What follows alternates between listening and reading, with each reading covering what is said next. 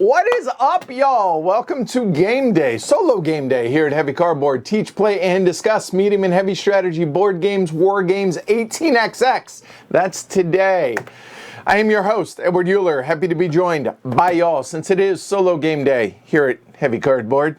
It's a big one. I'm excited. I am super stoked about this one. So provided that the horrible storms that we're getting up here in Boston don't kill our internet, we should be fine today. So I am stoked.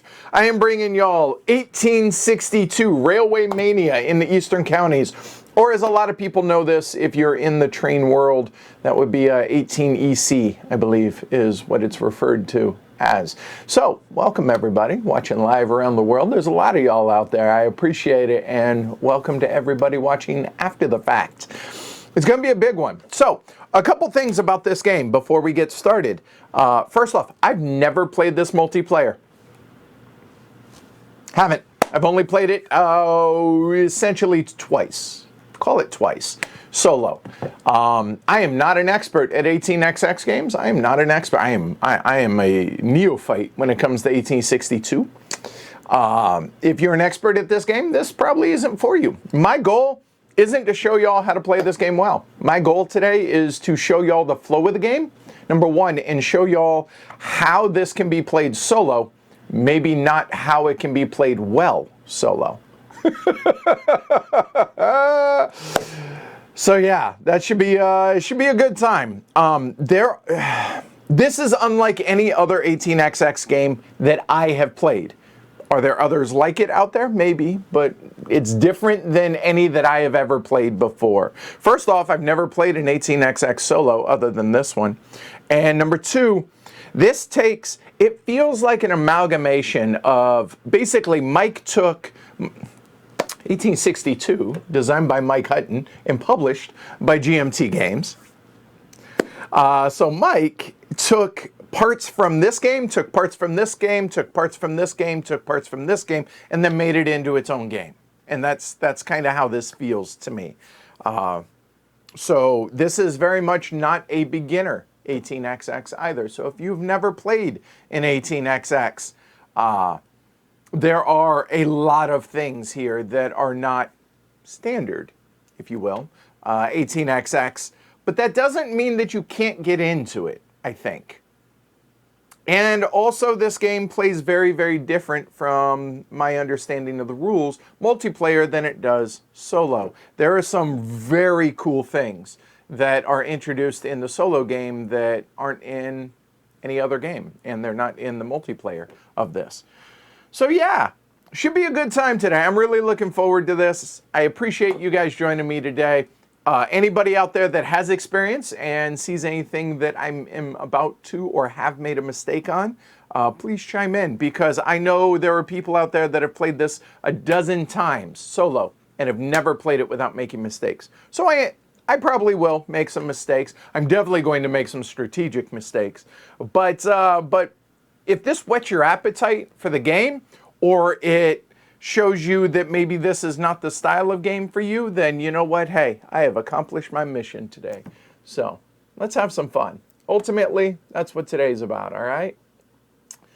All right, so that said, before we get started, a big thanks to not only all of y'all that are watching now, but all 827 patrons around the world that find this valuable and find what I do here on Heavy Cardboard worthy of support. So I certainly appreciate all of y'all, all the patrons who choose to support the show. And as always, like, subscribe if you want. If you don't, that's fine. But if you do think this is of value and you do think that you have enjoyed today's stream, give it a thumb down below. You can go to pledgehc.com, support the show there. If you think it's the work that I do here on the show is worth $1 or $2 a month, I certainly would appreciate it. All right. Whew.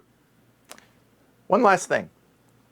I don't think I'm going to do a full upfront teach because you need to have context on things, all right? I'm going to come at this game from somebody that has experience with 18xx games, so I am not going to teach the absolute basics of an 18xx game. Know that. Also, I am not going to highlight the differences between the solo game and the multiplayer game. I've never played the multiplayer game. I am teaching strictly the solo game today, all right?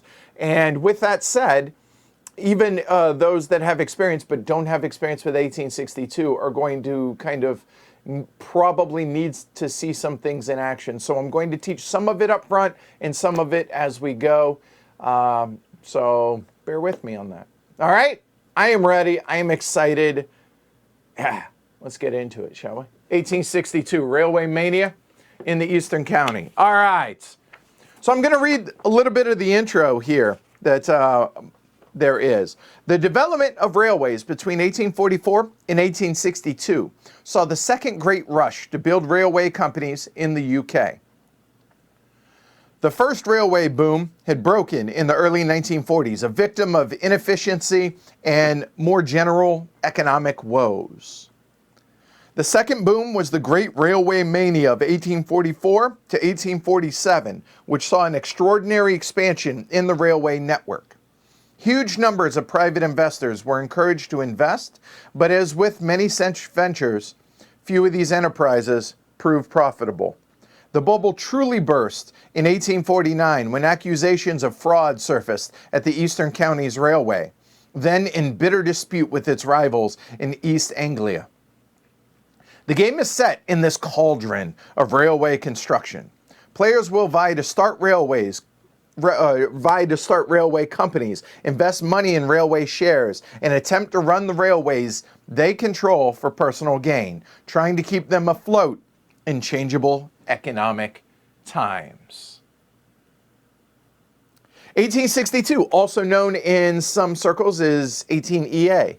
I hope I didn't say 18EC earlier, but 18EA is part of the series of games, all based on an original game by Francis Tresham called 1829, the late, great Francis Tresham. There are various games in the series which have been published over the years, and there are far too many to name. The object of the game is to gain wealth by investing in railway companies, which then build railway networks to gain revenues for their shareholders. For those out there that have never played an 18xx and are wanting to see a full teach, I did a full teach of 1889, so which is basically a stripped down version of 1830. So if you want to see that, there's that, and also there's an 1846 out there that hopefully help you guys out. All right. So what is it you guys are out here looking at? Well, we have the main board, as you can see out here. We have the main map. This is where all of the trains are going to be running, are right here, which I assume are considered the Eastern Counties. Here we have London, which is represented down here in this off-board red area down there. Some other off-board areas, some port locations around there. And the port locations represent international, I assume, international trade and so on and so forth. We have Holland, Denmark, etc. out there, all right? Now, over here we have a 2D stock market. The stock market goes from bankrupt down here all the way up to 1,000, which is one of the endgame triggers. Then we have our par values, or where we will set the initial starting value of the various companies down here in the bottom right. And in fact, you know what? I think what I will do to help you guys out a little bit to be able to see these things. So let's go ahead and show you guys this a little bit zoomed in. So we have the stock market, and in fact, over there on the stock market, we have, let me back up, we have the par values that we're going to be setting, and the par values are going to be the initial price for the various companies that we're going to start. There are two different types. There are chartered companies and there are non-chartered companies. More on this here in a little bit. Then the values, the 54 up to 100 or the 54 up to 200, actually will correspond with the stock market over here. And those will range, again, from the values of 54 there up to 200 there, as well as the 2D aspect of it over there. Then we have some other information that is going to be down here, including the available trains that are going to be purchased from the companies. Then we have the bank pool. This is where certificates are going to go whenever they get removed from the splay. Now, there is not a splay yet. However, all of these certificates, this stack of certificates, have been shuffled. All right? So all of the certificates, except for the director's share, have been shuffled in. So as you can see, for instance, they are not as you might expect them in a normal 18xx game, because we still need to set up the rest of the game, but I wanted to walk you guys through that as we go along. We have the director's share or the president's share. Now, in 1862, the director's share is 30% as opposed to the normal 20%. Now, when I say normal, I'm talking about kind of just a general rule. There are, of course, other games in which the director's share is going to be 30%, but again, normally it's going to be 20%. These are not actually in our game. Those don't exist. These are going to be used for a little bit of bookkeeping stuff, but the 30% shares are actually not in the game. So what does that mean? That means the 70% share or the 10% shares, and there are 7 of each, is all that there are for the various companies. Over here, we have the revenue track. Now, the revenue track is going to be where we mark how much revenue a given company made during the operations phase of its company, or during its operations phase. Up at the top, I'm assuming these are companies that are going to be available throughout the game in a multiplayer game.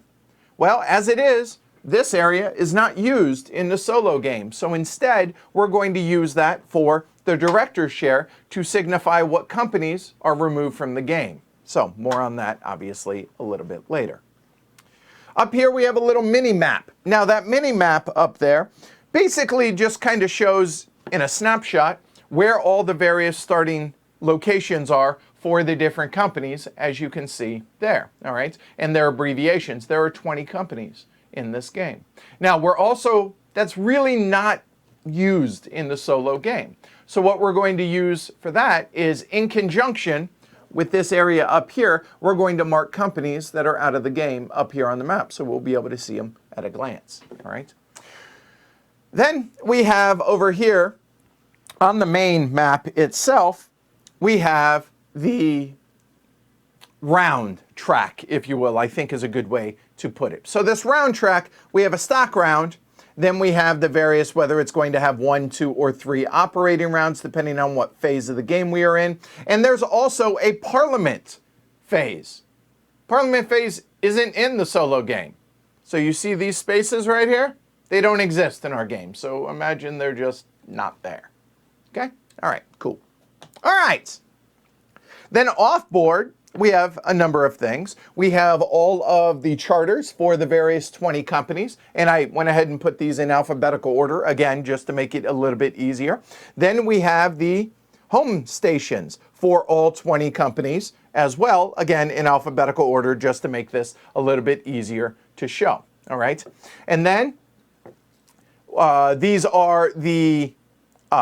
will be the par markers, or the initial price markers for here. And then off camera, there are all of the station markers for the companies. There are permits for the 3 different types of trains that are in the game. Wait a minute, wait, what? 3 different types of trains? Yes. There are express trains, there are freight trains, and there are local trains as well. Did I mention this is not your standard 18xx? Then, down here in the central area over here, we also have a card that will show what phase of the game we are in, as well as some applicable rules that come into play. So we have this one here, and then in phase B, phase C, all the way through phase H, as you can see there. There are warranties. There are other markers out here that represent local express and freight permits. And there are player order. Now, this is a solo game, so you might be asking yourself, why do I need these player orders? Well, this is going to be to signify or to represent the train rush that can happen in a game. Since it's a solo game, these are going to be shuffled up. More on that in a little bit. And of course, as I mentioned, we have the trains there. Now, down below here, we have where my portfolio is going to be. So I start with $600 in my pocket. Little priority deal elephant, since I'm the first player. Some tweezers, and that's about it. There are some other various markers out here, and the bank, which is off screen. Now, the bank is $15,000 no matter how many players are in the game. The game ends one of three ways, all right? So the game will end either if one of the companies makes it to the end of the stock market, all the way up to the 10,000. The bank breaks, meaning during a stock round or during an operating round, I have exhausted the bank of $15,000, or the formation of the London and Northeastern Railway, which happens at a predetermined time in the solo game. All right? All right. Before I go any further and I go into the teach, I want to actually discuss how we need to set up the game, because there are essentially three different things that we need to set up before the game starts. Now, what I did is I actually have a little manual automatic shuffler. Manual automatic. You get the idea. It's a hand-driven crank little thing. And I shuffled all of these up about 20 times. All right? So the first thing that needs to happen over here is we need to make 9 columns of 6 cards each over here in the splay. So 9 columns of 6 cards each. In addition to that, there are 2 of each of those markers there, which represent local, express, and freight. Okay, those are going to be for the various permits for the 6 companies that I'm going to be allowed to open during the game. We need to flip all of these over, shuffle them up, and then put them out in the order in which they're drawn. Then we need to shuffle up the player order, which is going to represent the number of trains that are going to be removed after the first, second, and third operating round. All right, so let's go ahead and start out with these guys here. So I will shuffle these up. And literally going to go ahead and get a coffee cup, shuffle them up, and then dump them out and see how we, or draw them out and see how we do.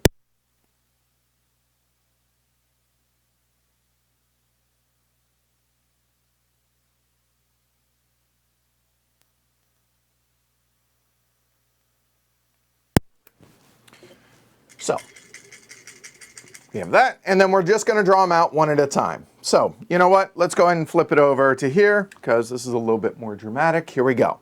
So we have an express train first. Now I realize there is no context whatsoever for this, but you know what? That's okay, because you guys don't really need to know it here when it comes to the setup. But I did think it was important for you guys to see this part so that you can see no matter how these come out, it really is random, number one. And number two, to kind of be a part of the setup. All right, so that part is done. The next one is going to be to take these 3, shuffle them up as best we can. So again, we'll just throw them into the cup.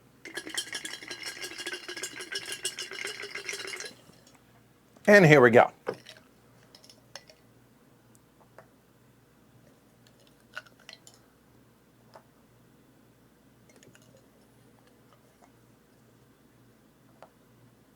And of course the frame rate on the PTZ camera is barking at me. One of these days XSplit's going to get their stuff together and fix that, so I apologize for that. But as it is, you know what? Let's go ahead and cut. So we will go ahead and there and there. Here we go.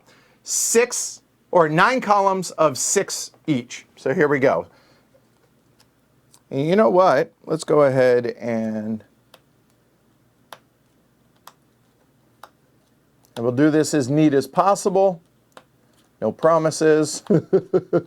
What do we got? 5, 6.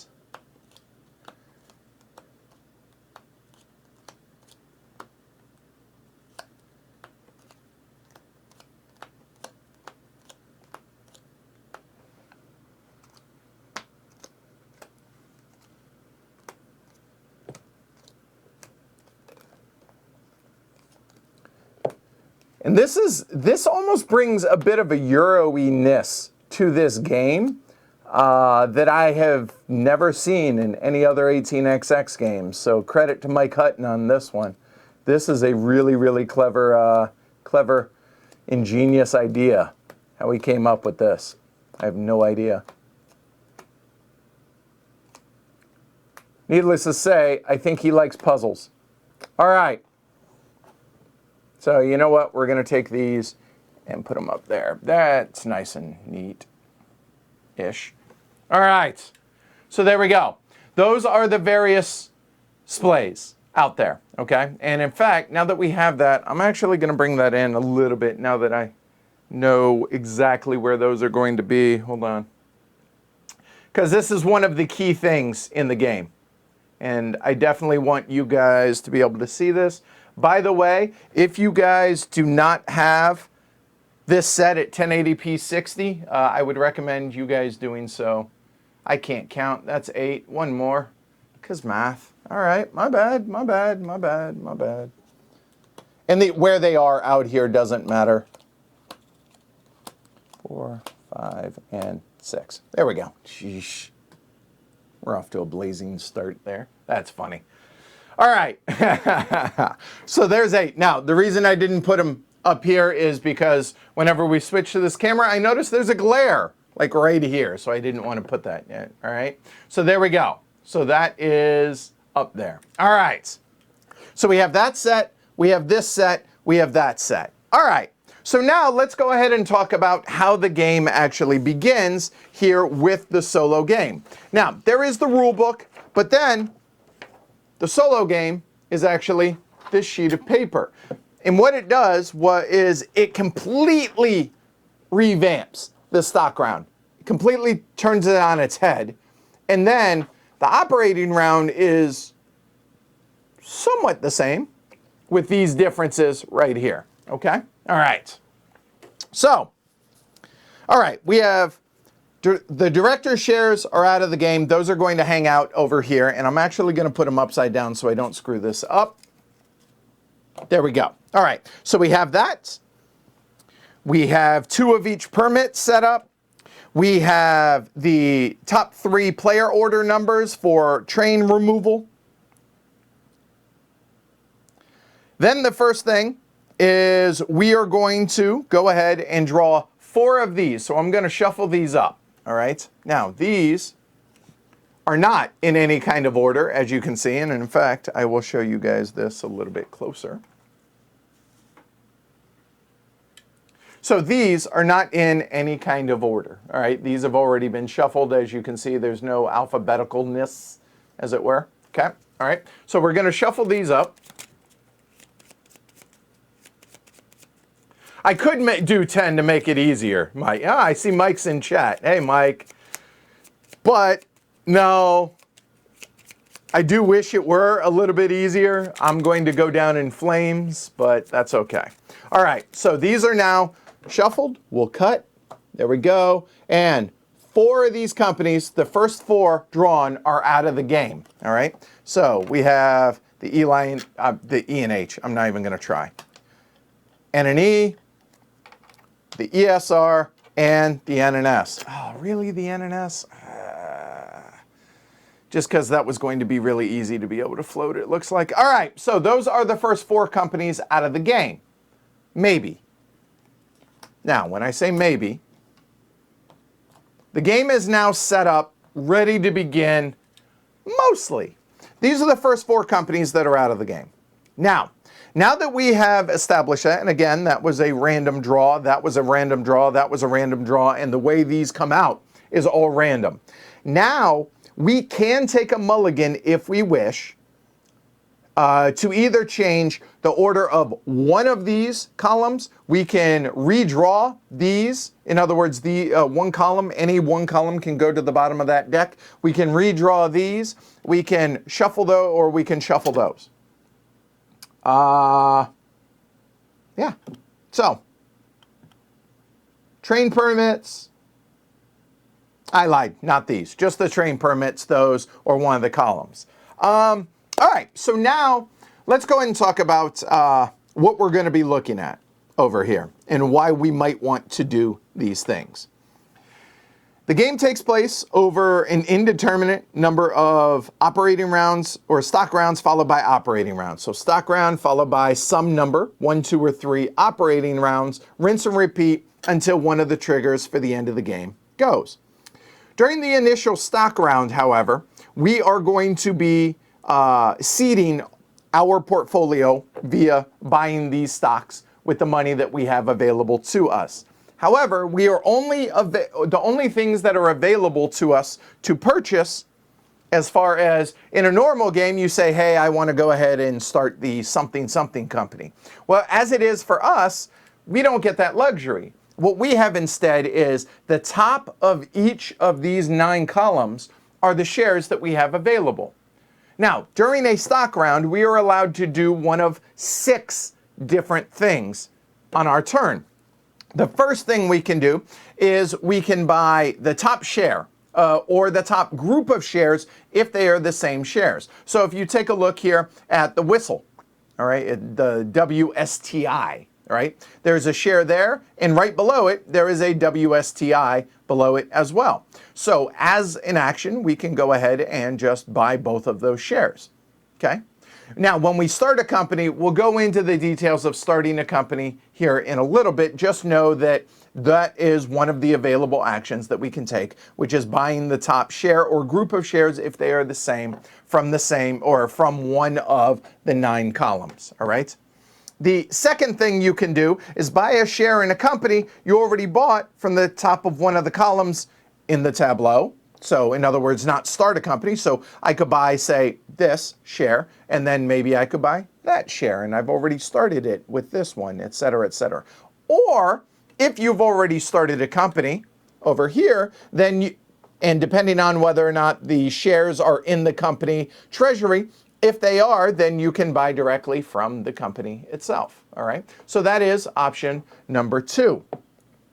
The next thing we can do is we can take a share that is from the same company. So for instance, this N and S, I could move over to a column that also has an N and S on the top to be able to make that available to me, all right? I could do the same with the whistle.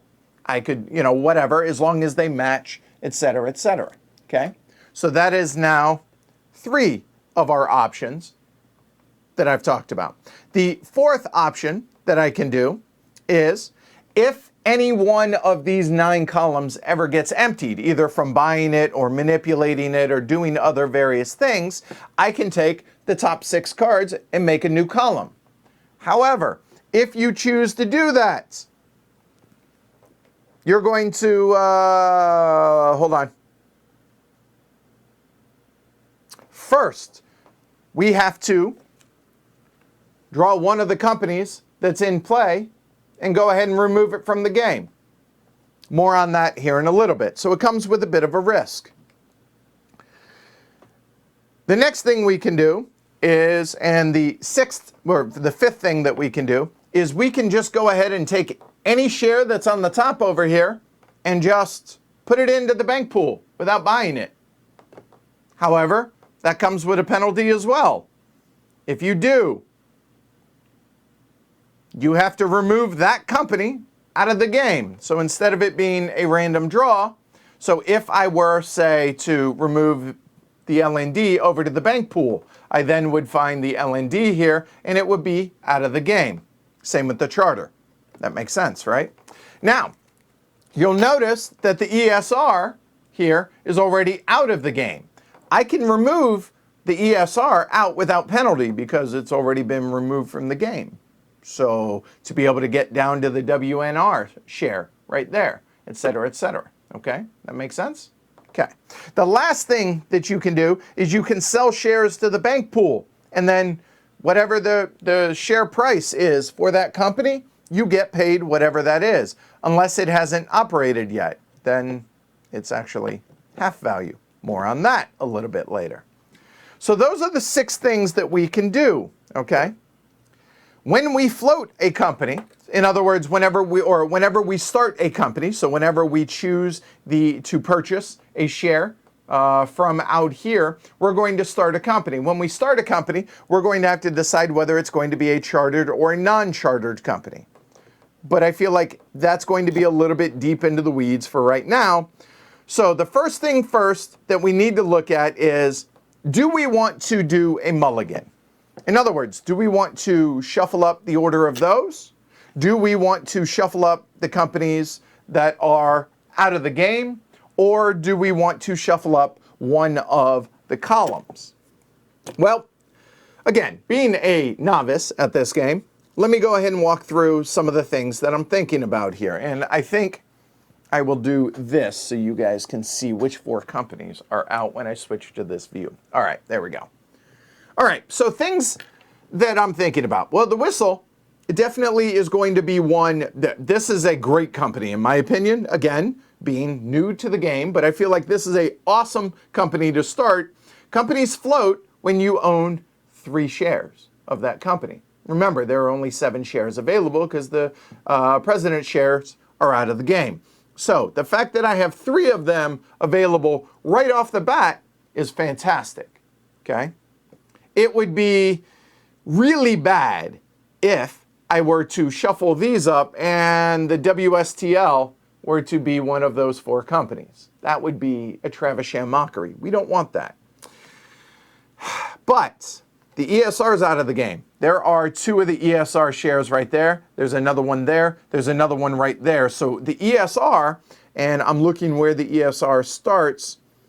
The ESR, so the Whistle starts up here, which is right by one of the off-board locations, and right by a port. This is a great location here for either an express or a freight company, train. I mean, the ESR is down here in Ipswich, and also pretty solid company down there.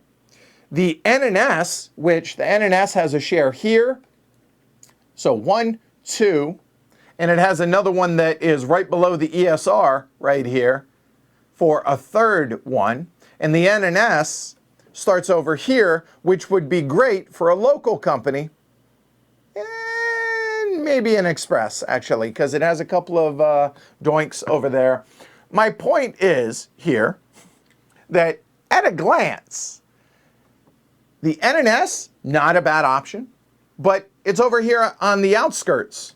So that being closed isn't the end of the world. The ESR, it's in a pretty good location, honestly. So having the ESR out of the game, not ideal. Again, we've already established that I think this is going to be a good one, I think. The NNE is out of the game. The NNE is down here in the corner, which it's down here next to London, and London is one of the best places, or is the best place in the game. So that's not ideal. So you know what? I'm of the mind that I say we got a 1 in 20 shot that the Whistle comes out. And if it does, it does. It's not the end of the world. So I'm going to mulligan the 4 companies that are out of the game, because I think 2 of these are set up really well. And as long as the WSTL isn't one of those as well, then I'm in, I think, a pretty decent shot. So I'm going to shuffle these up, okay? All right, so I'm going to shuffle them, all right?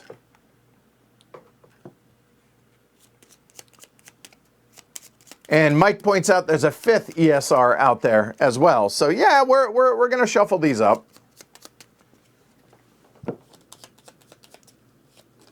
Yeah.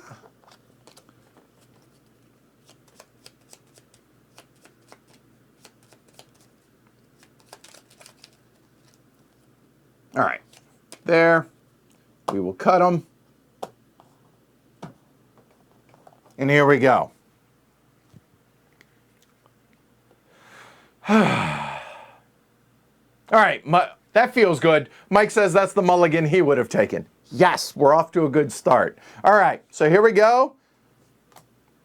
NNB. Okay, not bad. I'll take that. Okay. The ECR. Again, not horrible. It's in a pretty good spot, unfortunately, on the board, but we'll manage. Okay. The SVR. Let's see. Ugh. That's not the best location. That's a bummer, because these two are right on top of one another. Yeah. All right, and then the LND. And the LND is, I'm looking. Up in the north central. Not bad. I think this is a better draw for us. So these guys are just going to hang out right there. So here's what we're going to do now.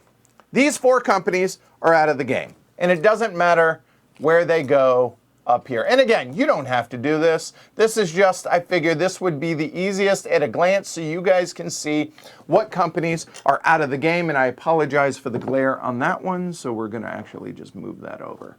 There we go. So what do we have? We have the LND. So I'm going to grab the LND. And where these markers are means these are out of the game. At least that's what I'm going to use the mini map for here. And you're going to see that those two right there, that kind of sucks. But it is what it is. And the NNB is dead. Oh, yeah. All right, in addition to that, what we're going to do with the four companies is we're going to grab, there's a little extra filler here in the GMT version. We're going to grab some of the regular tiles. We're going to flip these over onto their backside, and we're going to cover up those hexes like so, because those hexes can never be built. They are out of play. Those are the end. All right? So there we go. All right. That'll work. All right. So now we begin the game. And I think what we'll talk about, we'll walk through as we start companies. We'll go ahead and start we'll talk then about chartered companies and chartered versus non-chartered, et cetera, et cetera. All right. All right. Little English breakfast for tea today. Kind of felt appropriate. So you know what? Normally I would bring down the chat and the cameras and all that, but honestly, I'm going to be teaching as we go, so it kind of makes sense to go ahead. So, hey, y'all. All right. All right. So we start out with the initial stock round. All right.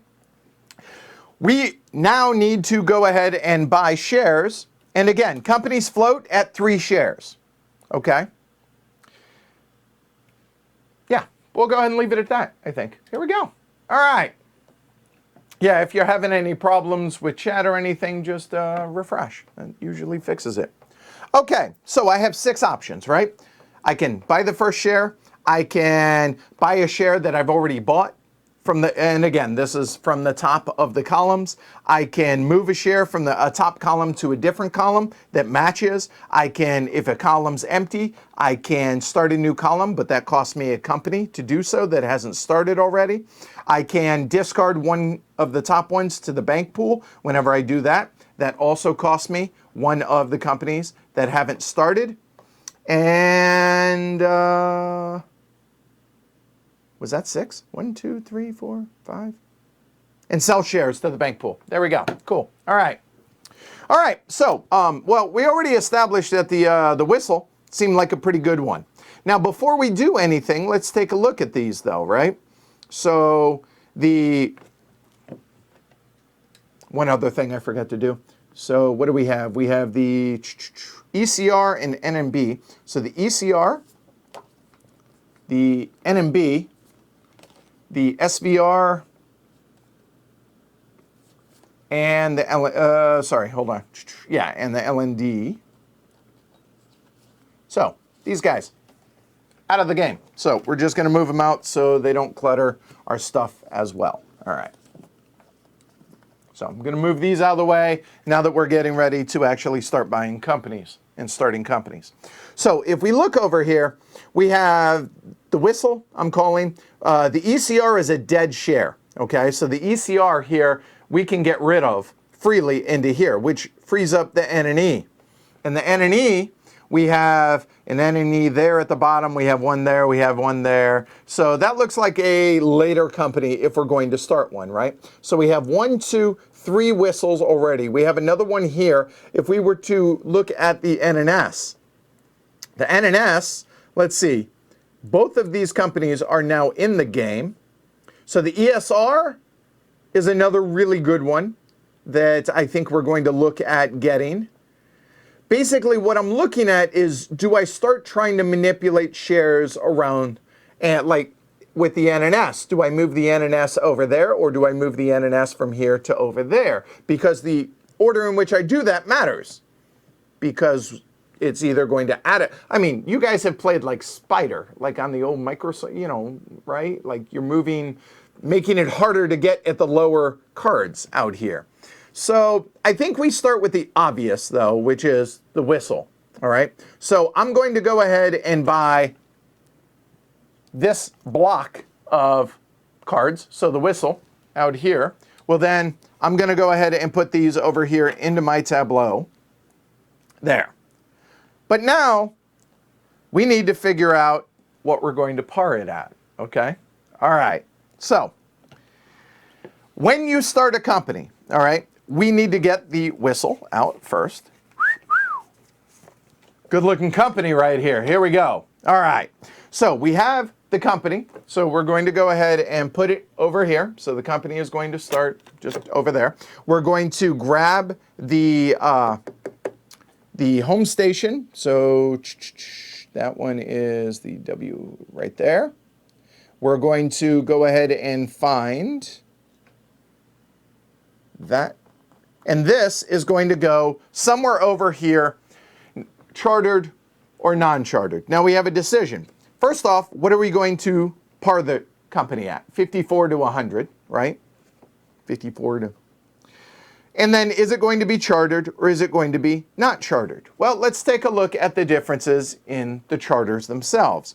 So over here, you'll see chartered company, pay the station marker cost, 180 pounds. I'm going to use the word bucks or cash or dollars instead of pounds. I may interchange that, but here. So a chartered company is a fully capped company. And by fully capped, I mean fully capitalized. That when it floats, it's going to get 100% of whatever its par price is. So in that case, if I par it at 62, that means when I buy a third share of this company at 62 pounds a piece, I'm going to pay 186 total out of pocket. And then the company is going to get its full capitalization, meaning it's going to get all 620 bucks into the treasury. And I will, out of that 620 bucks, have to pay 180 bucks, 180 pounds, sorry, for all 3 stations. And those are the 3 stations that this company may ever have. It may end up getting more on that later, all right? So that is if it's a chartered company.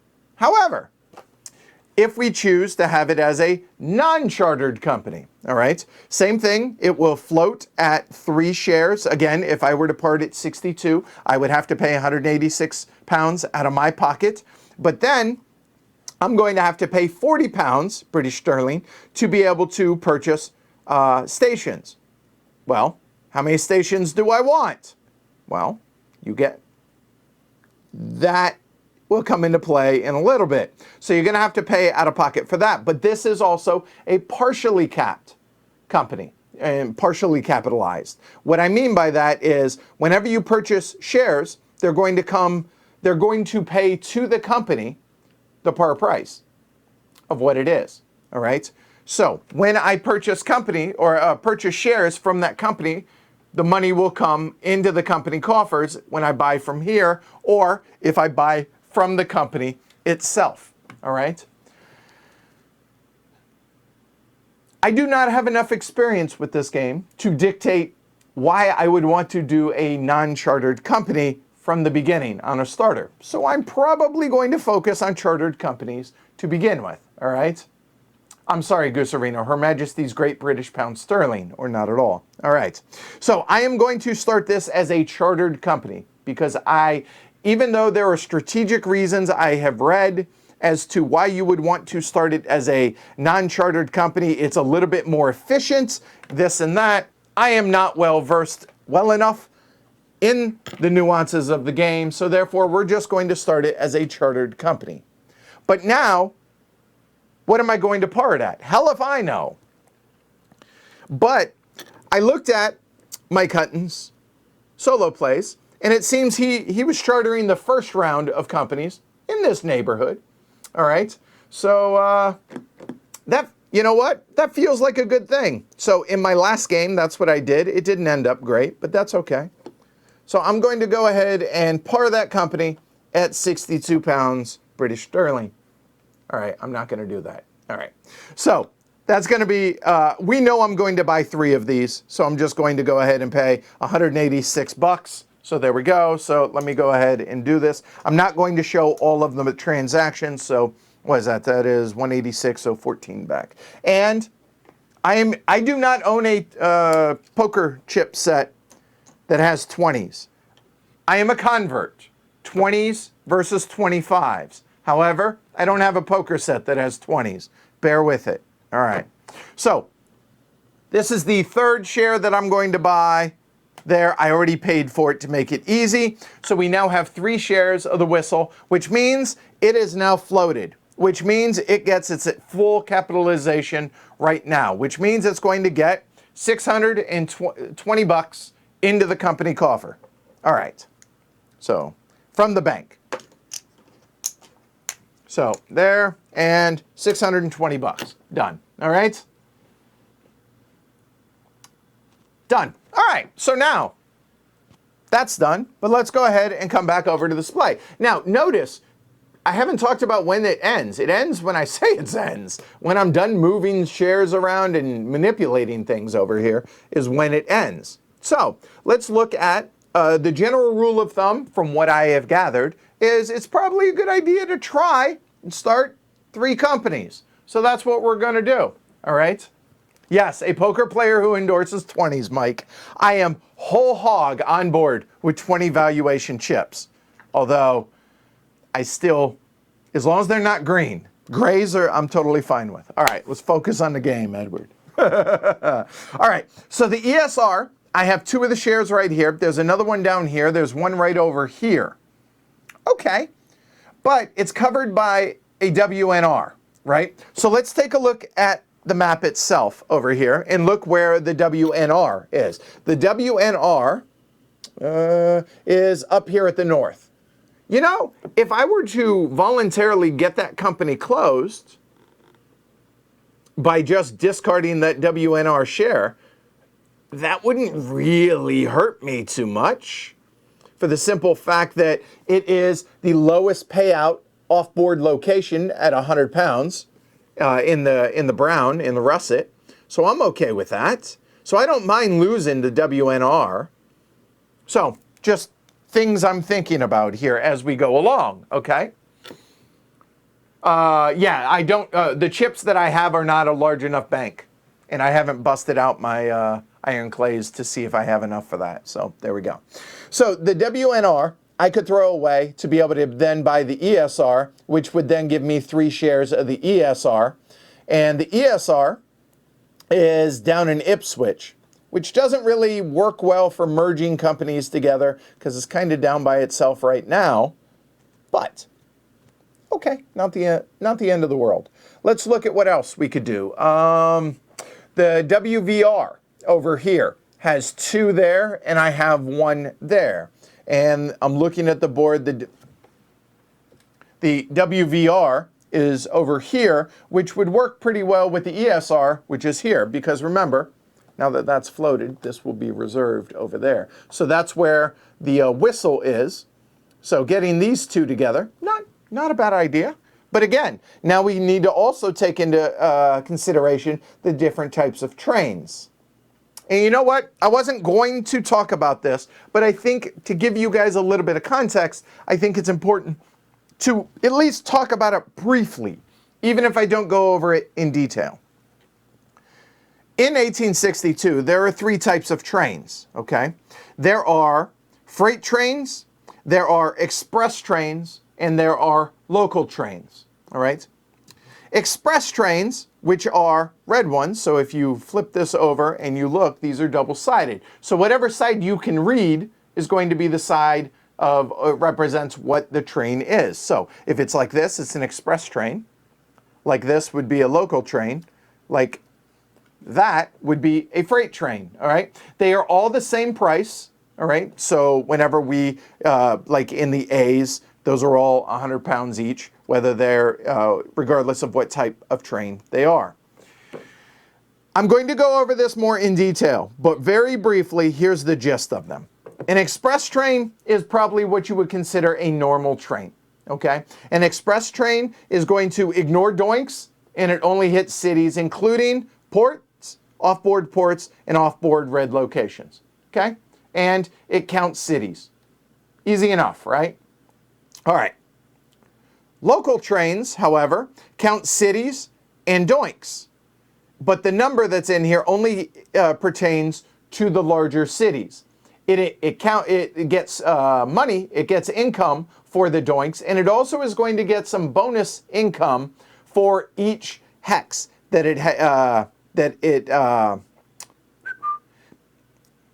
let me get the terminology right here. I want to make sure I get this.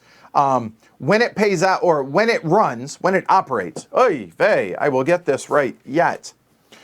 When it operates, it's going to get $10 per hex that it actually hits. But it does not hit any ports or red off-board locations, okay? Lastly, there are freight trains. Freight trains only hit cities and ports as well as red off-board locations. They count the number of hexes. These are hex trains as opposed to cities. Notice I didn't mention the number of cities. This is the number of hexes that it can hit plus one. It has one implied from where it starts. So a one train can hit two hexes or two locations, all right? So hex trains, local trains, and then express trains. Now, the order in which these companies float or that start actually matters. So one of the things that I already forgot to do is the order in which these came out is the order in which these companies are going to get permits. So as you can see, the first train or the first company that I bought is going to have an express permit. So I'm going to take this express permit and put it over here as a reminder, and that means it gets an express permit like so. More on that here a little bit, all right? Cool. But now you notice the next company that I start is going to be a freight company. A freight company is all about hexes, and these will get income based on the amount of hexes that they hit. There's more detail on that. Just know that it's going to be a freight one. So the order in which we do this also comes into play. So all of this is something that we're going to have to take into consideration when we start these companies. Now, I was okay with the whistle being a express train, being up here. I think that's a great thing. I'm totally okay with that. All right, however, now we have to look for a freight train. A freight train, all right, it's going to, the number of hex sides that it crosses, okay? So again, we want to put whatever company we start as a freight train, we don't want it to be somewhere around where all these doinks are. We want a local train or a local company for that. So a local company, say maybe the ESR would be awesome for a local one, looking at all these little doinks that are out there. I think that would be great with the ESR. So we don't want to do the ESR right now because the next one is going to be a freight one. Okay, so not the ESR. So what one would make for a good freight one? Well, again, freight is going to be something that includes, hopefully, maybe some port locations, because these are going to be higher than the cities, and maybe some off-board red location. So the N and E might not be terrible, but however, we have these locations here that are blocked off. So it becomes a bit of a choke point now here through Bury St. Edmunds. I hope I'm pronouncing that right. So it's going to be a little bit risky there. Now, if the IMB were one that were available to start, that'd be great. But if we take a look, there's one IMB share. That's it. Okay?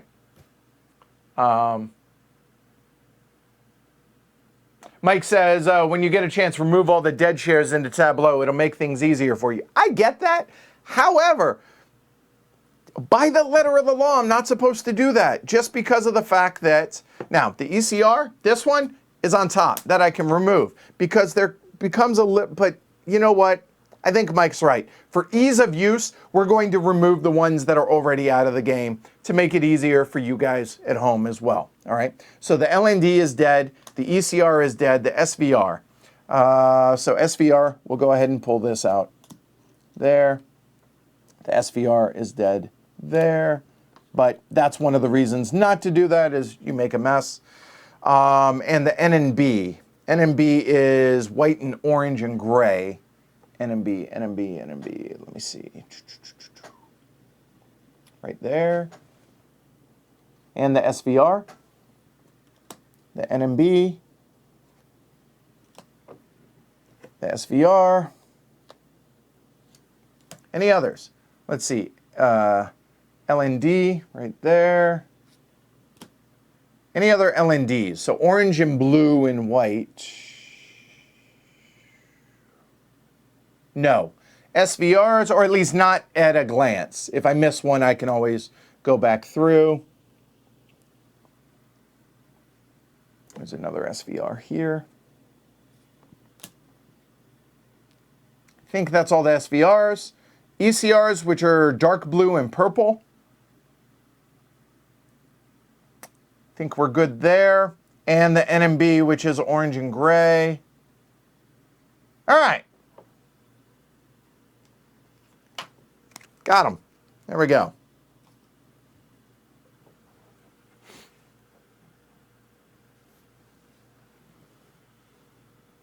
Just the ones on top. Ah, that's what I thought, Mike. Grr.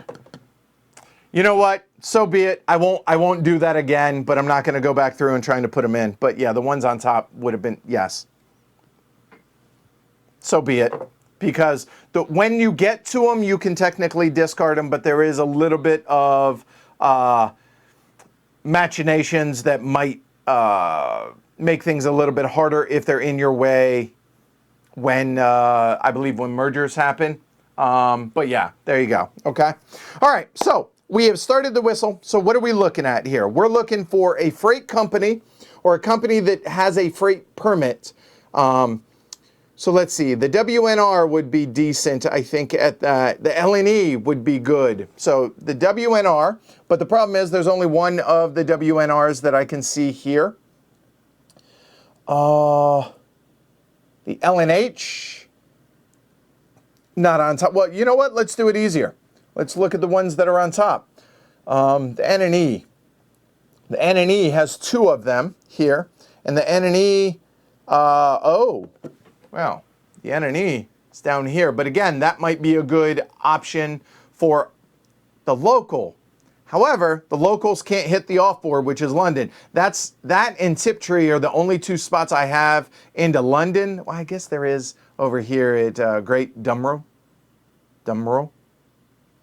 So I'm thinking I'm not going to worry about these doinks. This is going to be a freight or an express company if it comes into play, which I'm going to make a point to make it come into play. So the NNE, I have one there, I have one there. These are all at the bottom right there in a second. So that's going to be a hard one to get to for now. So not that. This is really front loaded, a lot of these things. Okay. All right. So it's a slow build up here because this is such an important decision. Now, I said there's only one WNR. I lied. There is a second after I did the ESR, but the ESR is definitely going to be the third company that I float, because that's going to be a local company. All right, I've made that decision already. So I have 1, 2, and then unfortunately the WNR is blocking both of the ESR's fourth shares, right? However I do that. So the WNR is probably going to go out of play. So that's going to be my third company. What the hell is going to be my second? I don't know. I have 2 of the E&H's. The E&H would be a reasonable express or freight company, but the problem is there's 2 E&H's. There's not 3 E&H's.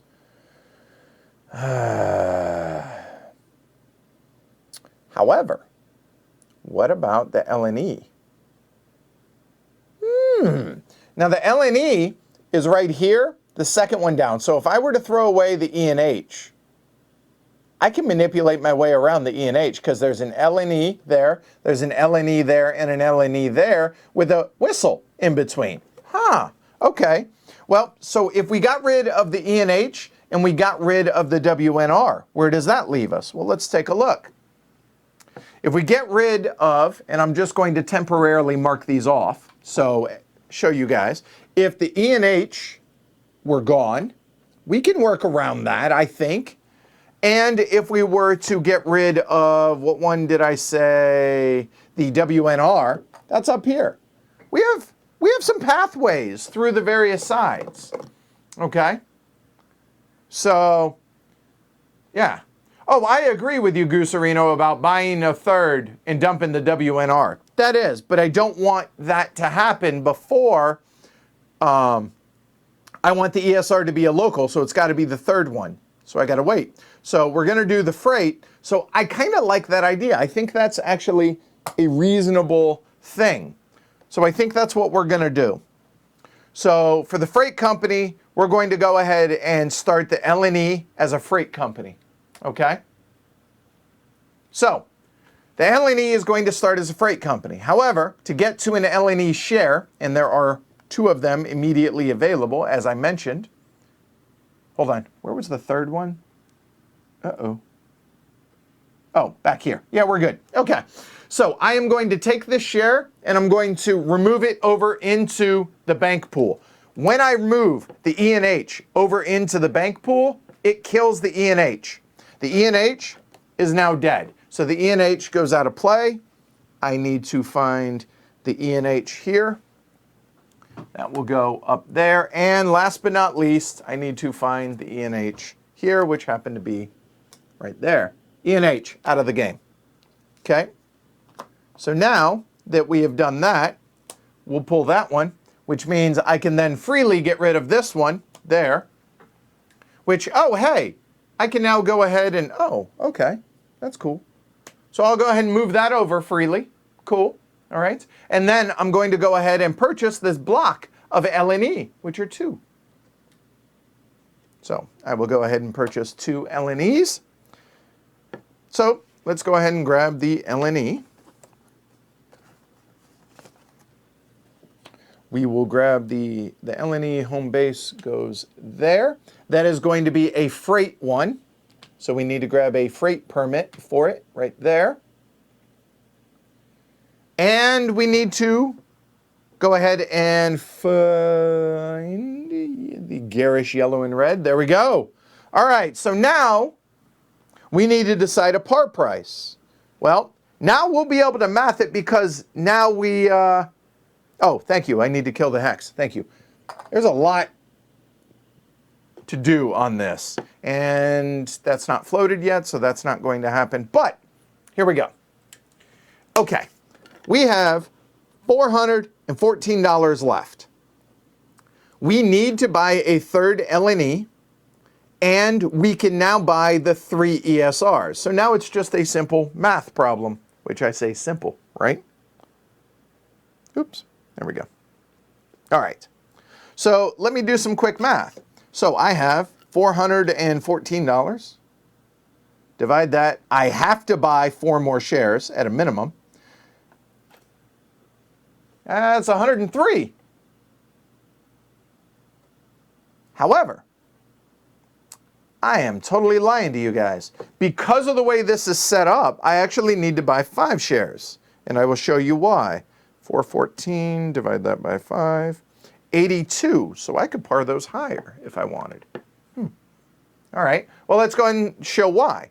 I need to get access to that LNE. Well, to be able to buy that LNE, I need to be able to buy that whistle. Well, that would give me a third LNE, but a fourth whistle. But I still want to be able to float a third company, which is going to be the ESR, which all of those I can buy. Okay, so I actually need to buy 1, 2, 3, 4, 5. Must buy 5 at a minimum. I could conceivably buy up to 7 because I have 1 ESR, 2, 3, throw away the WNR, which also would throw that one away. So 1, 2, 3, 4, 5, 6, oh, and there's a 7th. Now, I don't think I'm going to buy 7 more shares, but let's just say maybe I looked at it. Huh. Well, we could, because that's what that is. It's 59 bucks a share. I did not pay for the LNEs yet. So, because right now I'm trying to figure out what the par price is going to be for that. We could buy all 7 of those. That'd give us 10 shares. That seems like a pretty good start.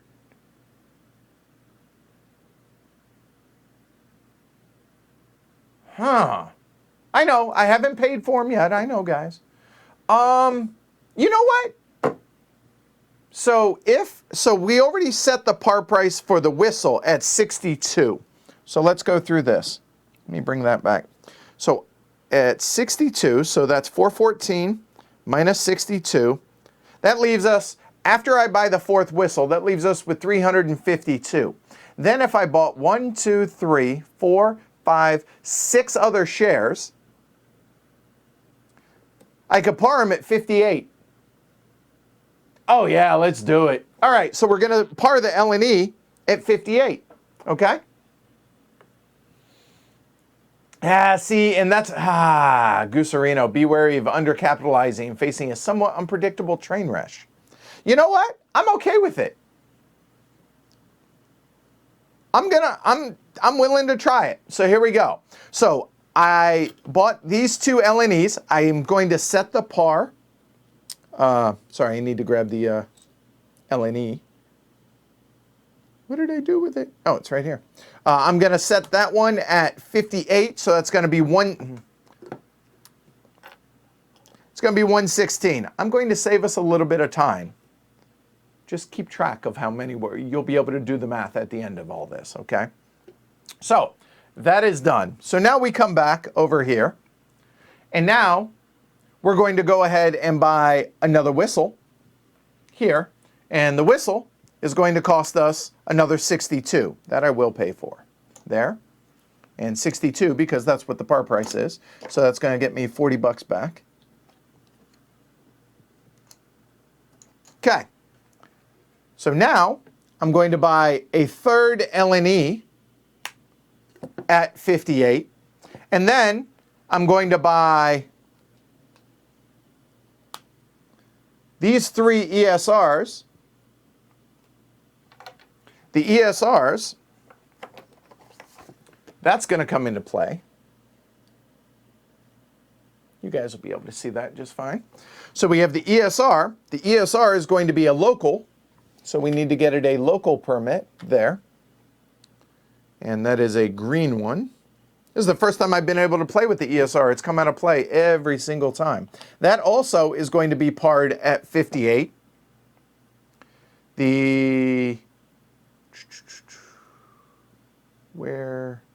Oh, there it is. There we go. Now we have 580, 580 to each company. 3, 5. That's 500 for each because they are now capitalized because they've been floated.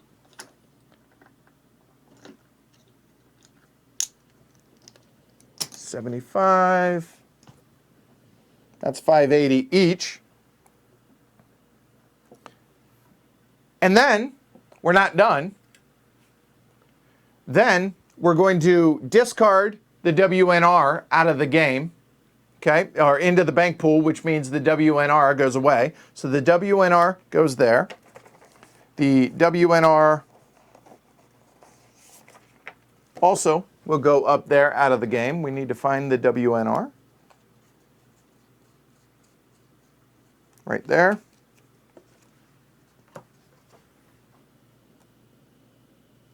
And the WNR, which we already established is up north, is out of the game.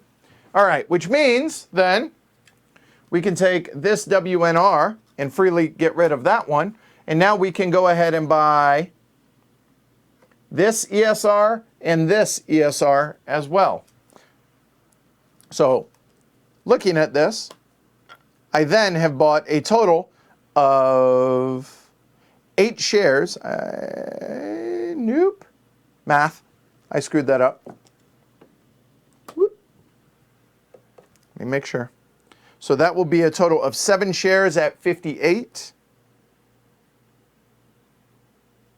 It's 406. Where did I screw this up?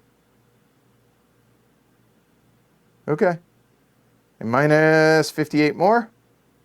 348. There we go. That's it. So that other ESR will go away, come back up here, which the ESR, I believe, was right there. Okay? So I have those two available to me, but that cost me 348. I have 350 right here. There. Leaves me with a total of 4 quid. And that is where we're starting. So we have 3 companies floated with at least 3 shares each. I have $4 cash to my name. 1 floated at 62, 2 are floated at 58 respectively, which now I need to go ahead and put their other markers and everybody's, let's see, LNE will go there, the ESR will go there, and I need to get them their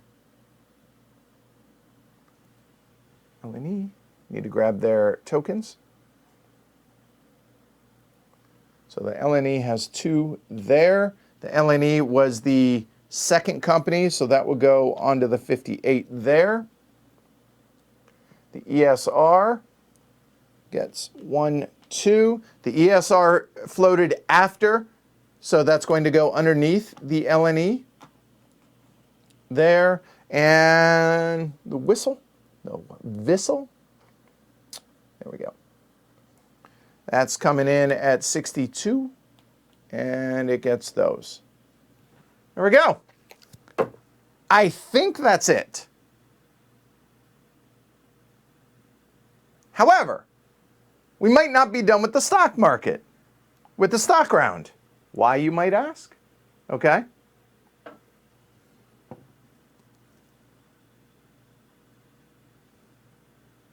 Ooh. Oh, shoot. You guys make a really compelling argument on that. Red Eye Ghosts says, don't close the WNR. It might do as a late freight. That's actually a really good point.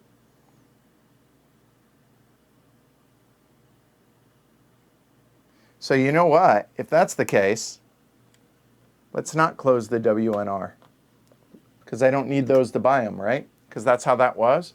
So let me go ahead and back that up just a hair. WNR goes there.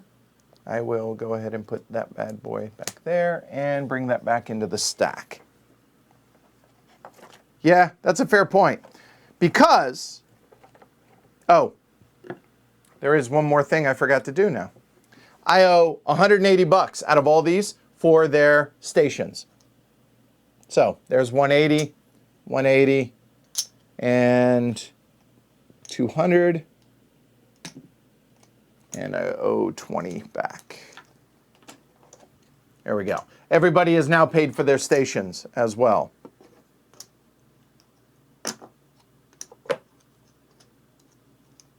All right. Cool. So now that that's done, now we can manipulate some stuff if we want, okay? Because just because we're broke doesn't mean we can't still move stuff, right? So now the question is, what do we move? And I don't want to move just to move stuff, just because we can, right? Because the N and S, we can go ahead and stack up. Then we can move the NGCs together if we wanted to. Or we could empty this column and move the NGC over to here to be able to then free up another column. But if we do that, remember, we run the risk of potentially closing a company we don't want, because anytime we refill a column, we have to close a company, okay, at random. In addition to that, if you start a non-chartered company, you have to throw out a non-started random company as well. So again, I can't see a good reason yet as to why to do a non-chartered company. All right, so the N and E, we could pair up, again, to free up a column. The WNRs we could match up, but it's going to cover up an ESR. We already have 3 of the ESRs. So which direction do we want to go? We have another N and E here, so we could pair up all of them on top of the ENR. And the ENR, there's only one there's 2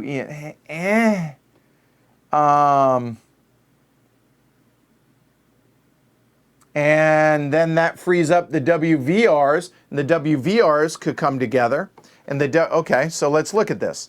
The WVR is here. The N and E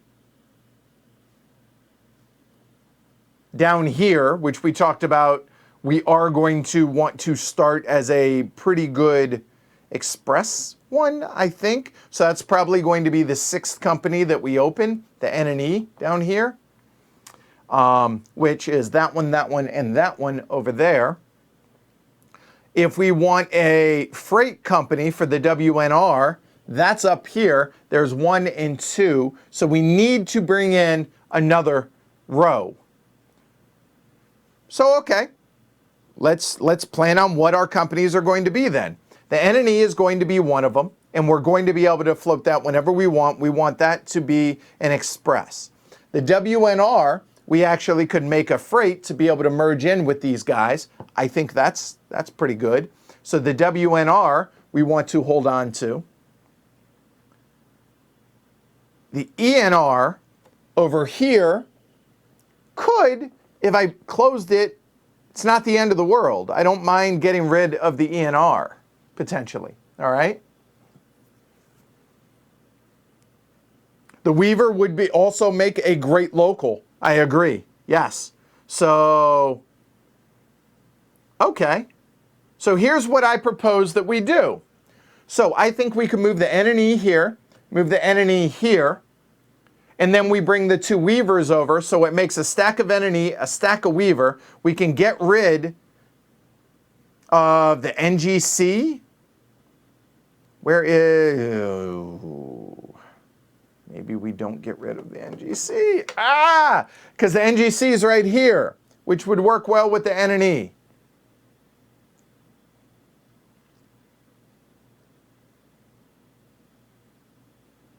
But we could get rid of the ENR. I think the ENR is a safe one to get rid of. Yeah, let's do that. Final answer. I think we're going to go N and E here. We go N and E here. Then we go Weaver over here, which gets us closer to the NGC and the NGC here. Now the Y and N, what do we got with the Y and N? Oh, I am totally fine getting rid of this. It's a dog for us right now, I think, the way the things are looking at. Oh, yeah, follow me on this. The Y and N over here by itself, I think that is a safe one. I have no qualms getting rid of this. So if we get rid of the Y and N, so discard this, Y and N goes away, Y and N goes away there. It's funny, it was a good company for me in a previous game. Okay, so there. So we've done that, because now the NGC can come over here. The N and E could come over here, and the Y and N can go away freely.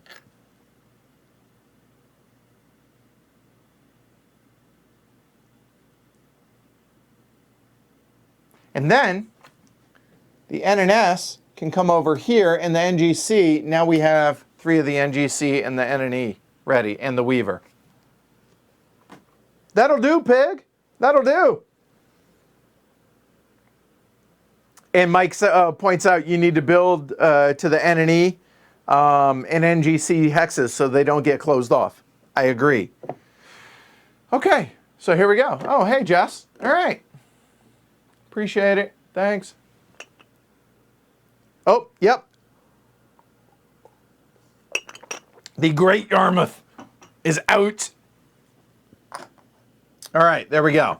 So we should be able to check this now that I put this. We have 6 companies out. 1, 2, 3, 4, 5, 6. Good. 1, 2, 3, 4, 5. Again, I don't have to have them up there. They're just to keep it all organized. All right. Cool. And I'm just going to do a little bit of housekeeping. Just a little bit here. Quite literally housekeeping. There we go. So now we still have a column if at any point we want to add another column. All right?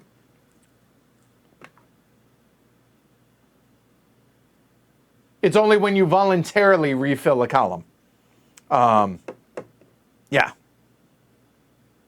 I choose not to do that. Okay? All right. Cool. Okay. All right. So let me keep from leaning back. There we go. All right. That's the stock round. That was pretty good, right? That was pretty fun. All right. Cool. All right. So we are going into a operating round. So operating round. We're in the yellow phase. And in fact, you know what? Let's go ahead and go over that now a little bit. So, operating round.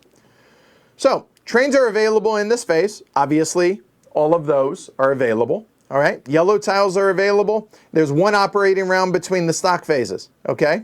And each train receives 1 free warranty. What the hell is a warranty? Well, we haven't talked about a warranty. I'm glad you asked. All right. Now, I'm going to walk through this excruciatingly slowly for the first round, okay? Here we go. So, operating round. Here we go. First things that can happen, companies can merge. We're not gonna. We're just gonna skip over that. We're gonna gloss over it until we get closer to when I might actually do it. Then we'll talk about it in detail. Next, we can lay tiles. Companies can lay 2 yellow or a single November, a single N tile, okay? Or 1 upgrade. Upgrade meaning from yellow to green, green to russet, but you can only do that when the phase matches the color. So we're in yellow, so I can't upgrade. The N's, well, the N's are going to be for the ESR when the ESR operates. Otherwise, it's going to be lay 2 yellows, okay? So let's go ahead and start with that. So the first company to operate, it always is in declining order from highest stock value down to lowest stock value, all right? So looking at this, we have the Whistle, which has the highest stock value at 62. And then both the LNE and the ESR are tied. However, the order in which they entered that hex. So the LNE was the first to float, and the second was the ESR, so therefore they go in that order as you see right there. So the Whistle is going to operate first. So merge, nope, not gonna. Lay 2 tiles. All right. There are, for yellows, there are 4 types of tiles.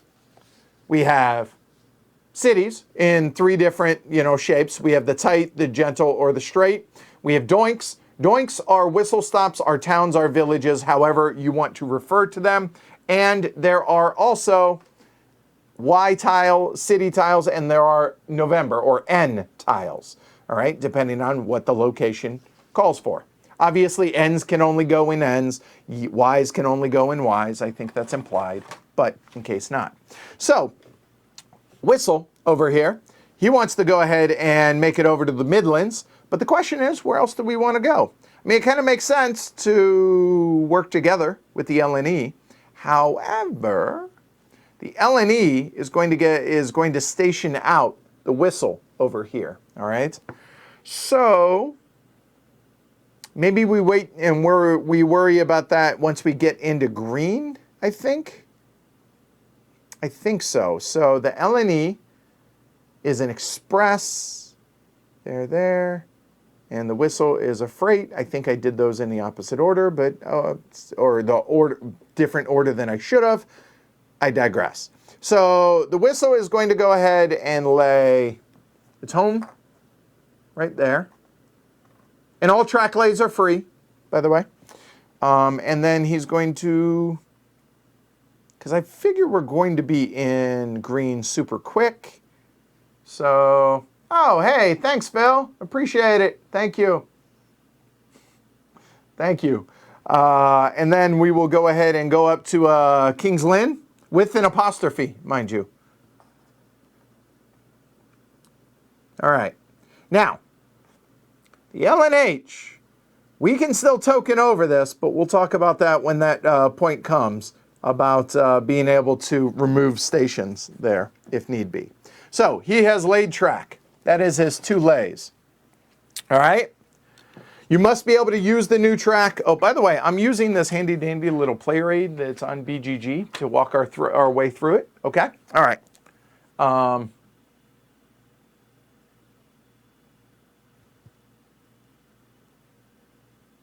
Okay, fair point. Does it matter what way? I don't think. So.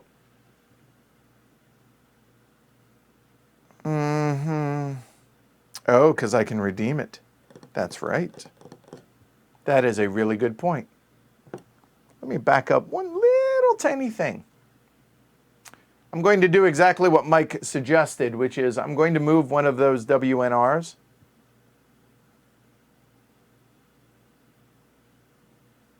I'm going to move the WNR. I hope this doesn't bite me in the butt, but I think, yeah, I'm going to move the WNR over here as well. It'll become apparent as to why here in a little bit. All right. Now, I can lay a station. Now, I place my home station. You are allowed, in addition to laying your home station, you can lay one more station. The cost, you already paid for it. Remember, at the beginning, we paid for it. So we don't need to pay anything. But I don't know that we want to quite yet. I don't have a good reason.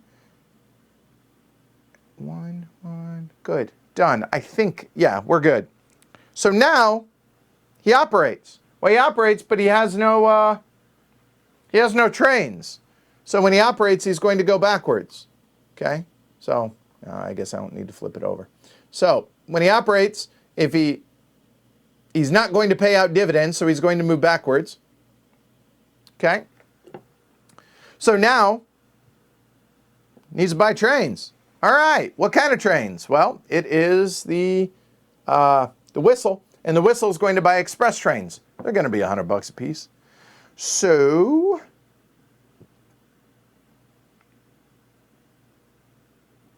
he will buy 1, 2. The express trains, remember, are like this.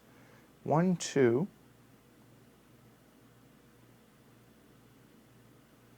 1, 2.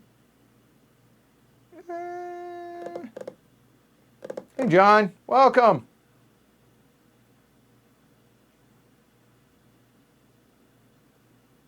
Yeah, I kind of am rethinking that whistle build.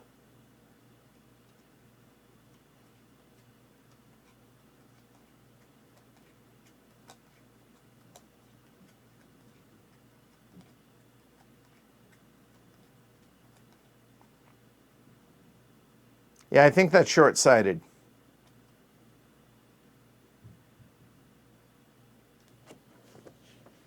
Oh, hell, it is a Y tile, isn't it? Thank you.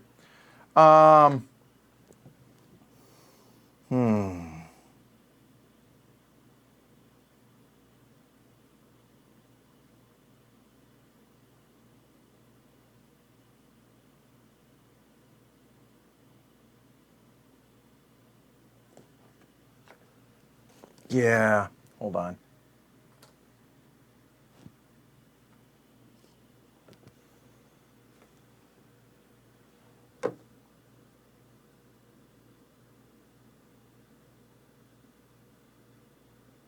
Have a good one, Ashbjorn. Oh, see, this is where my inexperience comes in. So I don't know what the best way is, but I want to be able to build down here. I know I need to do that. So I guess that makes more sense to do. I could connect up with the L and E. And the 2s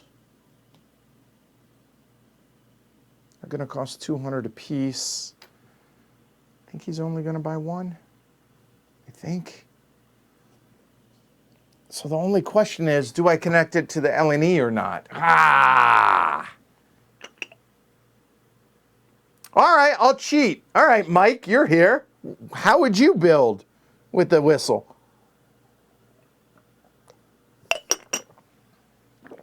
I apologize. I realize the swallowing is loud. I'm sorry.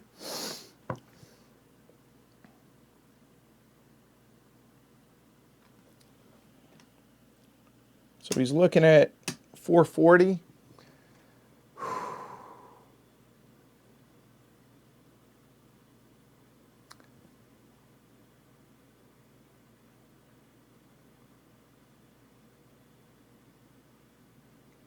You know what? Actually, see, forget, all of these are my companies.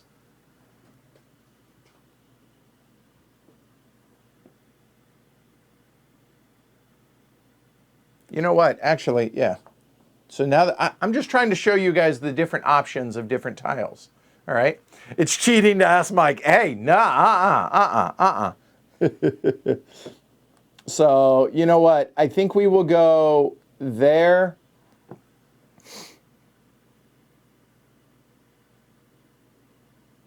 And these are freight and express. So you know what? Instead, and that's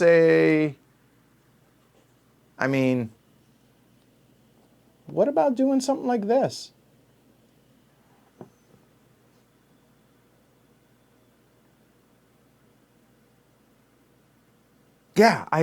I think this is better. This way I'm hitting the cities. That makes more sense, I think.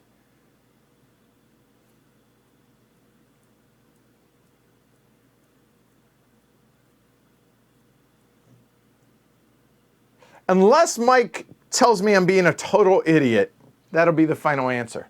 Yeah, see, I'm a Marine, just using the resources that are available to me, exactly. Now, here's my thinking, right? I want to make sure that the N and E doesn't go away, because I have the N and E set up for here, but I need to be able to build to get to it, to make sure that that tile doesn't get turned white, right? Because once I built on it, that's okay. Even if it doesn't upgrade, at least I'm built to it, because I don't want London closed off, okay?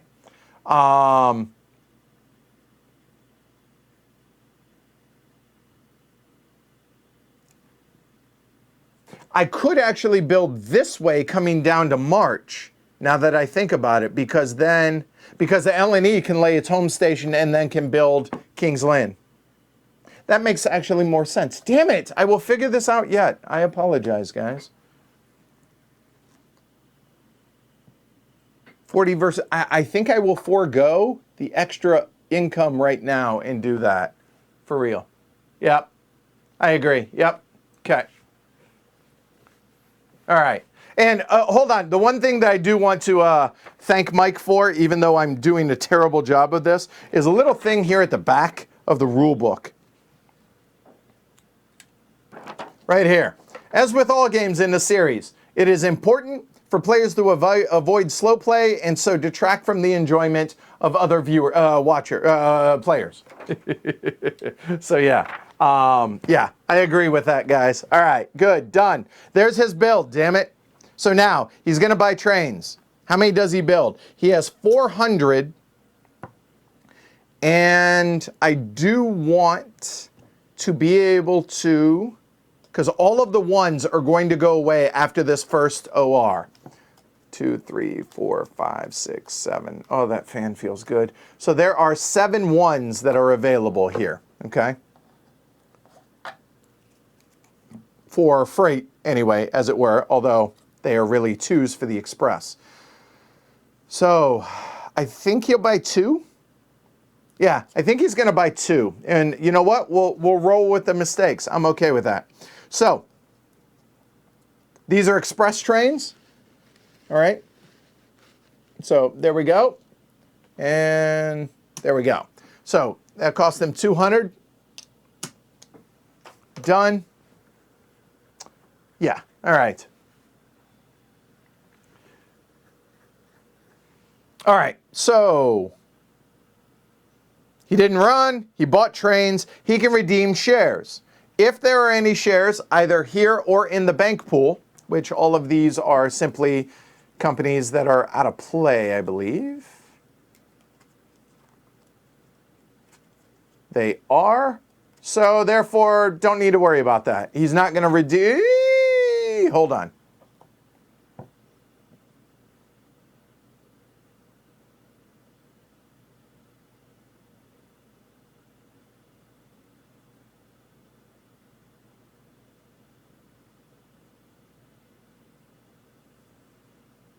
Oh, yes, thank you. And they each get a warranty. Okay, so warranties. Warranties mean every time a train runs, it's going to discard one of their warranties, okay? When you buy a train, you buy warranties with it. A train does not rust until the last warranty token is removed, okay? All right? All right, yep. Oh, ooh.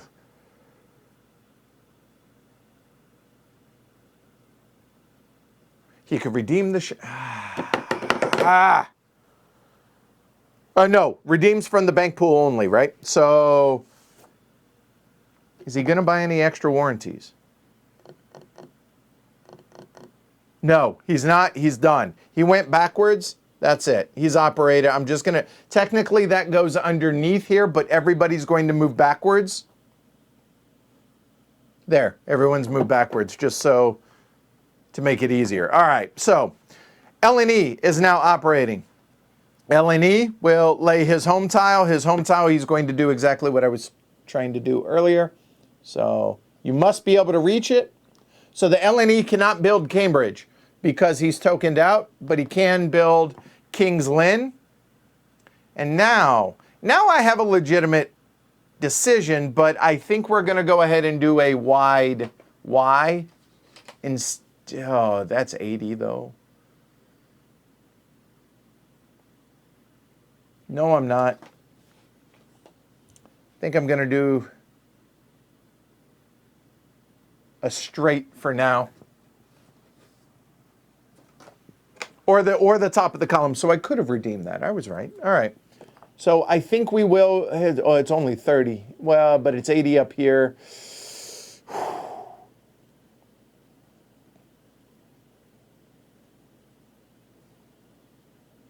And the L&E is going to lay a token, I think.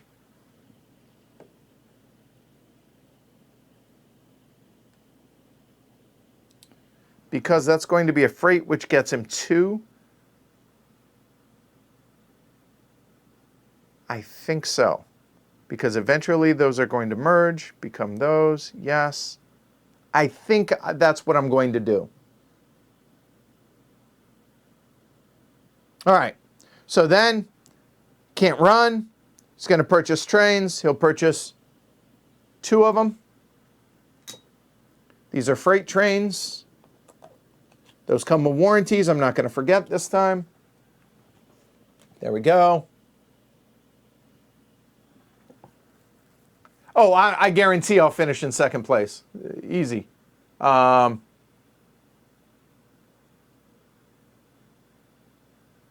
right, so he's done. He's already moved backwards.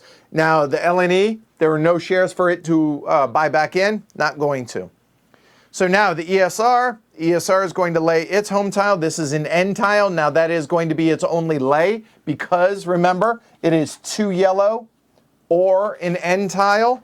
And the N tile, there are exactly one type. They're all X's. So there we go.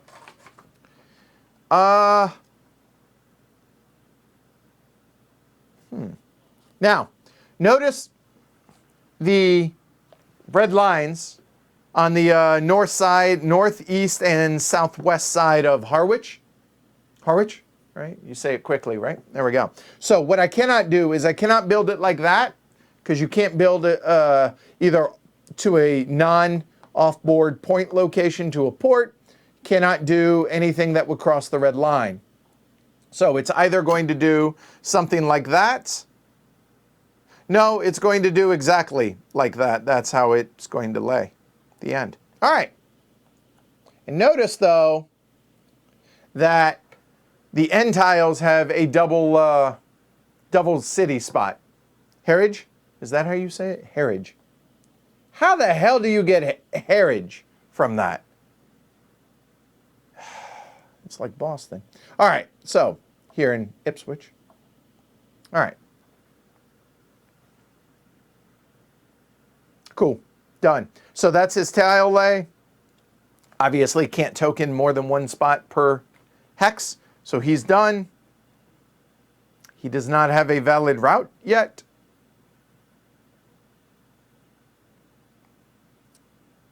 So therefore is not required to buy a train. No, during their operating rounds, they have to finish with a train. Again, getting it confused with other 18XX games.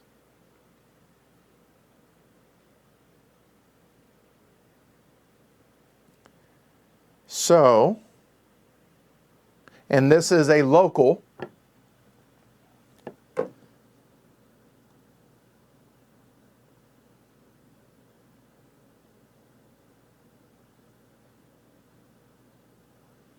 The question is one or two.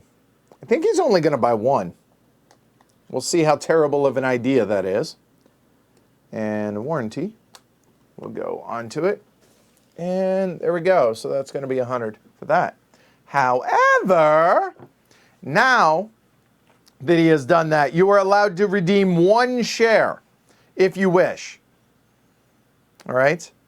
And redeeming shares is at the IPO price, I believe. Let me double check. Nope, that's a different rule for the solo round or for solo game.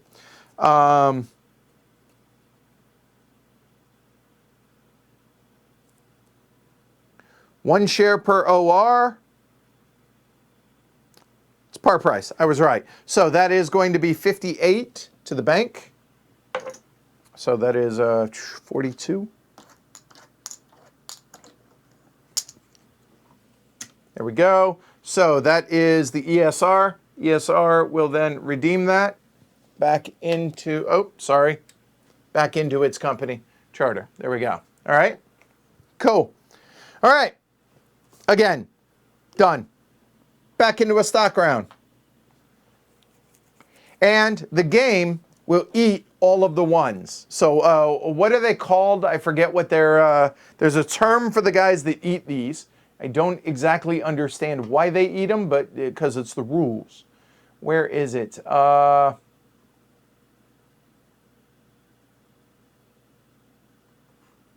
to find where Mike mentioned it, but I forget. It doesn't matter. These are out of the game. So now we're still in phase A because phase B comes into play once the first two is bought. And there are a total of 6. However,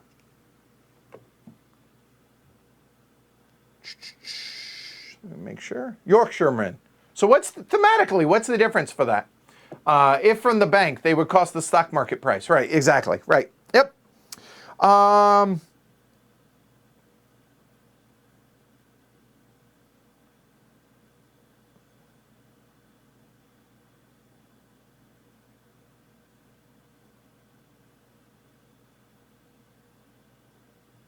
All right, so once we get back into the next yellow, or the next operating round, at the end of that operating round, 2 trains will go away.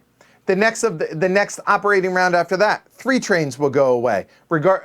Plus 1 more if I do not buy any trains whatsoever between all of the companies, in addition to these numbers. Then the third operating round, 1 will go away. Then I'm going to shuffle all of these up, again, those 3, and then put them back out, rinse and repeat, okay? All right.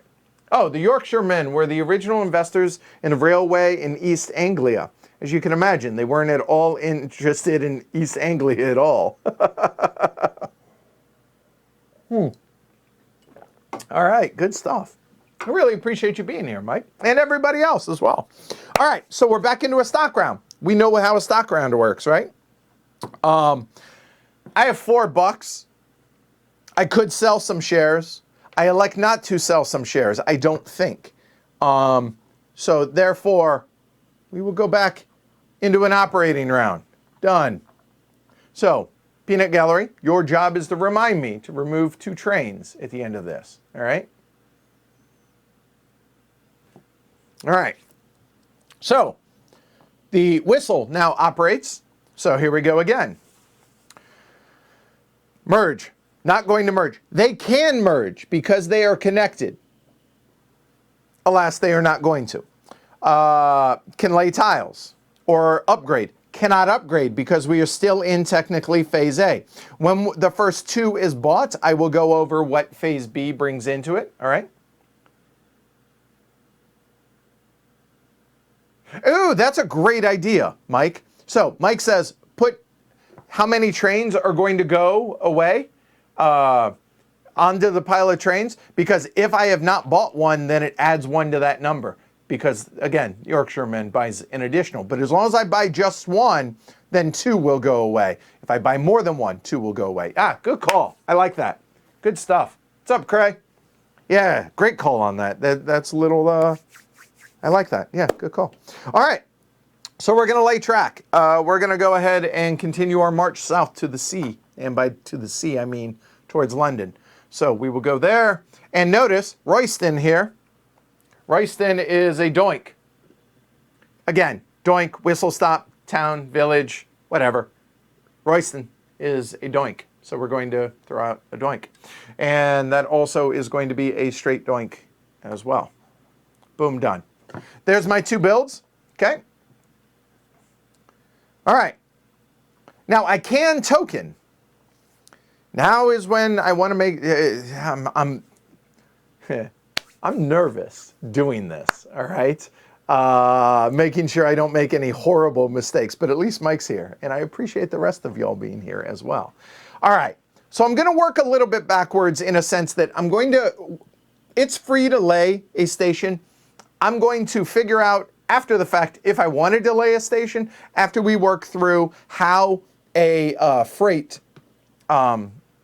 train or how freight routes work, okay? All right. So here we go. Freight, I will go ahead and show you guys this as well. Again, just as a reminder, I don't know if you can see it plus the glare of everything. I will move that out of the way. I will move the warranties out of the way. I'll move the warranties to the bottom. There we go. All right. So as you can see, we have two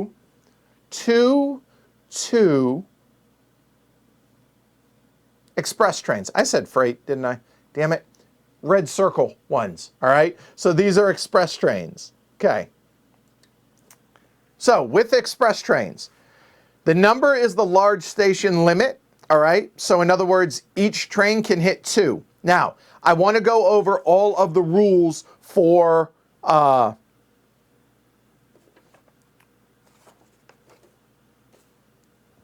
running, all right? So here we go. One of them must contain the home station, okay? So let me show you guys also the difference. So, home station, regular station. So the home station on all these have stars, okay? So, one of the routes, meaning one of the trains, must hit the home station, okay?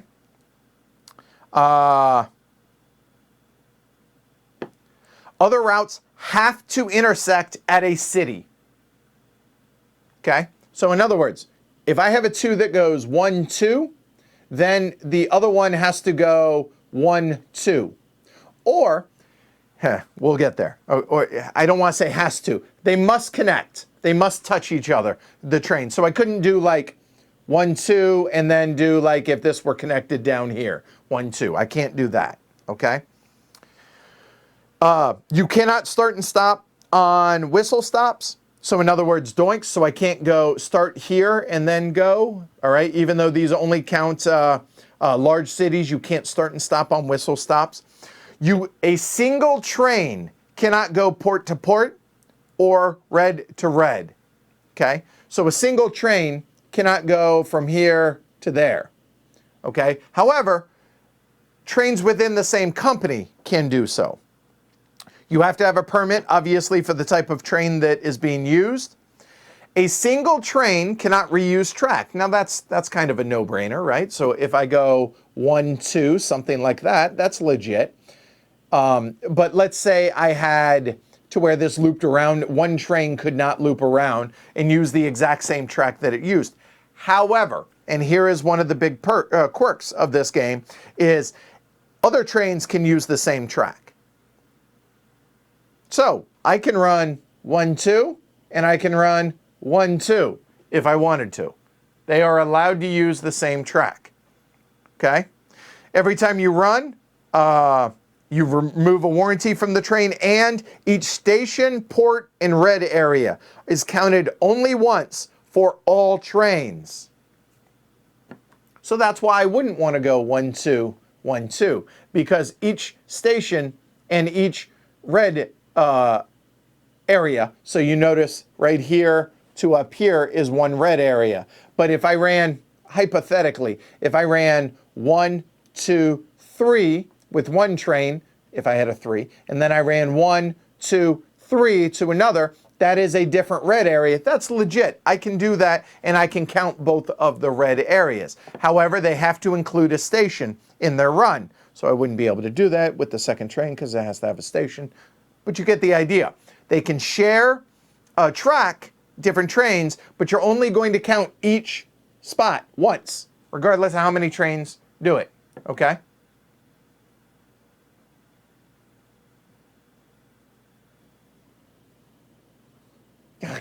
I did it. Thank you. Okay, so I got to take that off, and that means Cambridge is that. Good catch. Thanks. I'm glad somebody's paying attention to this game.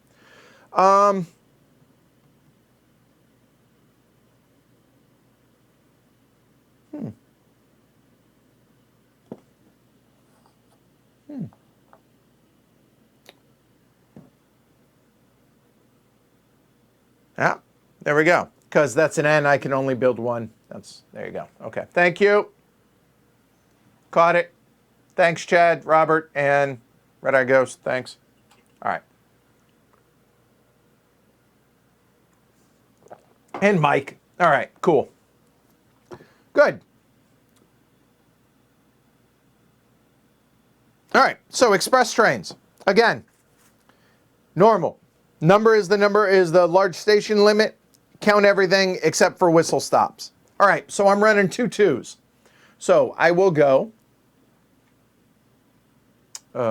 I guess we will go. They have to be connected, remember. So what I cannot do, here's an example. If I built a station here, which I likely am going to do in hindsight, or would I want to do like that? I think that makes more sense since that's a dead hex. Okay. Yeah, we'll do it like that. If I were to station, and let's go ahead and call it that I am going to station there. What I cannot do is I cannot go 1, 2, and I cannot do, say, 1, 2, because they are not connected. Okay? So what we will do, damn it. It's almost like Mike planned it this way.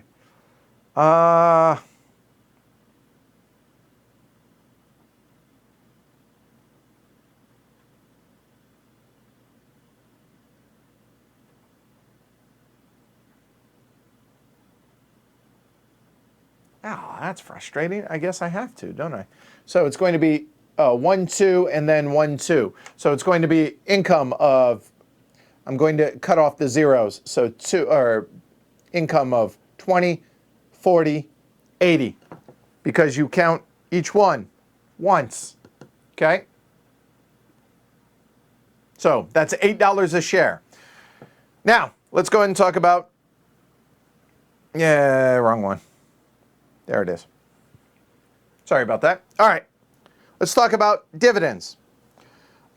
In 1862, when you pay out or when you get income, you're going to either withhold all that money within the company coffers, meaning the company will keep all of the money. So that $80 that the company is going to make, it will keep all the money if it chooses. If so, this share price will then go back one space. Okay? However, if it pays out at least, if it pays out below whatever its current share value is, so he's running for 80, 80 is higher than the share value. If it runs the share value or higher up to double, in other words, per share here, so he's running $8 a share, as you can see, and in fact, I'm going to go ahead and make this really clear. Well, in theory. Hold on. Controller's acting up. There we go. All right. You see these numbers right here. If he pays out $6 to $11 a share, which I'm paying out $8 a share, okay, then it will move up one space. So in other words, whoop, like that. If it paid out double up to just below 3 times, it'll double jump, triple jump, quadruple jump, etc., okay? Now, the reason these are in a different color is if I were to pay out, if the revenue were $57 or lower, it would then spin in place. In other words, it would not go up, and if you pay it out, it would not go down. However, there is a maneuver called the George Hudson maneuver, which apparently George Hudson was a unscrupulous, I guess, fella back in the day. And what he would do is he would use the company coffers to add into the revenue to boost that number so that the share price would increase, so it'd be more valuable. That's illegal, apparently. So in other words, what you're allowed to do, if it's that number or lower, you can add money from the company coffers to make sure that it increases in share value. Hence why it's so there you go. All right, there you go. So anyways, 80 bucks or 80 pounds or $8 a share, we'll pay that. All right, so that means it's going to go from 58 up. I said I wasn't going to do basic teaching, yet here I am. So $8 a share, I have 4 shares, 16, that's 32 bucks from the company, or I'm sorry, from the bank. So 32, and a quick little nice thing, whenever a company pays out, put it onto the shares, that way you know that you got paid for those shares. All right, cool, good, all right. So he has paid out. He has no shares in here, so the company doesn't make any money. However, and I want to make sure I get this, let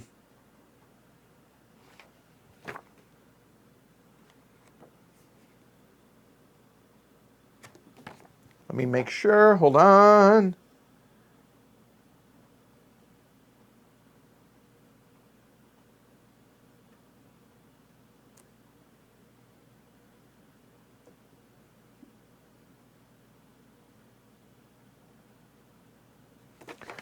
Shares that are in here do pay to the company, however.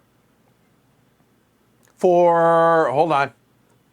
Okay, Mike says, in fairness, Hudson merely guaranteed dividends regardless of profitability. It's made him popular, but he hid the fact that some of his companies were operating at a loss. Okay, fair enough. All right, good. That makes sense. Thank you for the clarification, Mike.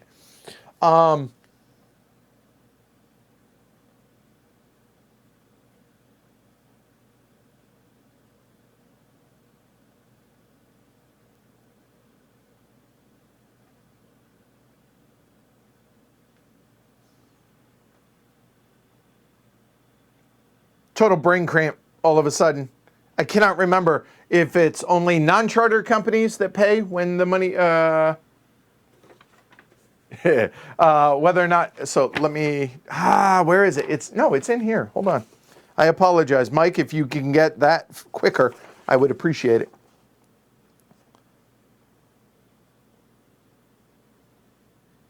Yeah, okay, hold on. It's only for non-charter companies or companies that have merged with non-charter companies. So in other words, anything that's over here, because they are fully capitalized, they do not get paid for any shares that are in here. However, shares that they have redeemed, they do get paid.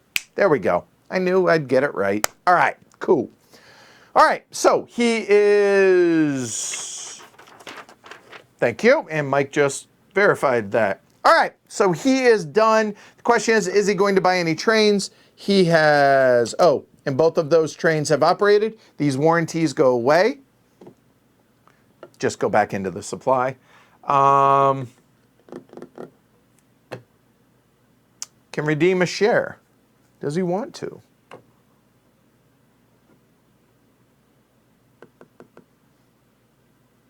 Does he want to?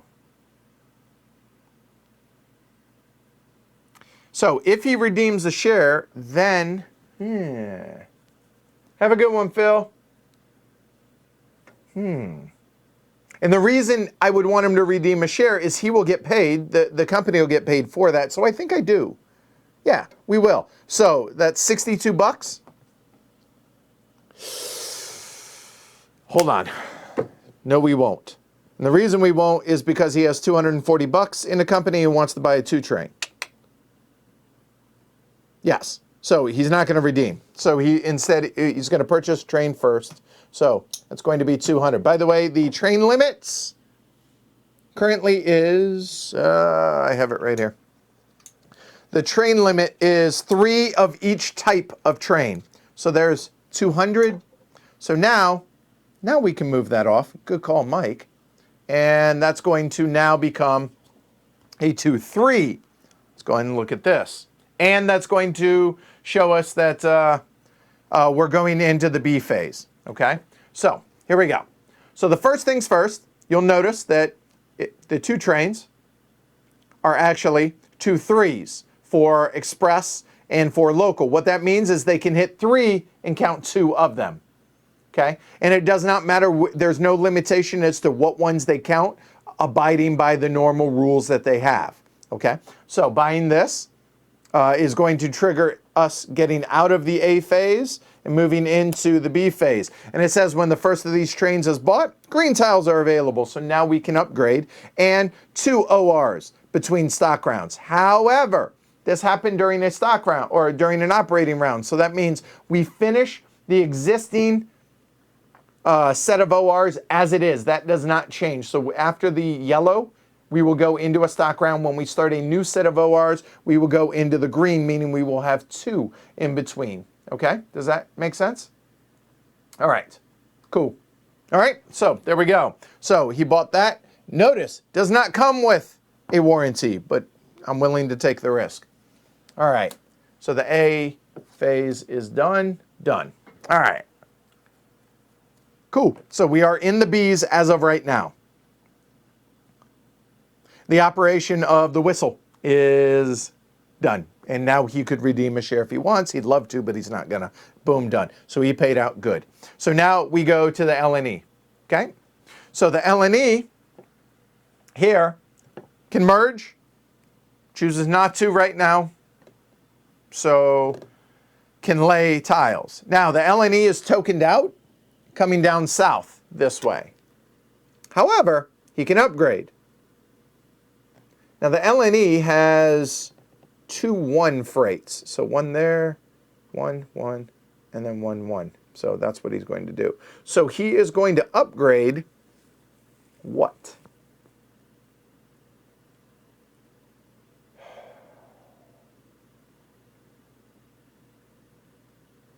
think it makes sense to upgrade the Y to the green Y. And we will do... Chicken foot? Oh, there's no chicken foot. It's only one direction. I'm sorry, residents of Whole Beach, but you will not be getting any kind of service right now. So we will go ahead.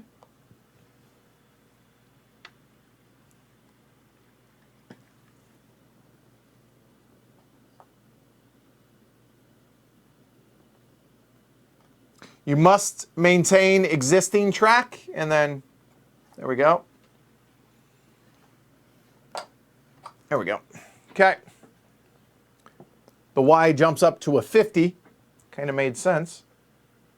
Oh, shoot. That's right, because it's a freight train. Touche, Gusarino. Touche. All right. Fine. I will upgrade home. You make a compelling argument. There, and his home. So to greens we go. Get off me. Don't spill. Thank you. So the green will be a chicken foot. We will do like so. Yeah, we will upgrade his home. And when we get to the freight here momentarily, I will explain why I changed my mind on that now that we're actually going to run it.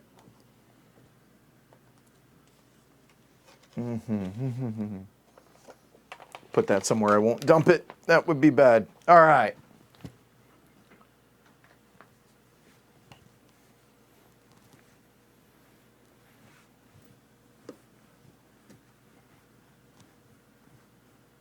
That's all right, Gusarino. That's all right. Cool.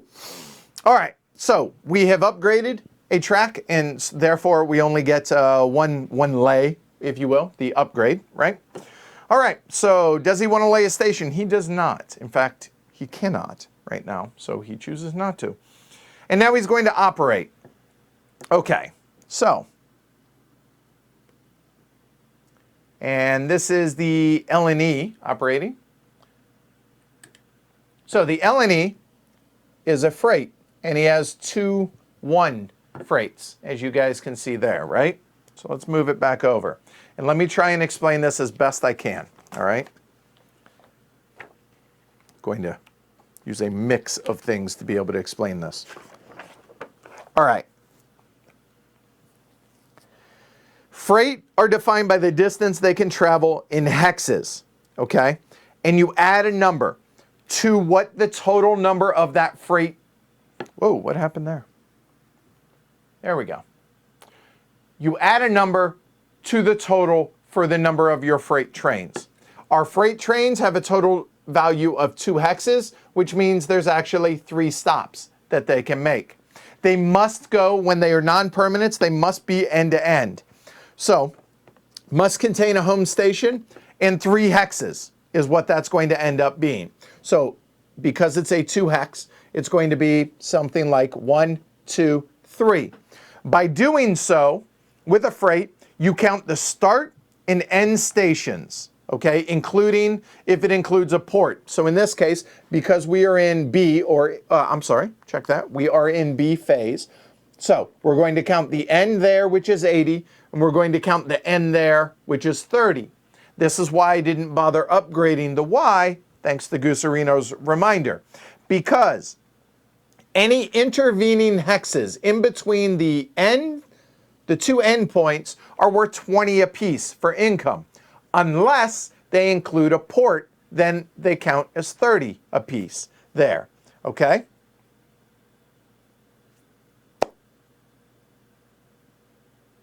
And it ignores doinks as well.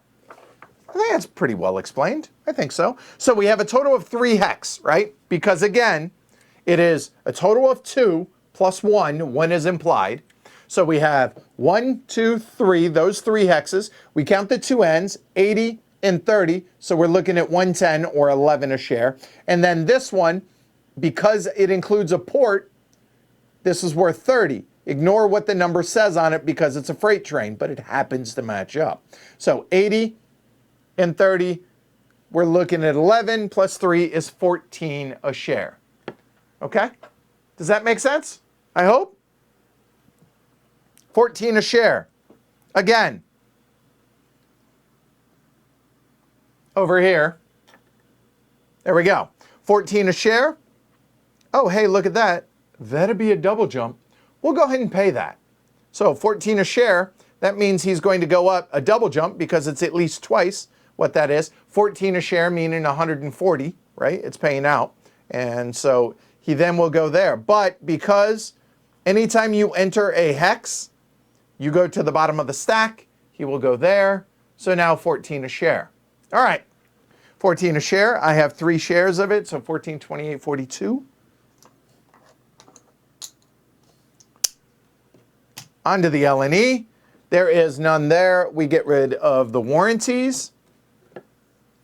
And now the LNE. Does he wish to purchase trains? Hopefully all that made sense, right? I hope. So, purchase trains. He has 200. That would be a 4. Yeah, we're going to go ahead and do that. So we're going to purchase that for 200. So this, we'll go ahead and throw it right there. Done. We'll see how that works. All right. And done. All right. So now the ESR. ESR goes. All right. So ESR cannot lay, or it cannot merge. So now he can lay 2 yellows. Or he could upgrade his home, but he's going to lay 2 yellows because he's tired of not making any money. Now this is a local.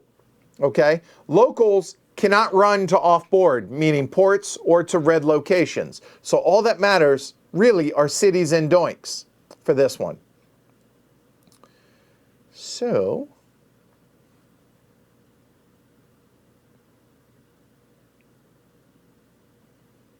the fact that he can run to 2 cities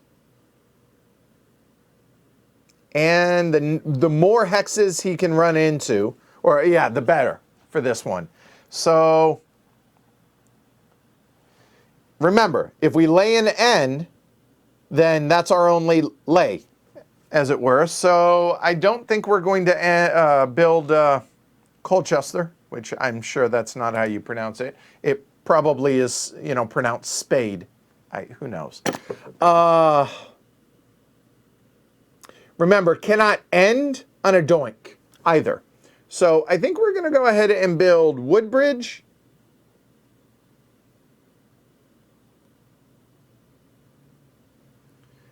And then we cannot end on a doink. So I think we move up to Beckles so that we can run and we'll count that. I think that's what we do.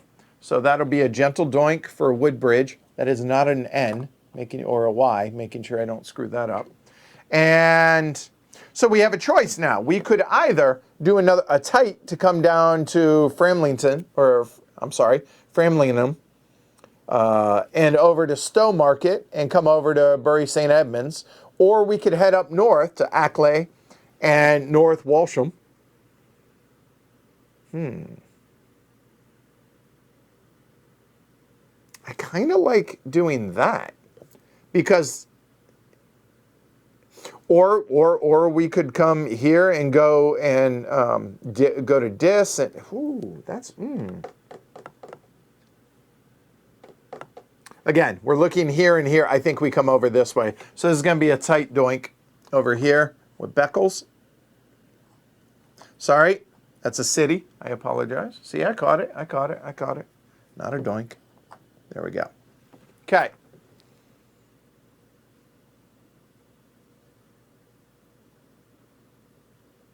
Colchester equals spade is correct. All right, thanks, Mike.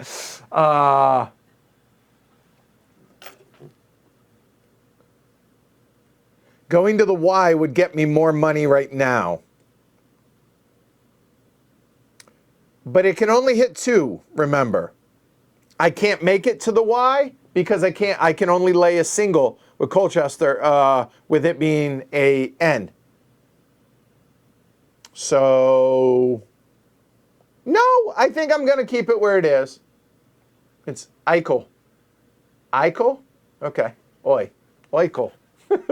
I'm trying, guys. I'm trying. All right. So he's done laying track. So he is a local train. Now, this is the first time that we have talked about locals. So let's go ahead and take a look here. So we have a 2 local here. All right. And that means it can run on doinks and cities, but not off boards. But there is a little bit more to it than just that. Locals get 10 quid to the company per hex that they hit. So he's running 1, 2. Okay, that's pretty simple. So that is 1, 2, 3 hexes that he will hit. This 30 here goes into the company coffers automatically. However, if I wish, I can add this money into the revenue that pays out if I'm doing the George Hudson maneuver. If I'm not, this money goes straight into the coffers. So this 30 is going to go into the company coffers. Oops. Well, I make a mess over here. So there we go. And now he ran for, he counts, whistle stops are all 20s. Now, it's printed on here, but that will change as we upgrade. But so we're looking at 4, 5, 6, 7, 8. So he's running for 80. 80 is going to be a single, you guys can't see that. I'm going to pay it. There we go. So it's going to be a single jump. So he will move up there. But he did already make the $30 that he got for the local here. Okay. So that went into the company coffer. So what did I say? Oh, you know what? You guys, where are you guys with reminding me on payouts? How much were they? That was 14 for ESR. Hold on. It's 140 for ESR. Whistle paid, well, I can do math. What was that? 32. That was 8. So that was 80 for whistle. And now he is paying out, what did I just say, for 8 for the ESR? No, wait, I got that wrong. Sorry. L&E. That was 80. And that was 140 for L&E. There we go. That'll keep track of it. Cool.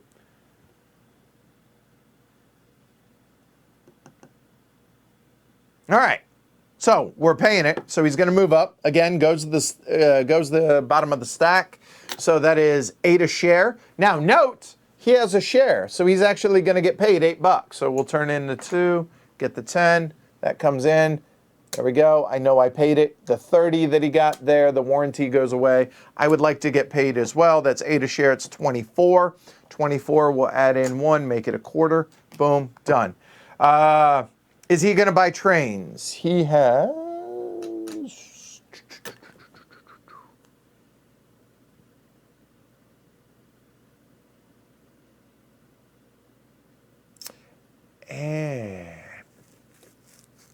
One, 2. He can do that.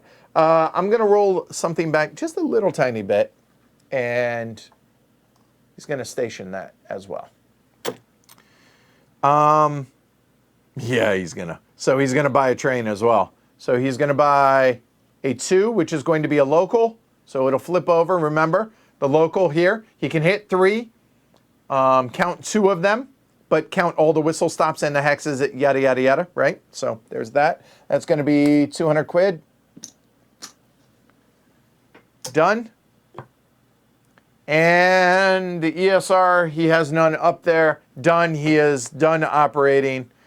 We are now back into a stock round. Almost. So now 2 trains are going to go away. We know I bought one. I just bought one, but also this was off of there. That was a really good idea, Mike. Thank you for that. So what I'm going to do, I'm going to put these here face down to show that we've used it, just as a little reminder. So 2 of these bad boys are going to go away. That leaves 1 Bravo left. So those go away. Okay. I moved the local and extra. Oh, did I?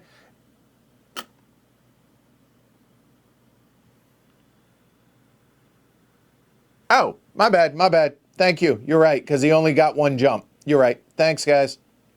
There, he's there.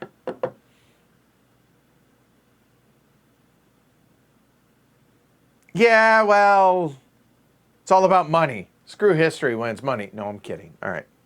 Got it, fixed. I caught it, I saw. Thank you.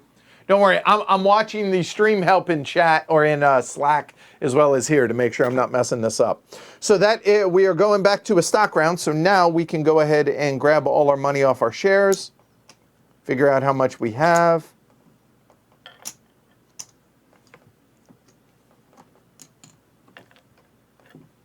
Color up a little bit. 5. It's 100. Just make it easier for you guys to see. So we're at 102 now. And this is a lot harder to run everything with an 18XX by yourself. All right? Okay, there we go. All right, so stock round. Cool. So we still have 3 companies that we can start.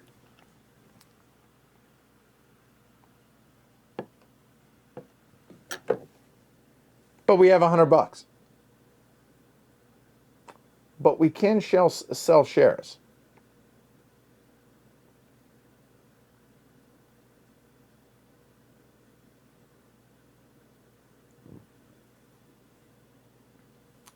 If we were to sell to, so what I'm thinking about right now is selling down to be able to par the N and E at 100.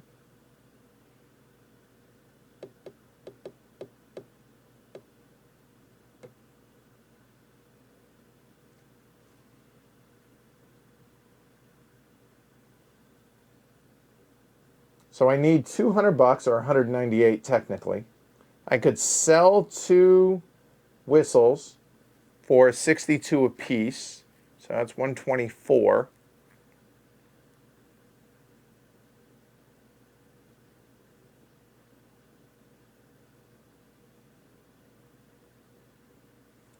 Another 62, 124, 186. Pretty sure that's not 100. I could. It would require me selling 4 shares. I don't know if I want to do that.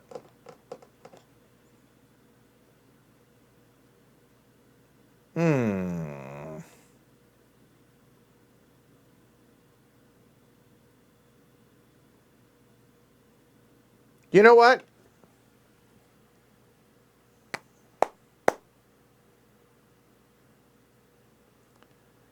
Let's go ahead and try it.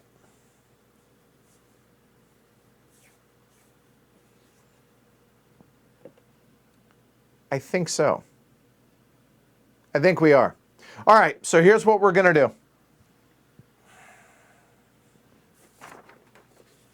So for the stock round, we're going to sell, then buy. So when you sell, let me make sure I get this right. When you sell,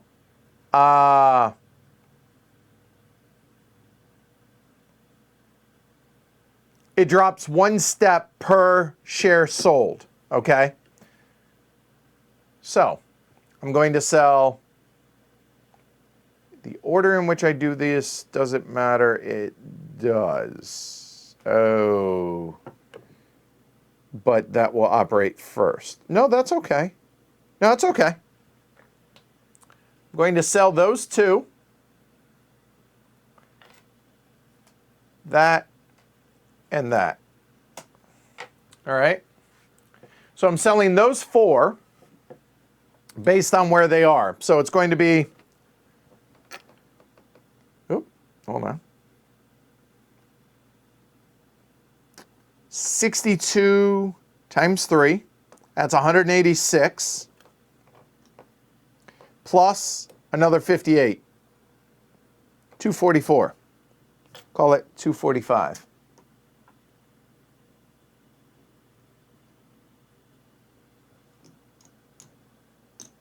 There we go. Okay. But now, share prices drop. Okay. So share prices drop 2, and they go. This is where the bottom row of the share market goes. So that's going to be 1. This is going to go 1, 2, and then that's going to go 1 to represent what we have sold. Okay. Good. All right. So now that we have done that, let's go ahead and start the N&E, shall we? I like that. I mean, look at this. We already have that built up. So we're going to go ahead and purchase 3 of these N&Es here. Not to be confused with N&E. And we're going to par it at 100. So the N&E will be parred at 100 there. So that's going to be 300. And oh, hey, look at that. It's fully capped. So we will go ahead, move those over. No, we're not. Damn it. Back it up. Back it up. Back it up. How come no one said anything about this? We can't do this one. We don't want to do this one. Damn it. Hold on. Here's why, people. How come nobody said anything? What's the next one? It's a local. We don't want that. We want it to be an express. Maybe a freight. So the local one, maybe we don't. Okay, so the local, we wanted that to be the Weaver. So instead, do we do that? Do everything that we just did, but instead of the N&E, we do the Weaver. The Weaver would be right there, which that upgrades it to a double, so no harm, no foul there. It's okay. Oh, Mike, you're totally fine. Yeah, I think. No, we're gonna do the Weaver instead. So no big deal. So not the N&E. It's going to be the Weaver. We'll be at 100. There we go. And the Weaver we've already prepared. We got these 3 up here. So just different company. There we go. There. The Weaver. There. And he gets 1,000 quid. That seems more intuitive to me than pounds. I don't know why, but so there's 1,000 because we are floated there. So, oh, I already put it out there. All right. And he will get his, and he's going to owe 180 of that for the stations. There. Done.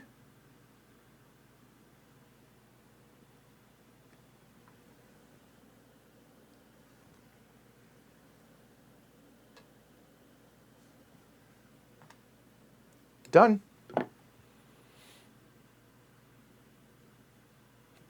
There. Didn't have, oh, local. Just making sure I got everything because this is how I make mistakes if I don't go through this step by step here. Done. All right, and that was 300 now. All right, cool. Okay. All right, so now what? And he's capped, so this is actually going to go there. Okay. So we have 35, 46. 46 is not enough to buy anything, so we're done with the stock round. So now we will go up to the green because there's going to be 2 operating rounds because we've already popped the greens, okay? Oh, I appreciate that, Phil. Thank you. Glad you enjoyed it. I was getting there. I just backed it up. I was getting there. All right, cool. So we go into an operating round. All right, now remember, these happen after every operating round, not every set of operating rounds. So after the green, after the yellow. Okay? All right, cool. All right, so here we go. First off, the Weaver operates first because they're way up here. All right, let's go ahead and zoom in on the map. Yeah, because everything is going to take place there. That makes sense. Are you guys able to follow along? Is this making sense so far? Everything good? I hope. We haven't gotten to mergers and everything yet, but we're getting there. Okay? All right, I appreciate y'all's patience and working with me on all of this. So we have a green. These are both going to be locals. So we could do a K. We could do... I think a K actually makes sense. Sorry about that, folks at Lowestoft. So here, I'll show you what our three options are here for the builds, okay? So, upgrade, first things first, he doesn't have room for his home tile or for his home station because someone else has, you know, disrespectfully put their home station or a station there. So therefore, he must upgrade to be able to do so. So we could do a K like this. Remember, off board over here, like we can't have anything point off that way. So we could do this and basically screw the people to Lowestoft. I apologize. We could chicken foot it, something like this. But again, it's a local, so hitting these is beneficial for us. So probably don't want to do that.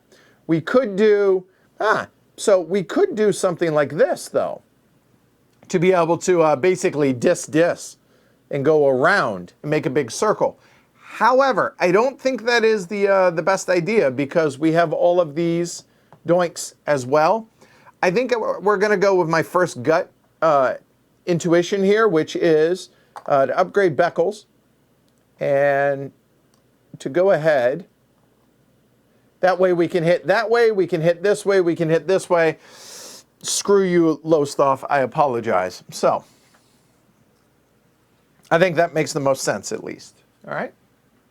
Lowestoft. Okay. Cool. Hey, Gaurav. Welcome. All right. So, that was the upgrade. That is the track lay. That's all he can do, right? All right. Can't lay a station. I lied. He can. Does he want to? I don't think so.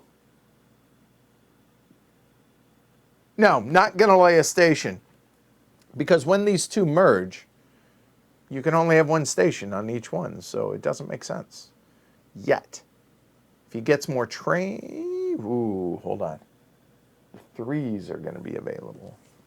And the 3s are just straight up 3s. 3 and a 2. No, he's not going to station right now, so done. Okay.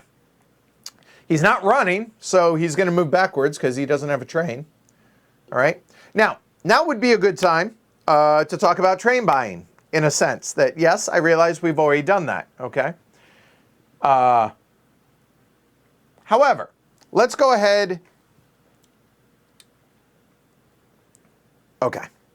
Purchase trains, okay? When you buy trains, you can buy from the bank at full value as well as buy any warranties that you want at 50 apiece, right? We've already covered that. However, you can buy, and I want to make sure I get the verbiage on this right for buying trains.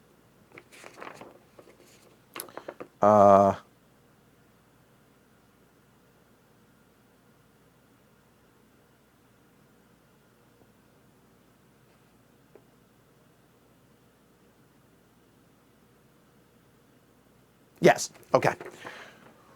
When a later band, so a different phase, trains are bought from other companies. Now, normally you can juggle trains, right? Like for $1 or whatever. However, in this game, you are limited to 1 or 2 different values that you can buy trains from other companies. So we are currently in the B band. Band being the color right there, and not just color, but what the phase. Let's call it the phase. That'd be a better way. If you buy a train from the bank, it is face value, so it's 200. If you buy from another company, however, again, we're only talking about the solo game. That's all I care about right now. If you take a look, if I were to buy, and this is a local, right? I can buy all of these other trains from other companies if I wish, but he only has a permit for a local train. So I could buy these, but I can't run them. So it doesn't make sense. So if I were to buy these trains, however, that might make sense. However, to be able to buy from another company, if it is the same phase, it is face value, meaning 200. Easy enough. If it is from a previous phase, it is half that value. So in other words, the two local here from phase A normally would cost 100 quid when you buy it from the bank. If you buy it from another company, it is 50 quid.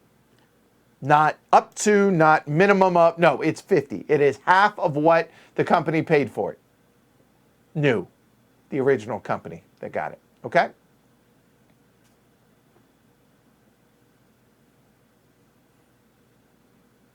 Oh shoot. You are probably making a totally... Yeah, we're gonna have that fixed here soon. But yes, Calgecus, you're right. All right, cool. So keep in mind that if I want to buy trains, I have two choices. From a company, paying either face value from the current phase or half value from a previous phase or from the bank. All right, so going to go ahead and buy two trains from the bank.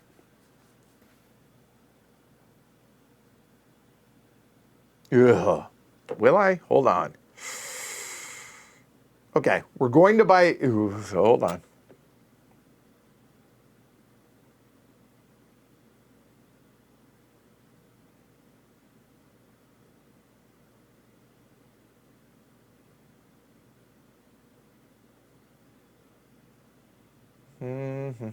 Now is where what I'm trying to figure out is with the operating order and everything else. Weaver, and then the LNE, then whistle, then ESR. So if I were to buy over,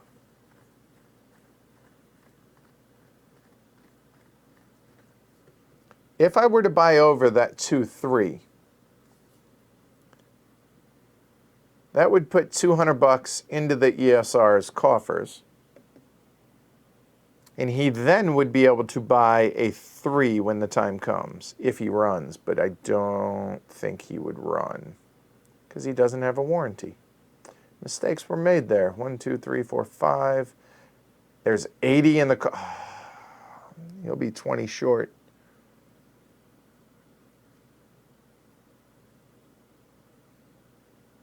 He could sell the share.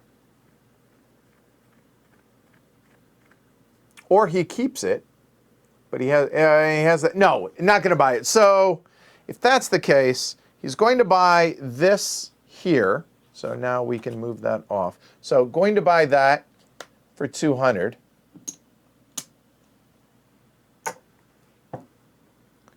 So now the 3s are available. And 3 of these are going to go away. Ooh, boy. Okay. And these are 280. Oh, no. That would actually work. Oh, shoot. That would actually work out really well. Because I would have 280. Oh, I like that better. In addition to that, he will buy over. Oh, wrong thing. That's a 2-3. He will buy over the 2-3 there as well for 200. I think.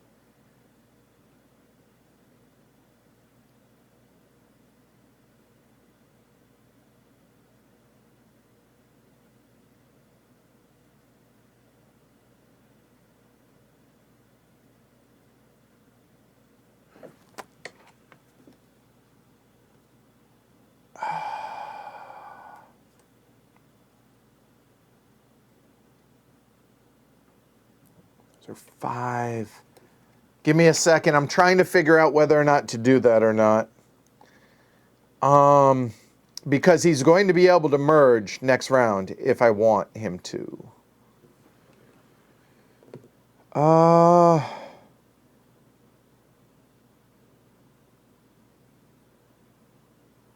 Do I want him to have the money to do so?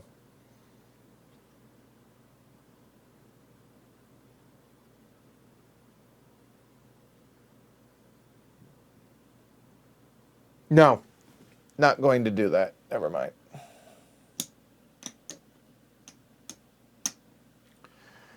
So now the question is, does he also buy a 3? Because if he does, he rusts all the A's, which that would be bad because all of those guys that have A's would not get to run them. Because no warranties. All of them have B's, yes.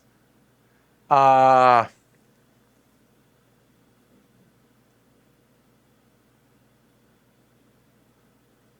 they would run for so much more money.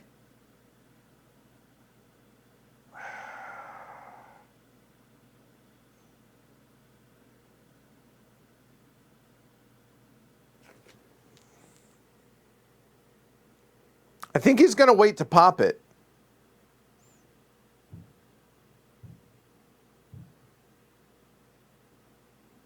So if that's the case, I will buy that over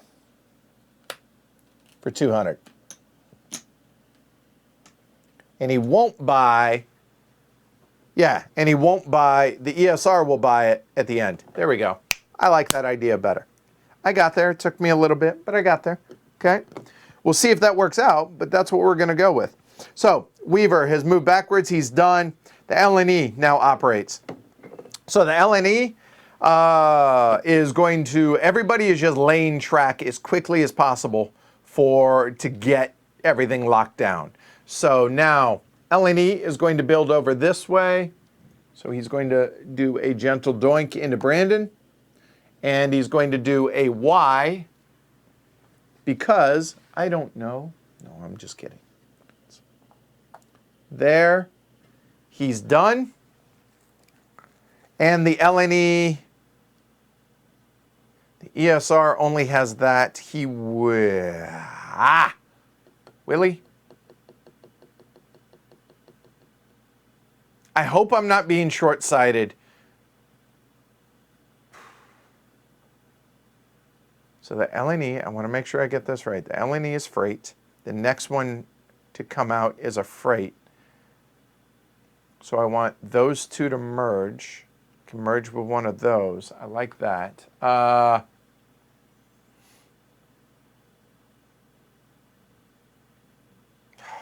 it.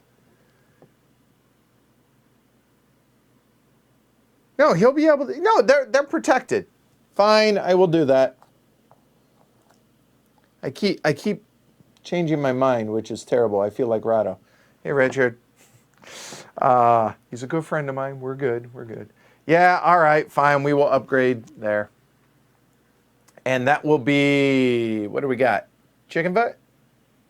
Chicken foot. Because it looks like a chicken foot.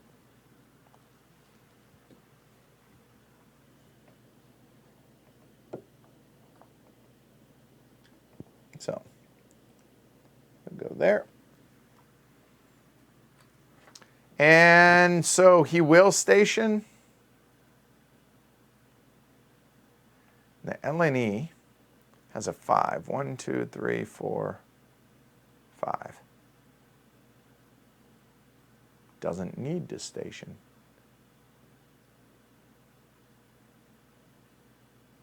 Could station, not going to station. No. There it goes again. Damn it. Sorry about that, guys. All right, cool. All right, fine. So there we go. So the LNE now has a 4 freight, which is really a 5 when you count its home, right? So, and these, you can go from port to red, right? So we got 1, 2, 3, 4, 5. And we're in green, so therefore, Make sure I'm doing this right. So you count the ends, okay? And then it's going to be 30 per station. So the end here is 90 and 90. So we're at 180 and then 30 per. 1, 2, 3. So 90, 90, and 90. Pretty sure that's 270. We'll pay it. So that is 27 there. And 27.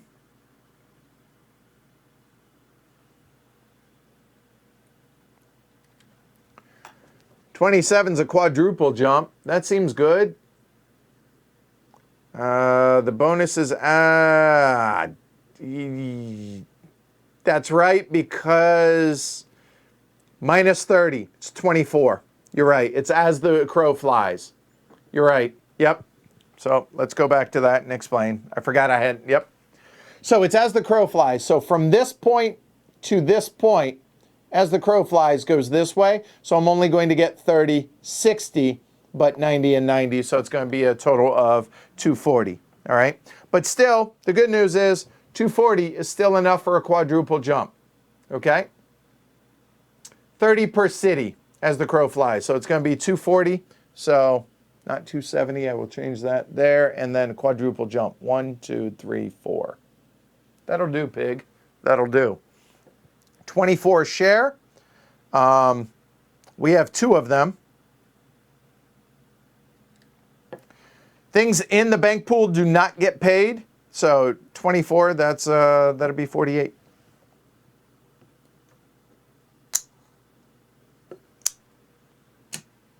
Okay. Yeah, per tile, I think is a good way to, better way to word that. Thanks, Goose Arena.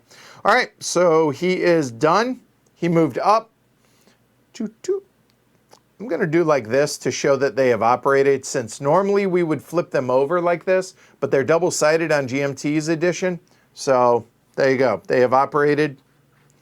So now Whistle is, let's see, he is making a beeline down here. I'm going to make sure I don't make that mistake. Final answer, not going back on that for real this time. So, Royston and Bishop Stratford.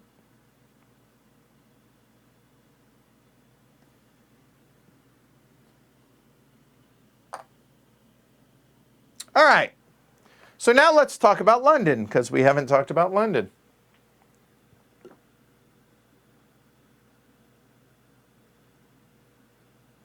Damn it! You're right. Oh, we are. We're in B. You're right, Noah. We're in B still. So back it up 10, 60. Back it up 60. God damn it. 180. Oh, see, this is why having multiple people here is amazing. So 180. That's a triple jump. So it actually goes there. So that was minus 156 per share, minus 12 bucks. Thank you. Yep, because we're in B still, because they didn't pop it.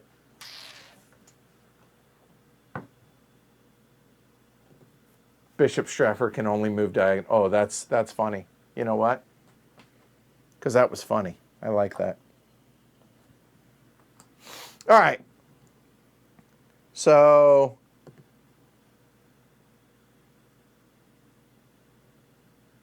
yep, exactly. Yeah, it's a weird one because you lay green tiles, but you still get yellow off-board values. Yes. All right. So at least I'm not completely off my rocker with that, messing that up. So I appreciate it, Noah. Thanks. All right. So Whistle, where are we? We just laid track. Now, oh, we were going to talk about London. Thank you. All right. So London. So London has 4 tokens. You can get into London. Apparently is Hotel California. Once you're there, you can never leave. It is a one-way trip into London. You can never go out of London. You cannot start in London. You can end in London. And you can only do so if you have a station out here. However, you can only place a token here instead of laying track, in lieu of laying track. So Whistle laid track to make it into London, so he cannot lay a token into here. Does that make sense? All right. Cool? Good. All right. So Whistle now is looking at a 2 express, a 2 express, and a 2-3 express as well. And he needs to be able to lay a token here. So he has a 3, a 2, and a 2. So he can roll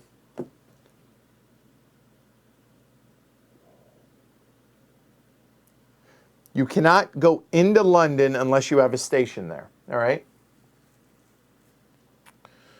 So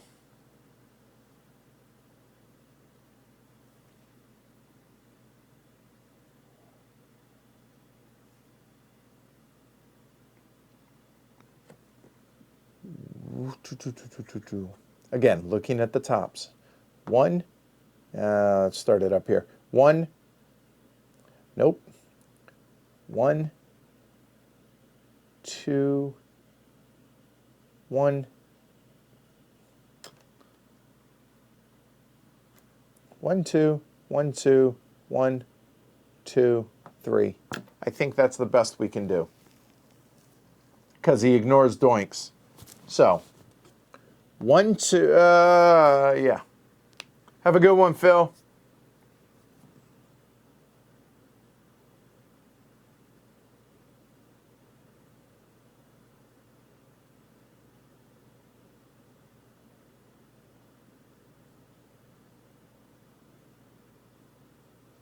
Total brain cramp. Hold on one second.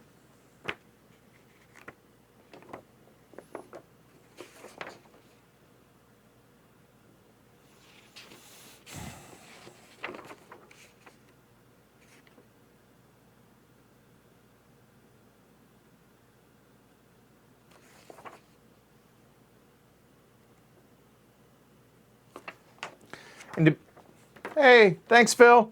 So to be clear, a run is technically a train. So as long as I do here to here, here to here, here to here to here, I can go red to red. A single train cannot go red to red.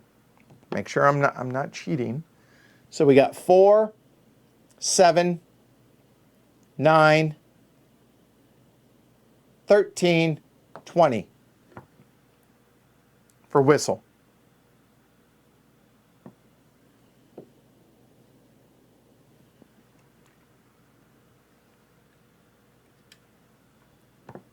So 1, 2, 3, 4.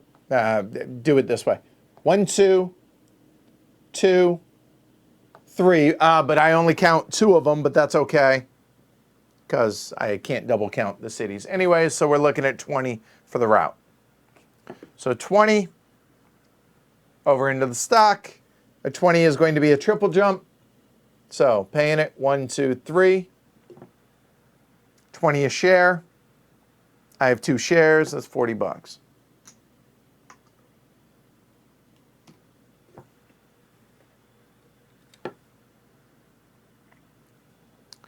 Not redeeming. Not purchasing any shares. Done.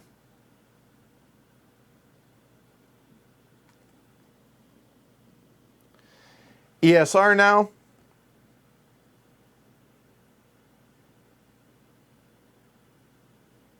Oh, just realized that.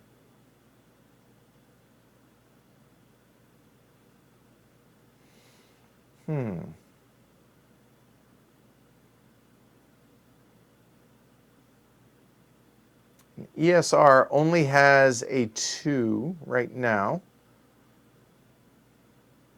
So might as well upgrade the home. I am completely going against everything that I planned on doing. So be it. So he will upgrade his home, which the blank space has to go up against the red there.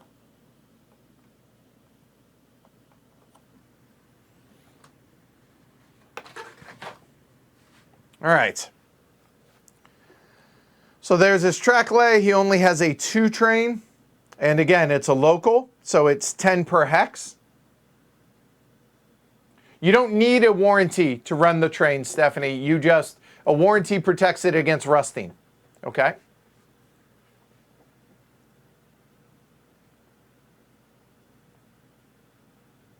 Ah, damn it. I don't want to walk it back. You're probably right, though. Yes. I will do exactly what I planned on doing to begin with. God. This is what happens when you have a huge crowd giving advice. They make smarter decisions than I do.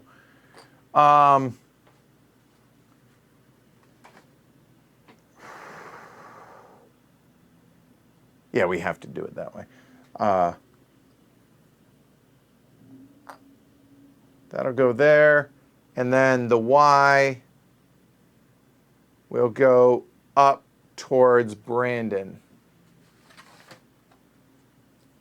Bury St. Edmunds. There. That is a Y. Yeah, there we go. Okay. Yep. Okay. No. Don't. You're doing fine, Gusarino. I'm lamenting my lack of playing well. It's not you. It's 100% me. So, all right. So he has a 2 train. So he's going to run the exact same thing that he ran last time. So he's going there to there. So with a local, it's 10 to that company per hex. 1, 2, 3. So that's going to be a total of 30 there to the company. And then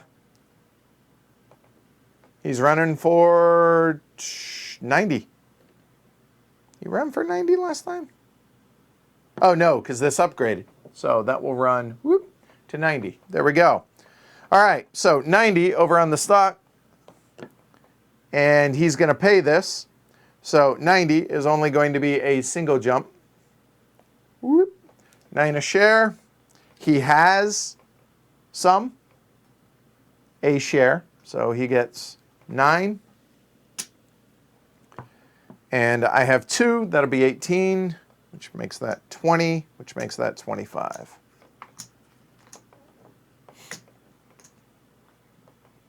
There we go. Then he's going to pop it. He has 280 right there.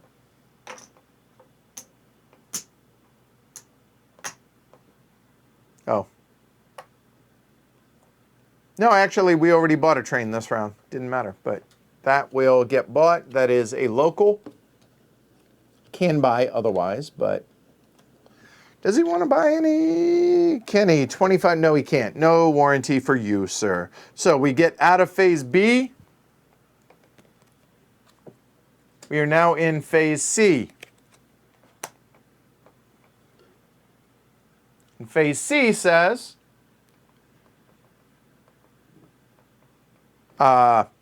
when the A trains rust and then off boards now go into the middle, as it says right there. And he did get his service bonus of 30. He did. Yep. I don't believe that the George Hudson can be used to get a double jump. I believe it's only if you spin in place. But let me double check.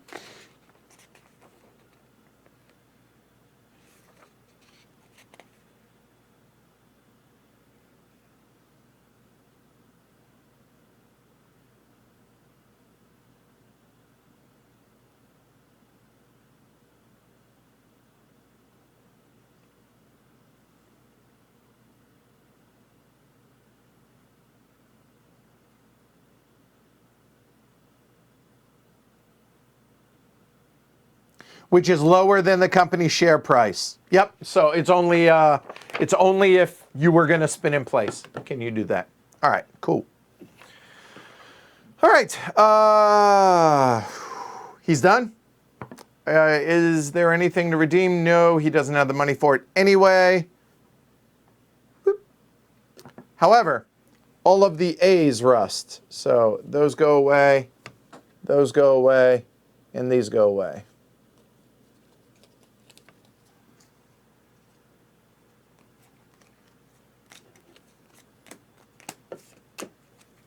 we go. Okay. Good deal. All right.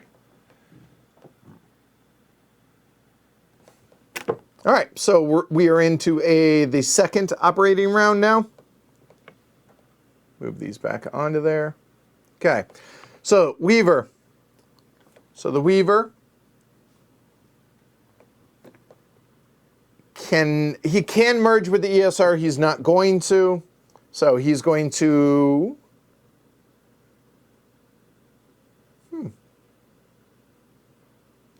He's definitely going to connect Brandon.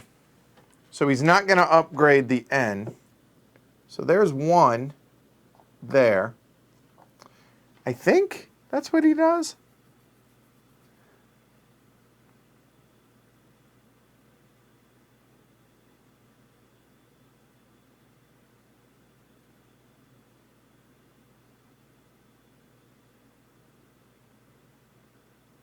Yeah, I think so. And then I think we'll go north to Eichel. You can't use this yet, but the next turn, 2 builds can put it up there. Or whip it around this way, right? I think that's okay. So, oh, thank you, yes. And the game eats 3 of the 3s. Thank you, Noah. 1, 2, 3. See, there's a lot to track here, but it certainly feels like, because of that 3, thank you, Noah, it feels like an 18XX. I mean, you know what I mean.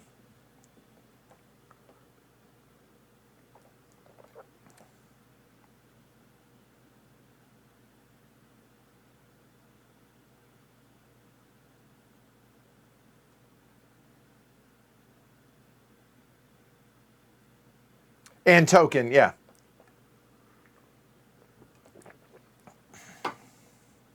And is it here? Yep. All right. Hold on, let me make sure.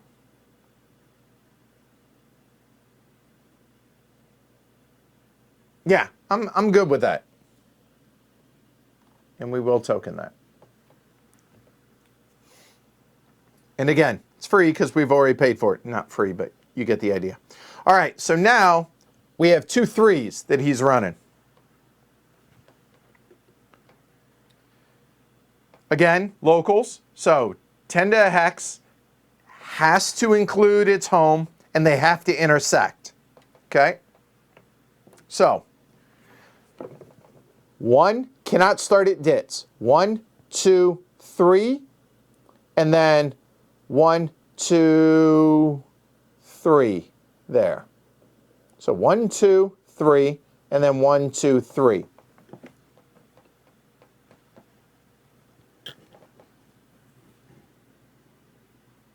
Yeah, okay, cool. So it's 10 per hex. So 1, 2, 3, 4, 5, 6, 7, 80 to the company for its local service here. And now he's going to run 2 3s, but he can only count 2 of them, remember, per. 2 cities per. Okay? And all the whistle stops are 20. So he's going to count this one, and then he will count 2 of the others, which doesn't matter because they're all 30s. No off boards can be counted on this. So it's going to be 3, 6, 9, 13, 14, 15, 16, 17, 18, 19. Make sure my math is right, but I think so. So that's 19 for Weaver, and we need one more token over here. And 19, we'll put it right there. And 19 is good enough for a double jump.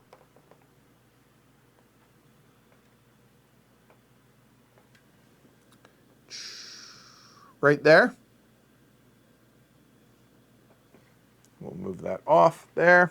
So 19 a share, times 3, it's 57.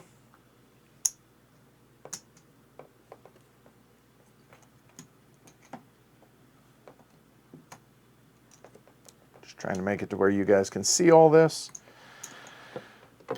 Why did I do that? I got paid. There, all of these can come off now. There we go. It says a new OR. There we go. All right. And does he want to acquire anything?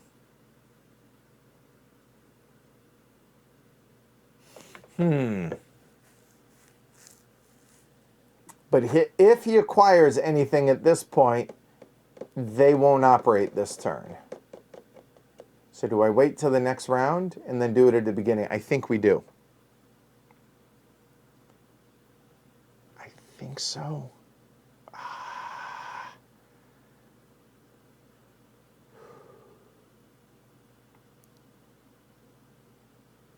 Oh, that's nasty. I just realized. The game is going to eat one, right? There's one left. And if I don't buy it, that means the game will pop the D's at the end of this. Oh, wait, they rest on E's. Never mind. Phew, okay, we're okay. The B's rest on E's. Phew, I thought they rested on D's. Never mind. So the game, if I don't buy this one, which I think I probably will. But either way, one more is going to get eaten regardless. So we're going to go into phase D at the end of this operating round. All right? All right. So LNE is operating now. And the LNE has a 2 freight. He can lay track. Let's see. He can upgrade, or he can token London. Nope, he's not going to, because he's going to merge with Whistle next turn. So, never mind. So what does he want to upgrade? Could upgrade that to open it up to everybody. And then to token.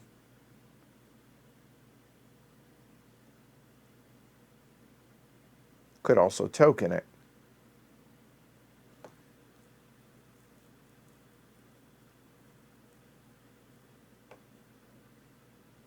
Which that takes care of those two coming together over there. And that would give them a path through here. And then the N and E and the ESR. Oh, there's the, oh.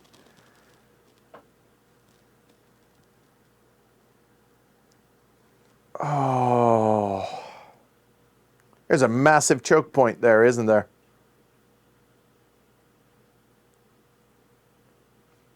Mistakes were definitely made. So the fact that this spot is a massive choke point right now. Because if the N and E, if the L and E upgrades this and tokens, it divides the board right now, right? Because when the N and E comes out here, as opposed to the L and E, I want the L and E to merge with the ESR. To be able to get them together, that can't be tokened out. The only other way to do so, I guess, is to come in through this over there.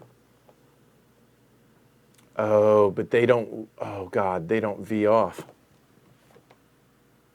That's right, they don't intersect. Oh, I have made some massive mistakes. Oh, cray. Not good.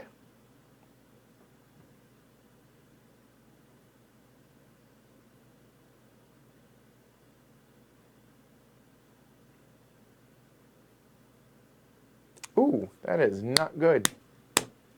I don't know how to get myself out of this right now. Well, I guess I could come up this way, right?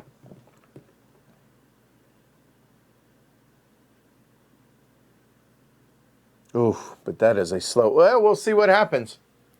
All right, Gusarino says it shouldn't be a big deal. So, okay, then I won't worry about it. I apologize for wasting everybody's time. So I am going to upgrade this then. And this will be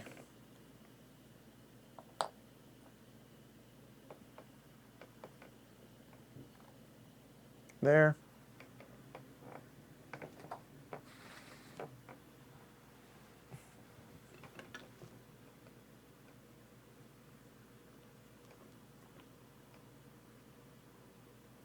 All right. So now the LNE. Yep. He's going to token it. Ooh, wait.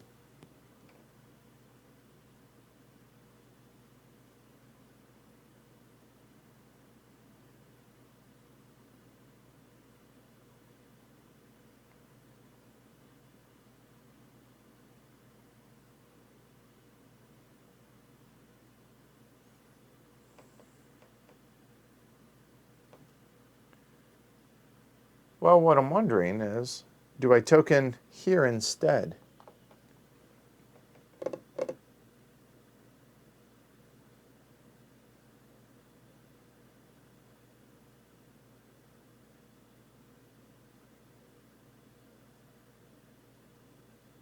That might actually be better.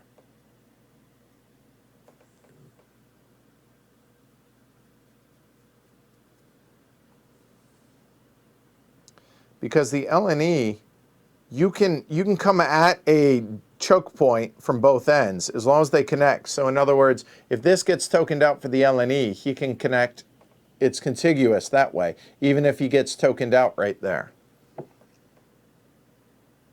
And same with the Weaver. Weaver can come there and then can come to there and then go out. I think that's what we're going to do. I think I'm going to token that there. Yeah, I think that works. Okay. I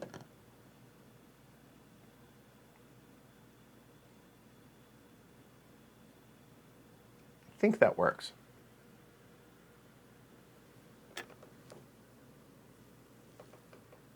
New market and yeah. Oh, I see what you're, oh, because you're protecting against companies going away. See, I'm thinking about this just totally wrong. Okay, I see what you're saying, Mike.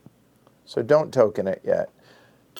Because I want to be able to token there and token there to be able to protect those areas from going away. Because if the company goes away, it turns white. And if it doesn't have a token on it, then it will not be able to ever be tokened or will not be able to be upgraded. Yep. It's a fair point. Okay. All right. Fair enough. We're good. Thank you. So, LNE, he's running a freight train. The freight train, end stations. And then if it includes a port, remember, so he's running a 2, so that's going to be 3. That's going to be 1, 2, 3. Counts the ends. We are now in D. Sorry, we are now in C, so we get the middle number. That is going to be 90. You guys can see that, right? Yeah, 90 and 30, that's 12, plus 3 because it hit a port. That's going to be 15. Ah, there's no way to get it better than that, is there? Nope. Because otherwise, no, not. All right. So that is going to be, 12, 15.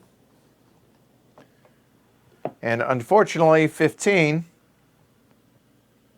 there is a single jump. Womp womp. So there, 15 a share. It's $30. Not buying a train, not doing anything else, he's done. Whistle now. Whistle will go ahead and token in London. That's what he's doing instead of building. Okay.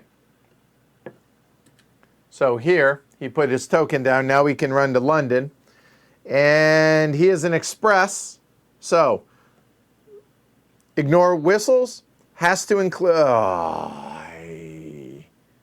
Mistakes have been made. He can hit 3 cities. I need to hit 5.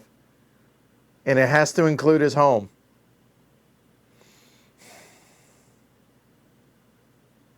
And he counts 2 of them. 9. And it doesn't matter. It's going to be a total of 12. 12 a share.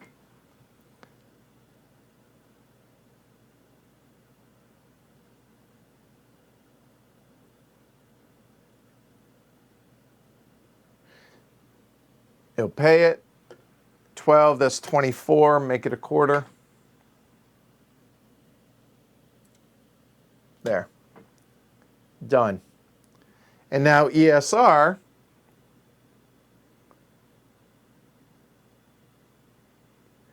Interestingly enough, ESR could token London, even if he can't use London because he's a local.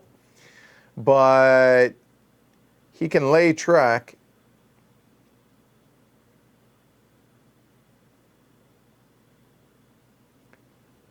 And ESR has a 3. So he would go 1, 2, 3. So it makes sense to upgrade home.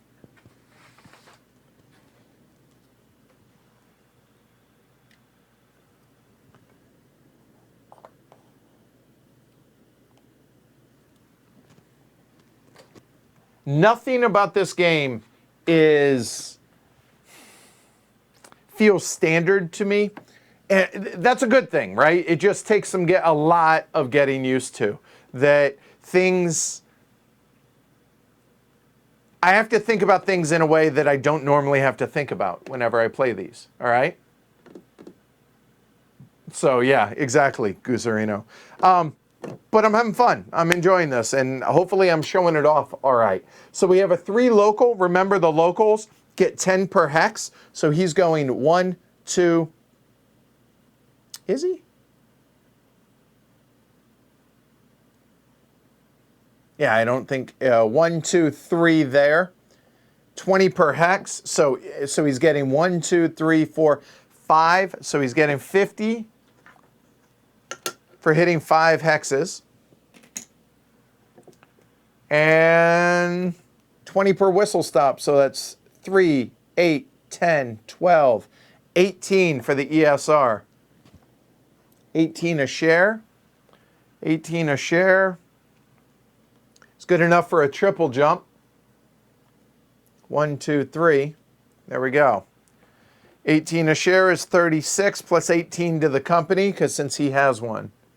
18, that's 25. Make it 100. And 18 a share is 36. Call it 51. And that becomes 100 as well. Here we go.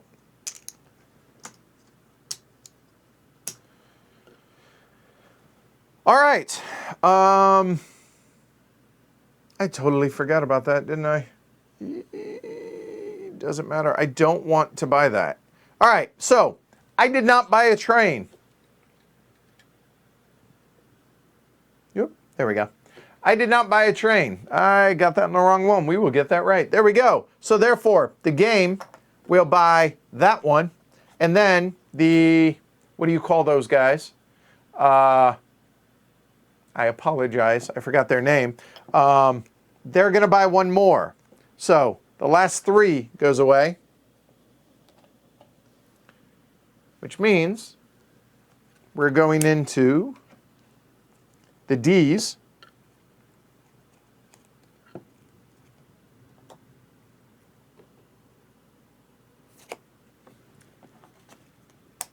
And one of those goes away because the game bought the 1 extra.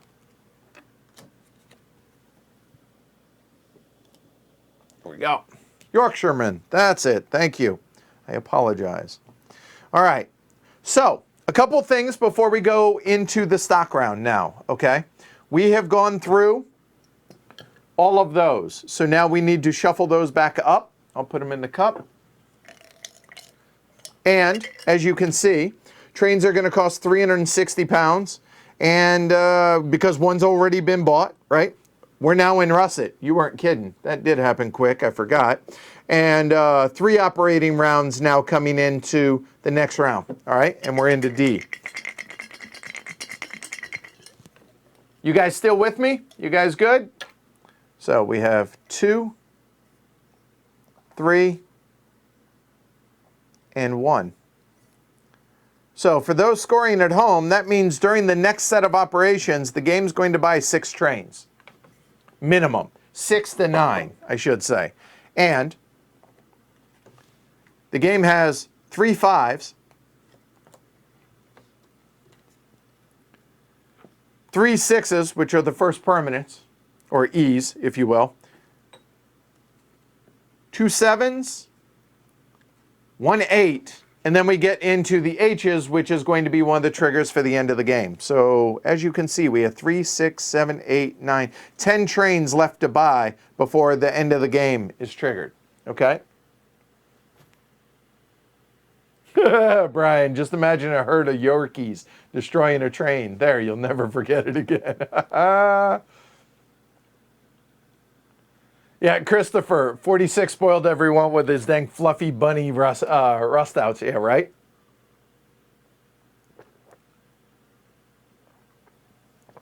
And Mike says the next set of ORs will be the last ones where you can build.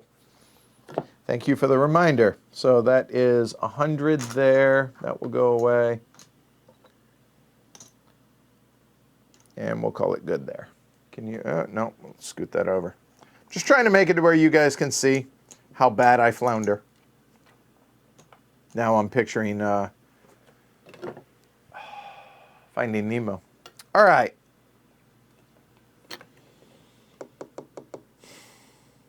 Okay. Let me get ready for the merger. For mergers. Where is it? Right here. Everybody has a train at least, so it's going to be full. Good. So now, okay. All right. So we have 250, 280, 287. Okay.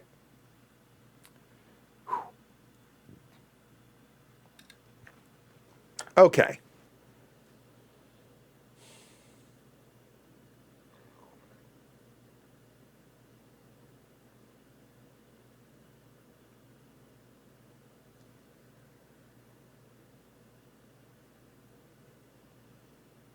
I can buy, starting the N and E as a freight, could join up, could merge with the Wessel, which then could join up with the Weaver or the ESR if I wanted.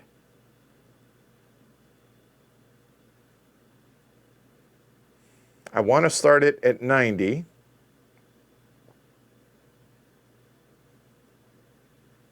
So you know what? I'm going to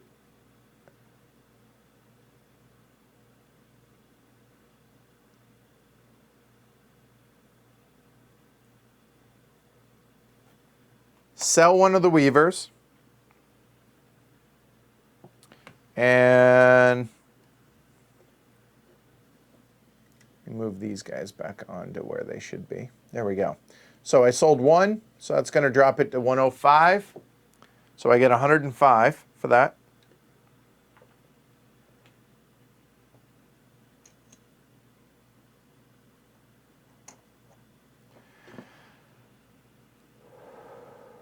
$50, $80, $92. I'm $8 short. I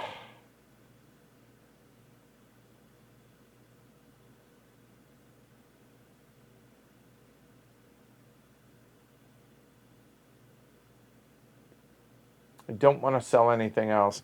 So I'm going to go ahead and buy these 3 N&Es.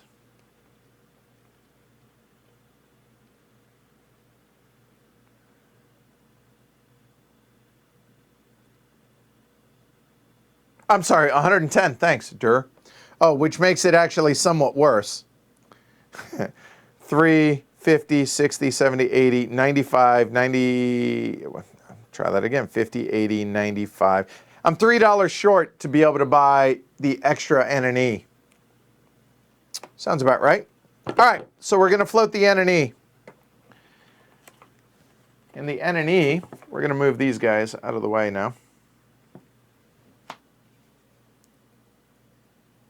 N and E will go there. Move all of those in a moment.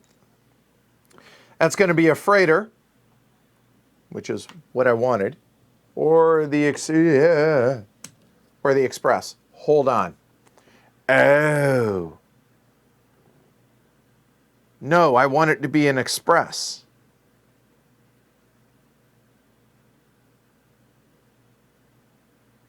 So if it's going to be an express, I got to do that in the right order.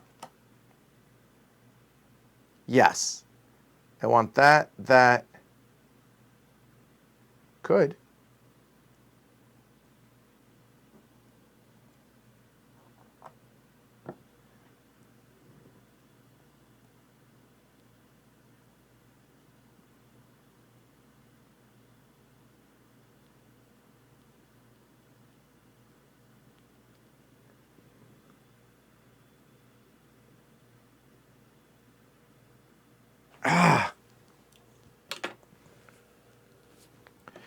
All right. So I can start, let me back that up a hair. I want the N and E to be an express. That means it has to open second. Not open, it has to start second. But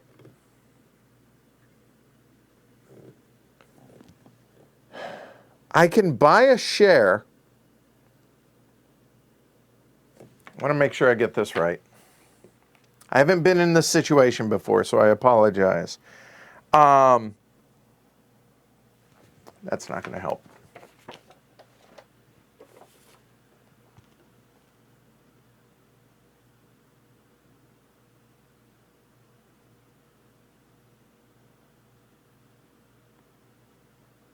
Here's the problem. They float with 3 shares. Well, actually, wait. If I did the NGC instead, and then I just wait. The problem is, I don't want to run out of time.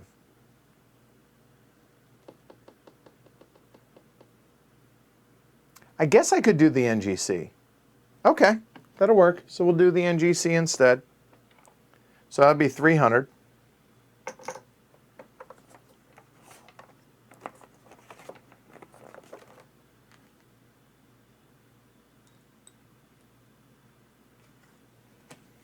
There.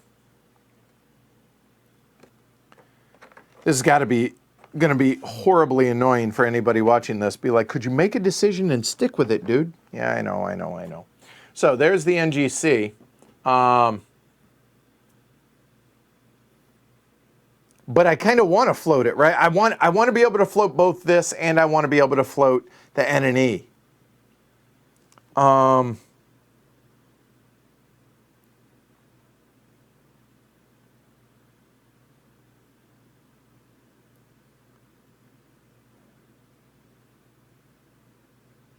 Yep, go with it.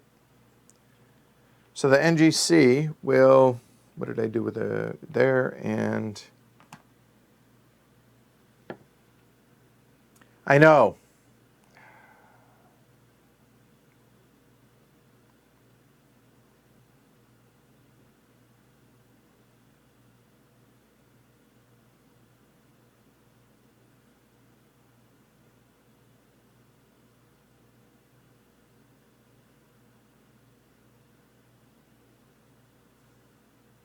But then again,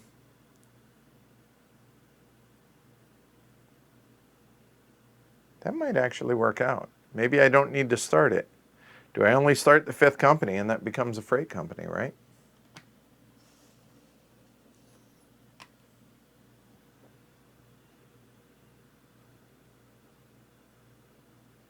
I think that's what we do.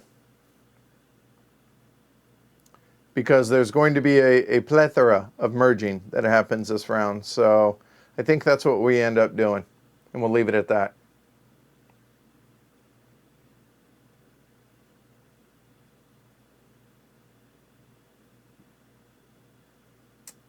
I think so. Okay. So it's floated, it gets 1,000. 4 or 5,000. There.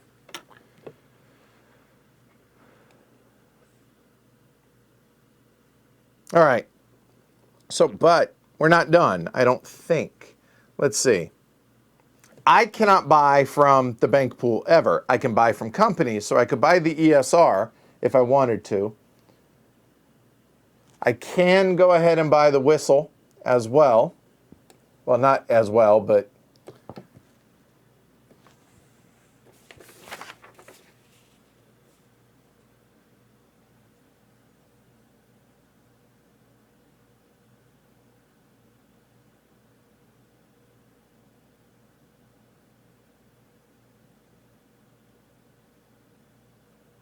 yeah, and it's par price. So let's see. So the whistle would be 62, which leaves me 35. So the question is, which makes more sense? Whistle or the ESR? The ESR is going to be 78. I think the whistle makes more sense.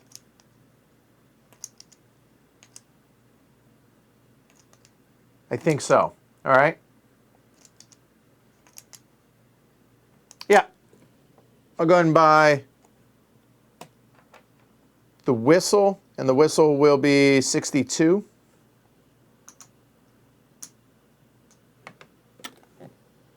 And done with the stock round, I think. I think that's it. All right. Up there. Oh, and the NGC.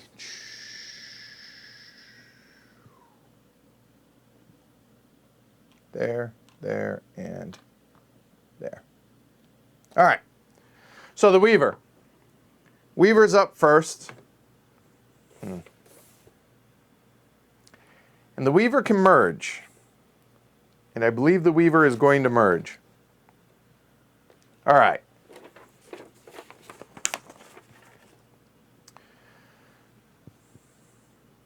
All right, make sure I get this right now. Let's see. Here we go. So the Weaver, which currently is a local, is going to merge in with, let me make sure I get this right.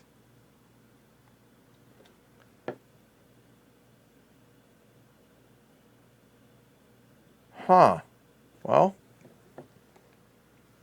he could.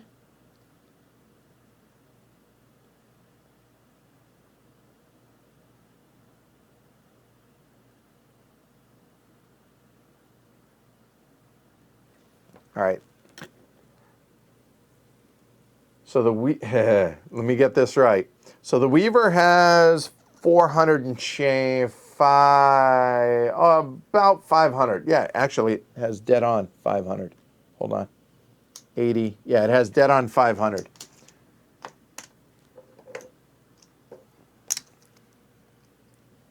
There.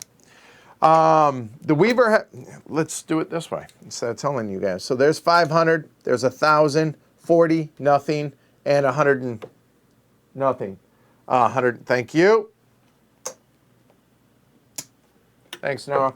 All right, so 820, 500, 107, nothing, and 40.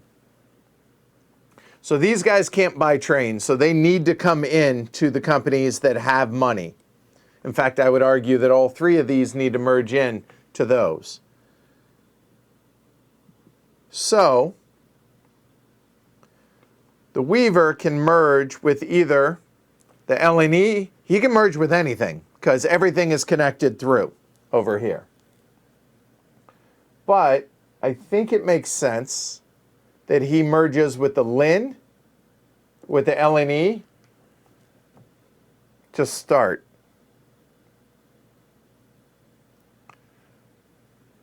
I think so. Although,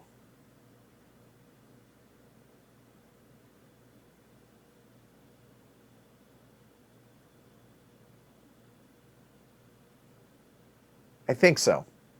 Let's try it and see what happens. All right, so they have to be connected. They both have trains. So as you can see, they both have trains. So if one of them was trainless, whatever their share value would be halved before we even get started. But they each have trains. So the price of the merge is going to be whatever the high one is. And let's go ahead and take a look at the stock market. All right. So the stock market here, the Weaver is going to be 105. Half of 105 is 52.5. So let me write this down. 52.5 rounded down. Well, hold on. It's 52.5. And then whatever the low one is. The low one is 86. So 52.5 plus 86 is actually going to be 138.5. Okay? So if we look over here, 138.5 is going to be rounded down to the lowest one, which is going to be 134, is going to be the final share price of whatever the company is going to be. Okay? So which one do I want to keep?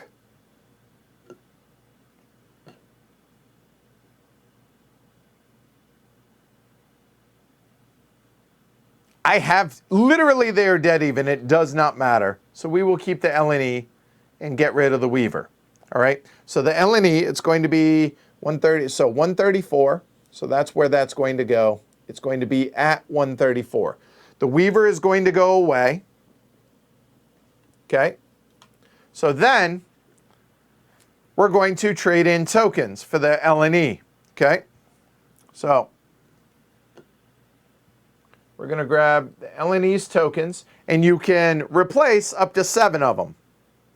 So the Weaver, that goes away there. That goes away there.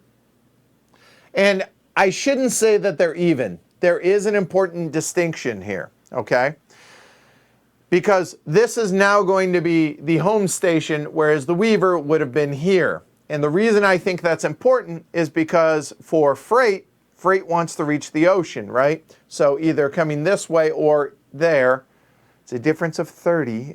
Maybe I'm doing that backwards then. I think I am doing that backwards. Son of a biscuit. Because it does matter. So I will do it the other way around. I apologize, guys. Once again, I am nothing if not consistent. Whatever I say, know that I'm going to do the opposite when it's all said and done. So, the Weaver will actually go where the LNE is, there. Take all the LNE tokens and put Weavers in. Was there... son of a... It was here, was it? Yeah, it was here. Sorry.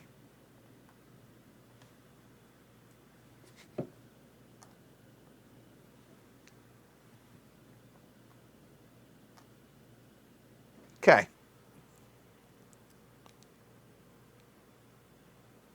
Not getting yelled at by chat, so apparently I didn't screw that up. That's good. Minor miracle. So the LNE goes away. There, we're going to hold off on that for a second. So we got that. So now that that has happened,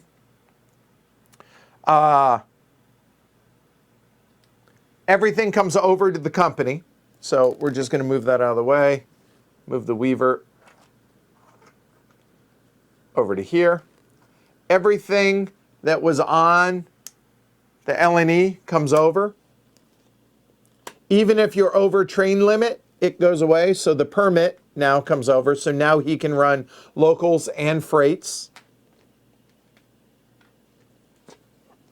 The LNE, technically, still in the game.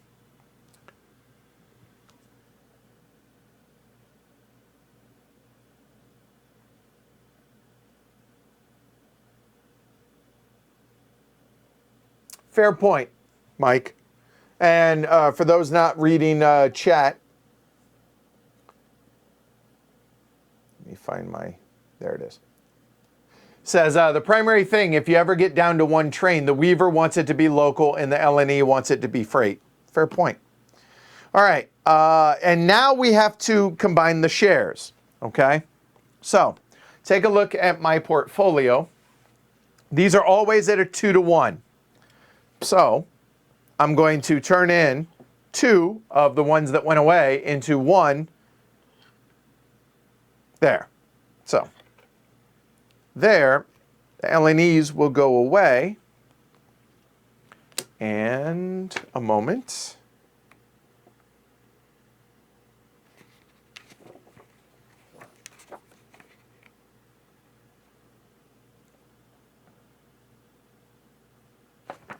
Hold on one second.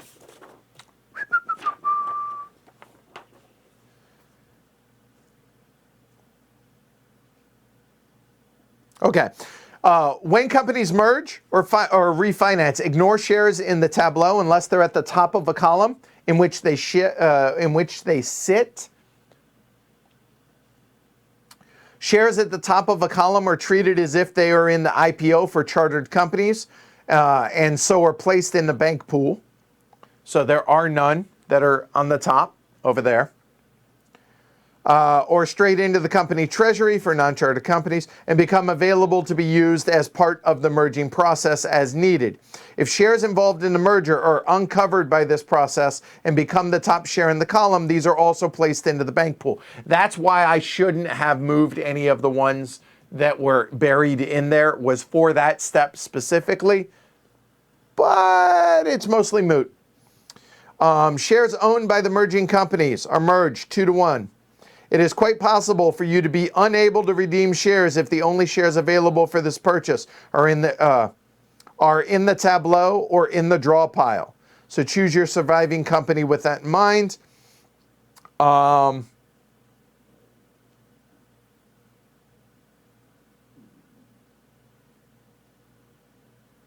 Right. So the fact that there are shares over here in the bank pool, that's okay. So I'm going to convert these 2 LNEs into a Weaver, okay? All right. And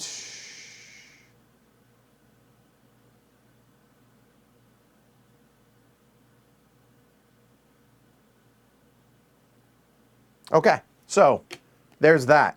And there are no odd number shares as far as half shares, so I don't need to worry about that as well.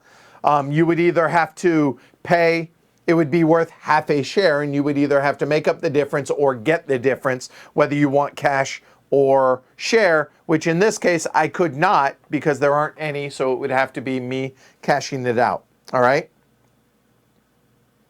Now, if either of these were uncharted, it becomes a non-chartered company, but as it is, doesn't matter. So or neither of them were, so they stay chartered companies.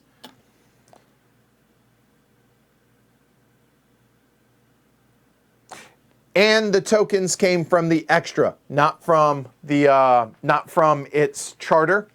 So keep that in mind as well. All right, he's done. That was the Weaver, that was the LNE, wasn't it? Or the Weaver. So now, because neither company had operated at that point, now the Weaver can continue and take its turn. If either of the companies had already operated, then that would trigger the end of that company's turn. Okay?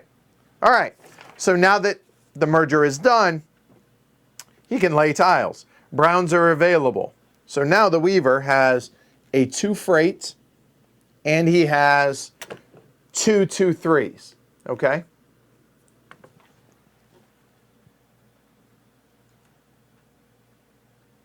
There we go. All right.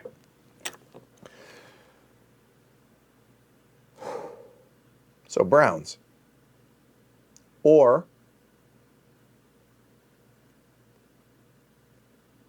he has freight, so why don't we go ahead and we could lay both of those. We could lay Newmarket and we could lay Felixstowe. Or we could upgrade one of the cities.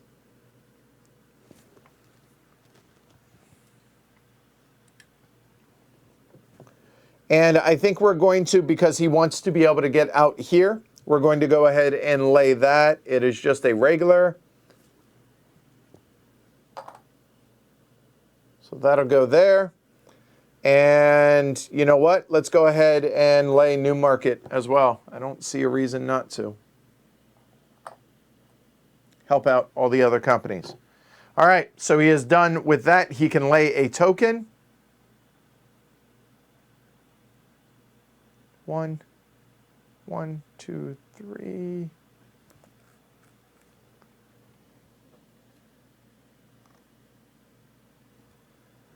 Does he do that, or does it? There. Oh, there. There we go. All right. So now he operates. Now, this is the first time we've operated with two different types of trains. So,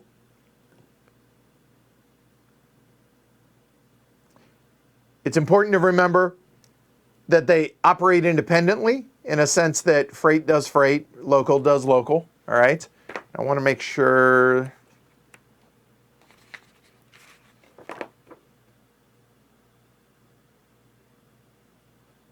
Remember that all trains have to connect, however, right? All right, so that is going to be, that's the home station. So at least one of them has to run from there. And remember, they can run on the same track as well. So the 2 3s, so again, looking at it, he has 2 3 locals and a 2 freight, okay? So the 2 freight we know is going to go 1, 2, 3 there. All right. So we are in D. So it is the green phase, even though we can lay browns. So it's going to be for the locals. The locals are going to go 1, 2, 3, 1, 2. So he's getting 1, 2, 3, 4, 5, 6, 7, 8 for the local. So 10 per hex. Then whistle stops are going to count as 20s. So 2, 4, 2, 4, 6. And then he'll count the 5 and the 6. So 6 and 12. And that for 17 for the Weaver. So that's 17 there. And then the freight is going to run start and end station. So it's going to be 100 and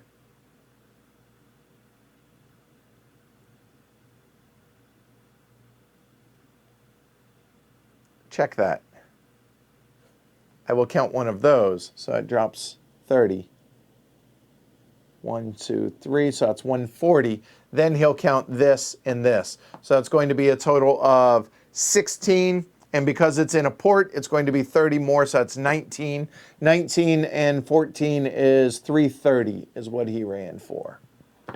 So 330 total for all of that. 330 is going to be enough for a double jump.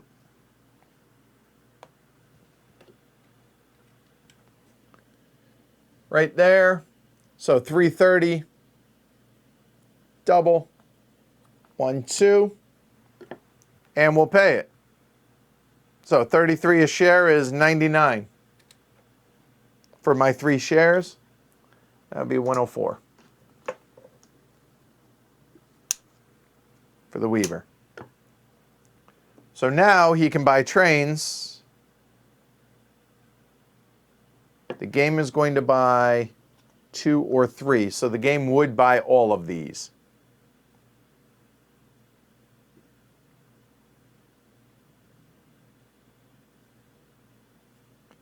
And our train limit is currently, we're in D. We can have 3 of each.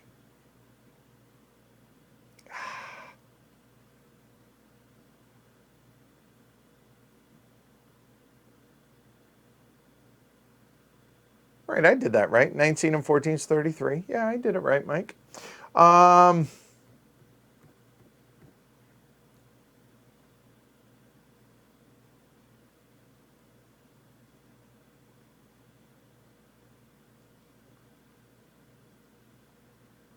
Local's 200.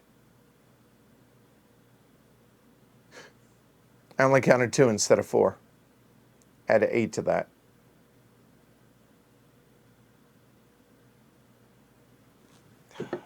This is frustrating. Sorry, guys.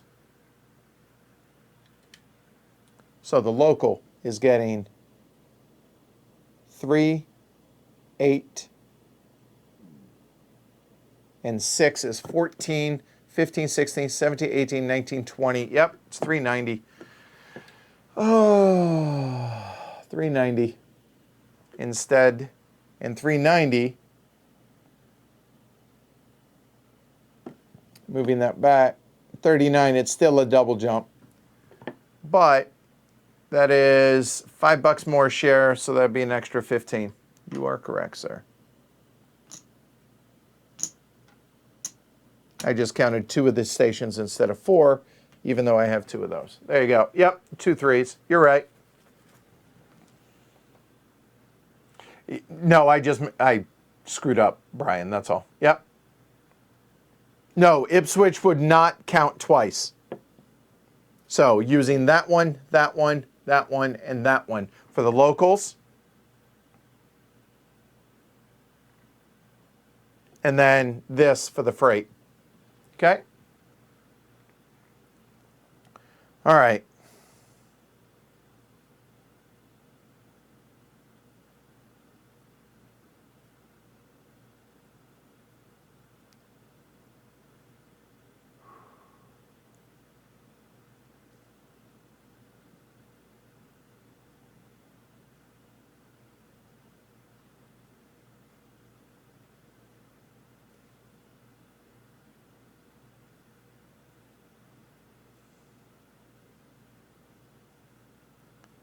All right, so not going to buy a train, done.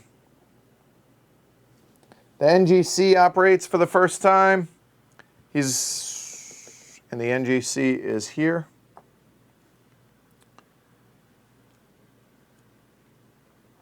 There. He will upgrade home. And that is just a regular green. That'll be a chicken foot.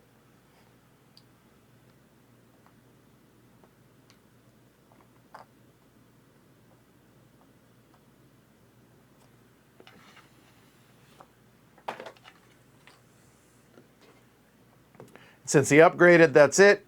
He can't run, he's going to drop. And he's going to buy trains. When the E's come out, the B's go away, right?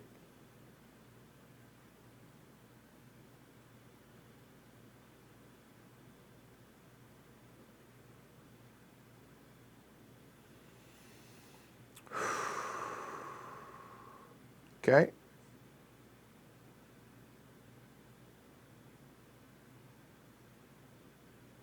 Oh, that's going to be a massive screw up on my part.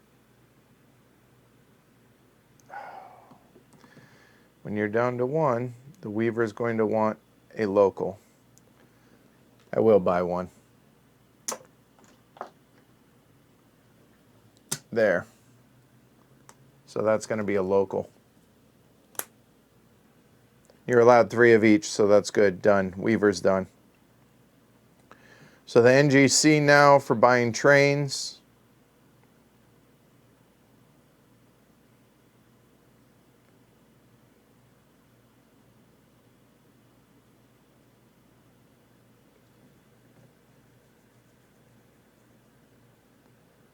Three, 6. What do I have by way of available? I don't have shares. Oh, boy.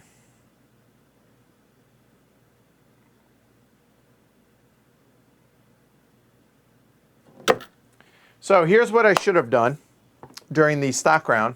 I should have trashed the WNR, made it go away, so the ESR was redeemable.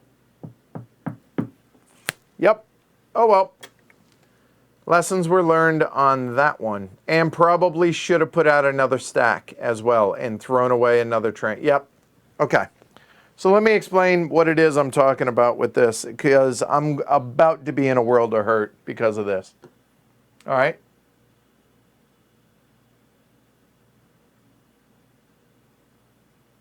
Yeah, because we're in D. You're allowed 3 of each. You are. What I should have done is I should have trashed this so that the ESR was available. In addition to that, as you can see, there's this on top. So I should have, yeah, I should have put out another stack and took the risk to throw out whatever, it doesn't matter, so that I would have those available possibly to redeem, I think. So, oh well, because now with my shares, when I do mergers, I'm not going to have a whole lot to be able to merge together. And the LNE goes away as well. So, yep, hindsight, exactly. So, what can you do? So the NGC is going to buy some trains. The question is, what's he going to buy? And he's going to go ahead and buy, so with the ESR,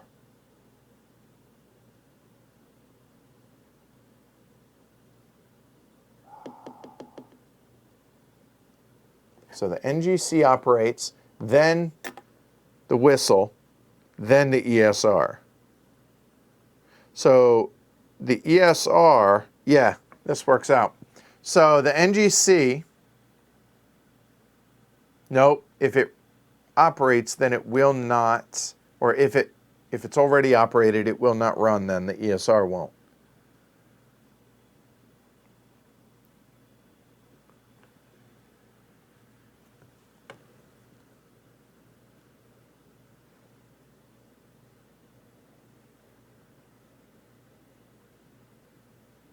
It's possible. Yeah, maybe I lost the FDR. I hear you. All right. So what I'm debating is whether or not to buy the last train of the ESR over for 190 to be able to put more money into the ESR from the NGC.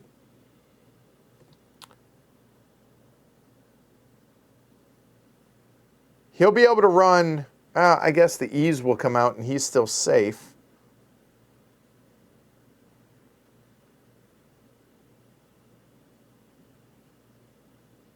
Nope, not gonna. So he's going, does he buy, he's got to buy something. That's the thing.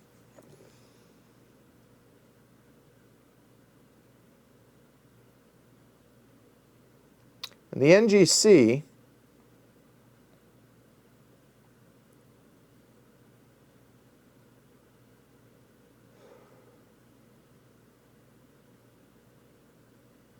that's a really good freight, isn't it?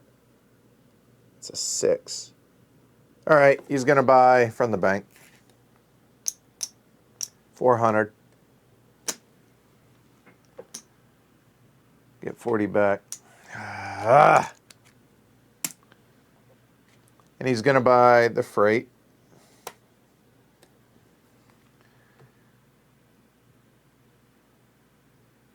So he already moved back. He's done.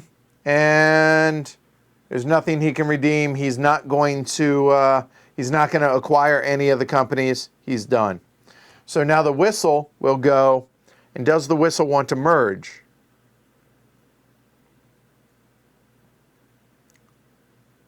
Because that train, this is his last chance to run this train, because this train's going to go away.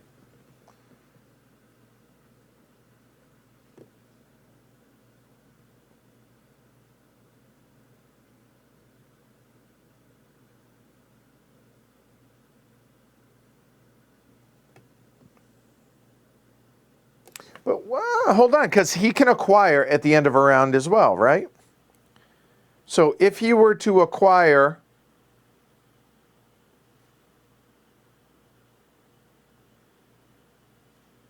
the whistle,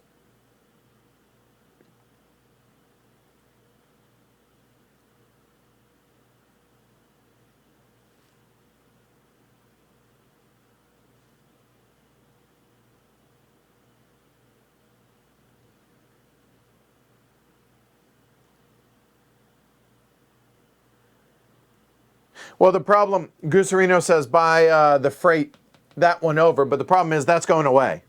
It'll never run.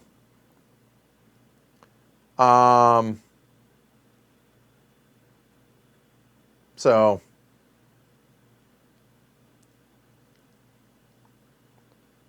does he acquire, before he finishes his turn, does he acquire either the whistle or the ESR? Now, by doing it at the end of his turn, that means that he's done and that just goes away. If he acquired the ESR still has a train that will run. If he doesn't, the whistle can run, but then he's going to be trainless. But the Weaver can then bring it in. But then again, the Weaver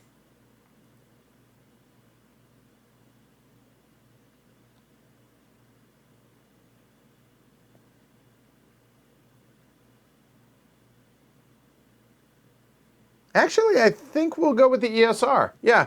Okay, so he'll acquire the ESR. Okay. It works the exact same as a merger, except it's at the end of the round, so it doesn't happen, or it already operated, so it's not going to then operate. So yeah, let's go ahead and do it. So they are connected, the NGC and the ESR are. So let's try it. They both have trains, so that makes sense. Yeah, let's do it.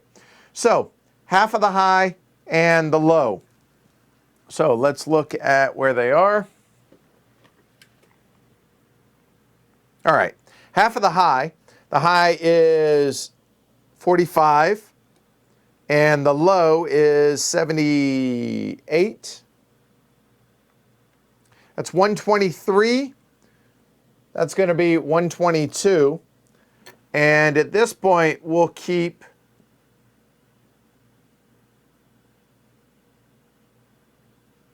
the NGC. So the NGC, so that'd be 122, so that'll go to there. It's already operated. The Weaver's already operated. All right, so the ESR is going to go away. So the NGC tokens, where are they? There they are. The NGC will go there and there. ESR will go away there. Got that? I think that's it. Yep. Okay.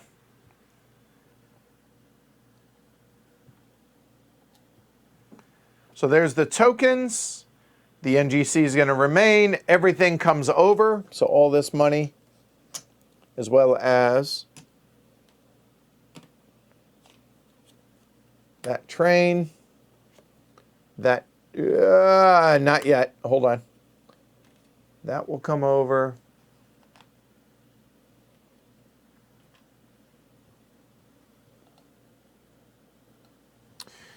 All right, so now the share that the company has, I don't know what happens.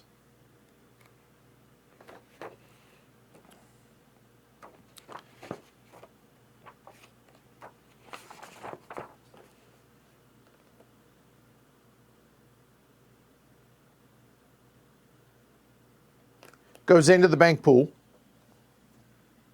There.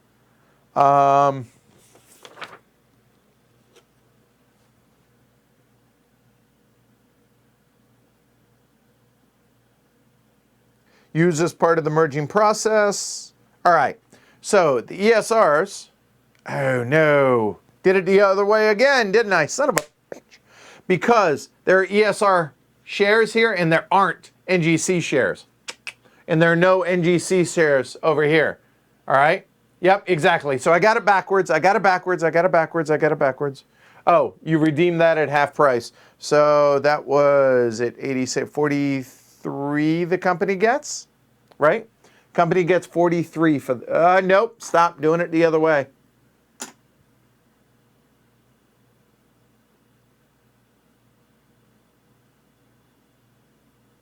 Yes, no, we're good. Company gets that, 43. Make it 43 and 7, make it 50. So the ESR will stay because I want the shares, obviously, right? Yep. So basically,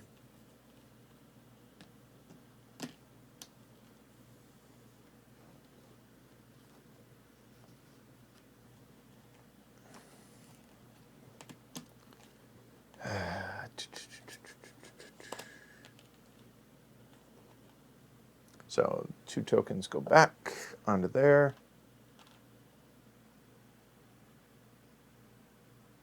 Only one of them.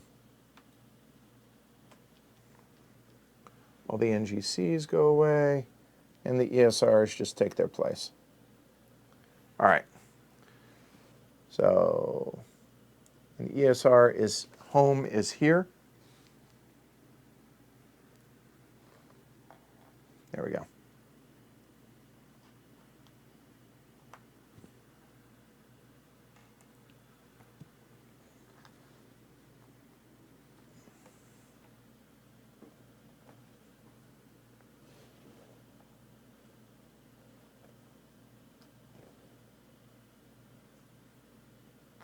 There we go.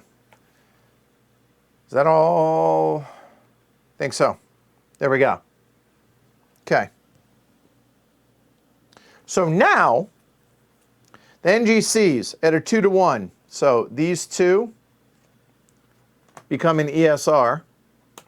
And then, and I do have enough money. Yes, I do.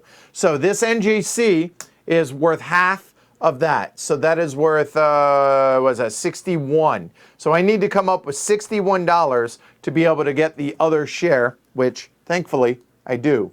So 61, make it 61, 111, gets me 50 back. And that gives me the 4th share of the ESR. That seems good, hopefully, and the NGCs go away. I'm going to put them there. All right. That works out. And this can be restarted, but it's not going to, so we'll get it there, and we'll get these out of the way there. All right. Holy crap. That shouldn't have been that hard. Sorry about that. All right. Cool. Got it. And the NGC/ESR had already operated. That was the end of it. So that's the end of their turn. So now the whistle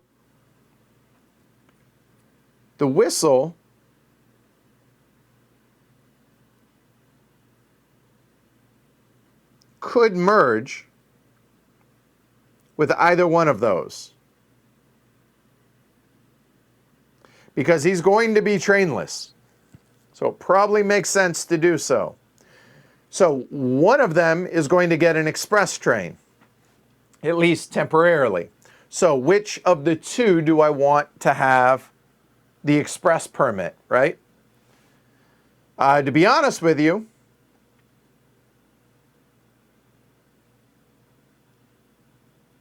I think, let's see. 83, 82. Oh yeah, he's gonna merge with the Weaver.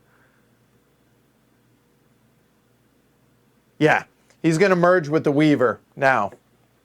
All right, so they are connected. We've already established everything is connected. So both have trains, at least right now they do. So the price is going to be half of the high and the low. All right, so half of the high. So let's look at shares. Price. So there we go. So we got, but it won't operate. Is it worth it? All of the B's are going to go away. Ah. Okay. So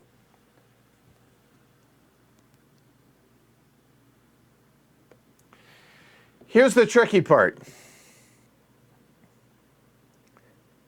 If I merge now, the whistle doesn't get to operate because that'll merge in together, whatever, yada, yada, yada. If I, and there's only 140, 180 bucks there. But if he operates, he would be able to, the whistle with a 2-3 would be able to go, he'll get, we're in D, 90, 1, 2, 3, 90, 12, 100, an extra 120 if he operates. But then If he withholds it, he'll drop to 74. And then he'll be trainless when they do, so it'll be half of 74, which is 37. 37 plus half of the high, which is 66, 37, 83, call it 110 or so. So there's that. When they merge.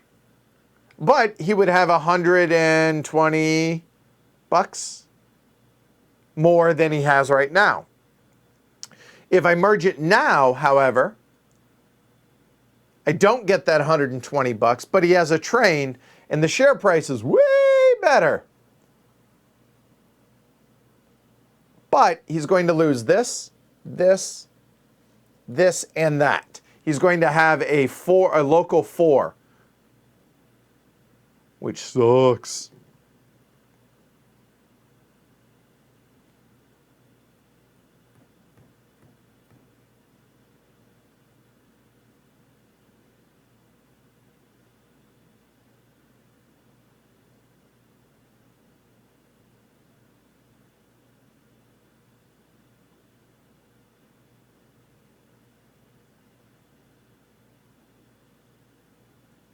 Oh yeah, it can merge after it operates. Durr.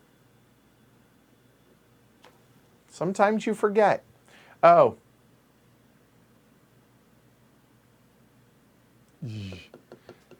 If you guys want to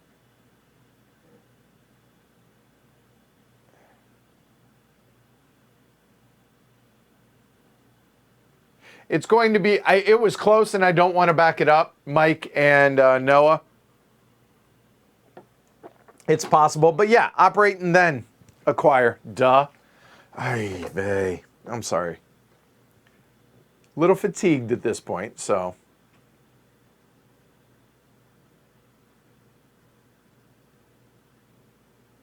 Should end with 3 ES shares. There were 5 total shares between the two companies, which become 2.5 when combined, 2 and 1. Oh, hold on.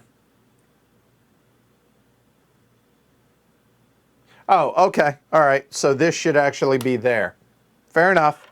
All right. Easy enough. So yeah, the whistle is actually going to operate then and then merge in with the Weaver afterwards. Durr. All right. So what is he going to do? So what helps?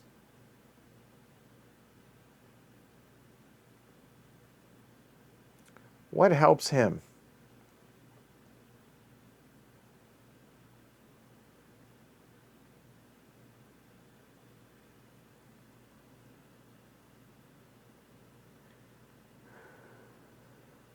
What do we upgrade?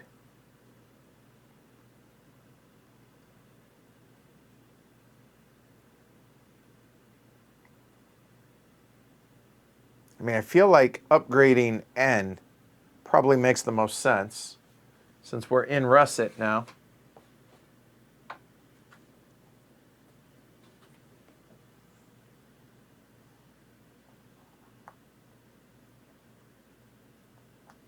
Even if it's not going to help him run.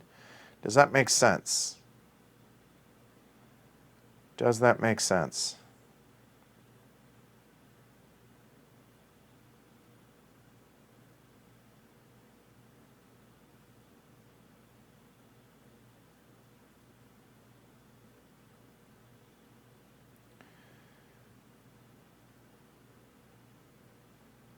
Or I could upgrade that, or I could upgrade that. So he's only running a 2-3 right now. So that's 1, 2, 3. So I guess it makes more sense to upgrade his home than that. Because in theory,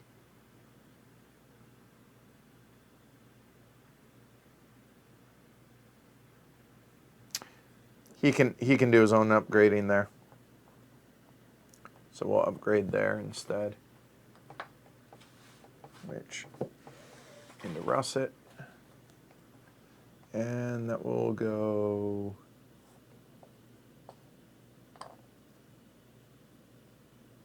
there.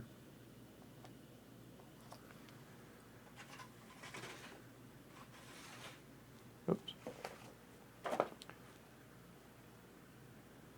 There we go. All right, so has to run 2, 3, so it's going to be off board 1, 2, and it doesn't, it does matter. No, because he's going to count this and this. So we are in D, so it's going to be 9, 13. So it's actually 130.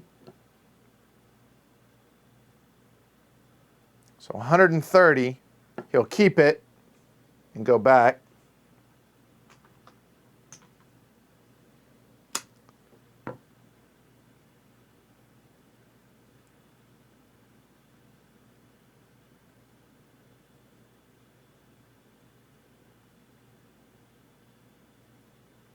Where did I screw up then, Brian?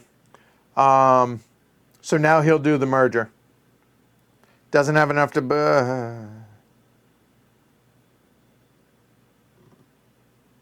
Huh. Hold on.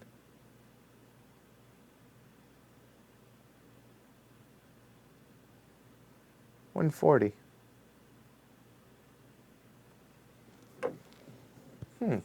What I'm wondering is, for 140, he can buy over. No, that doesn't make sense. So he's not going to buy a train.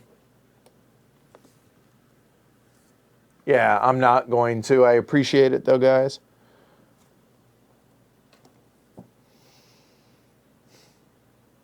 So, merger. All right, so they are connected. They both have trains. So, price of the high, half. So, that's 83. And full of the low, which is 74. That's 157. 157. Ah! Yeah. Oh, well. So 157 rounded down, unfortunately, is going to be 150.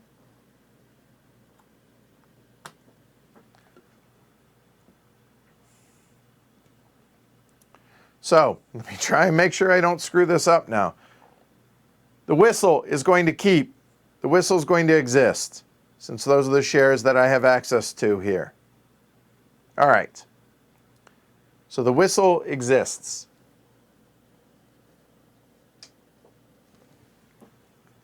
So all of the weavers, up to 7 of them, go away. And that's going to give me... Oh, but the thing is, I really want the weaver to stay for the locals. Ain't that something? So I should have looked ahead far enough. Had I known that this was going to come in, then I should have merged it the other way. What can you do, right? So, because we have a 4 local, 1, 2, 3, it's not the end of the world. So the weavers are going away.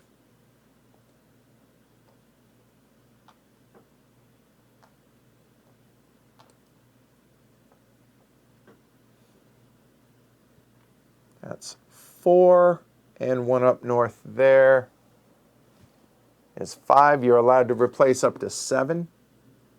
There we go. Okay.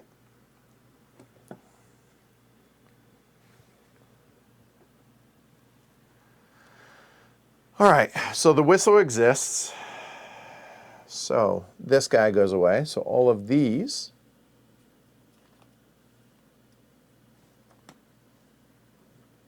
that will come over. All of these will come over with it.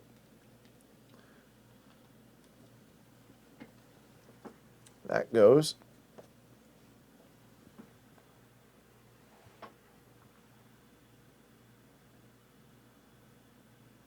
Oh, all right. We'll call it $40. How's that? To personal. That's fine. There we go. Problem solved. All right.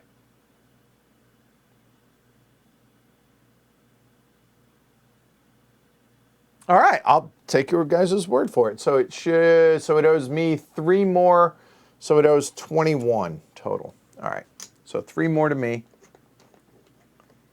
and 1 change. There we go. There. Agreed, not a big deal, but hey, trying to get it right. Don't worry, I'll hear about it in the comments. So I appreciate it, guys. Thank you. And I appreciate that you guys are paying that close attention to this.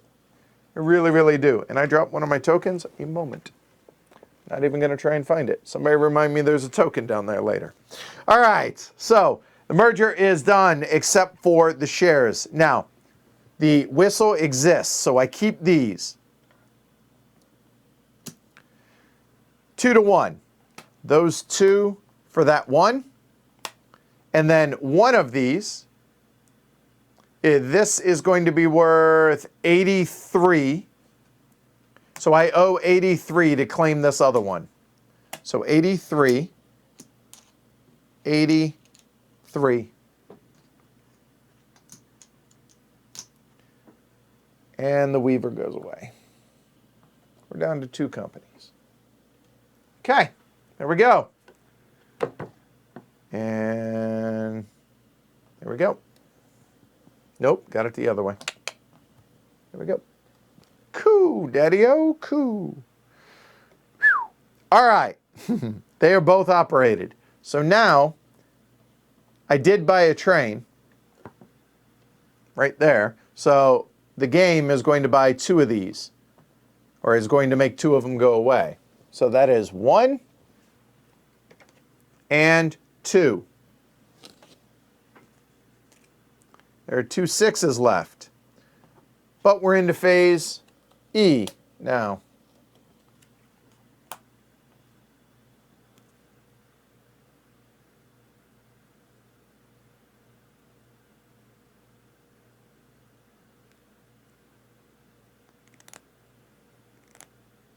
I may miss you not operating the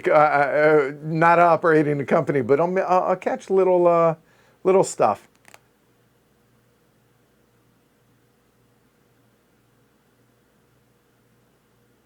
Oh, I see what I'm screwing up, Noah. Okay. I had 6 shares. See, I'm trying to think. Okay. So let me try this again. I have 6 shares total between the 2 companies. Those 6 shares become 3 shares of the new company. Aha. That's where I'm screwing this up. So I've screwed that up every game. Well, there's something to be said for consistency. Aha. So I'm actually working backwards, so I shouldn't have merged unless I need to be able to keep from it going under. So that makes sense now. So I actually lose shares in the deal. So let me get my 66, 83 bucks back. Aha. 85, 83. Aha. Pool all the shares together, then trade 2-to-1. So I've screwed that up the whole 9 yards. Every time I played it then. Okay. Something to be said for consistency. All right. It's a hard game. My bad. All right. So we're into phase E. 6s are available. B's rust, so I need to rust those. Off boards are now into the high value, and it's 2 of each train. However, if you are over train limit for a given type, which I'm not going to be, but if you are, you don't get rid of them. You simply have more trains. You're not allowed to buy any more trains of that type, but you just keep them, which is kind of amazing. All right, so the B's rusts, which is ugly. All right, there and there. There we go. Yeah, exactly. Lose shares, but the company runs for more money and jumps more in value, in theory.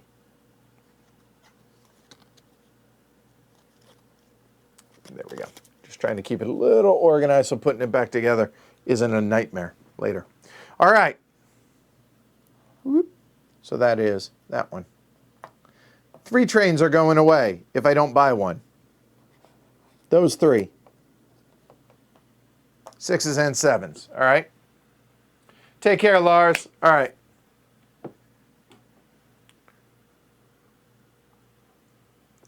You know what this means, right? In 2 weeks, we're going to stream this again. Just saying. All right? Hey, Chip. These were a gift from Paul Chad, long time ago. All right. So now we're only operating 2 companies. Whistle, you're up. All right. So he can upgrade, and he will. So he has a local, so it makes sense to upgrade that. Where is his home? 1, 2, 3, and 4. Yeah, we're going to upgrade his home. That is a N. Not his home, but so there. Okay. So he is operating a 4 local only. So it's going to be 1, 2, 3, 4. He gets to count all 4 of those, and each whistle stop is 20 plus each hex, right? So for a 10, 20, hold on. There we go. 10, 20, 30, 40, 50, 60 to the company. That might actually matter. And then he's getting 1, 2, 3, 4 for the cities. So 40, so 4, 7, 12, 20, 22, 24. So he ran for 24. By the way, that one goes away and that one goes away. So he ran for 24, not terribly sexy, but 24 is a single jump. Is he going to withhold it? Hold on, before I move that. Because these are the permanents now. And that's not going to rust until the G's. He's going to pay it. Unless I have to withhold it for another one. So let's see. 300.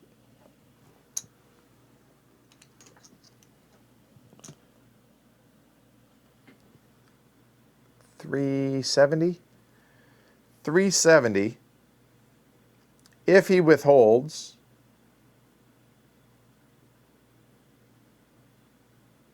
he'll run for the same 5.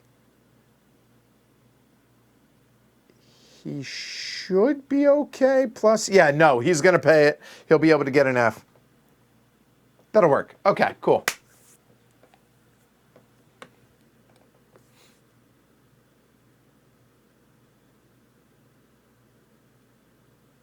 All right.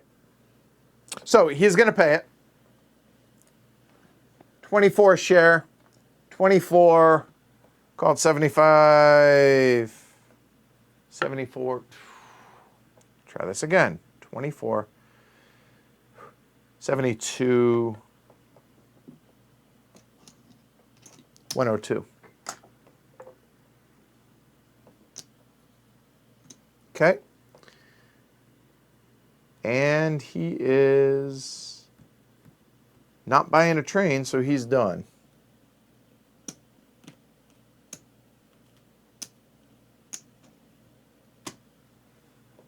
All right.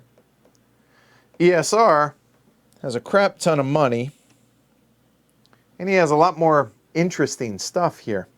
All right, so the ESR is going to upgrade that one.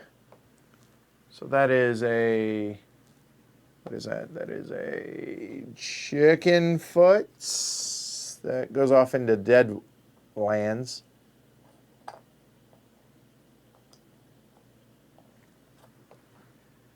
There we go. All right, so he's running a 5 freight, which is really a 6.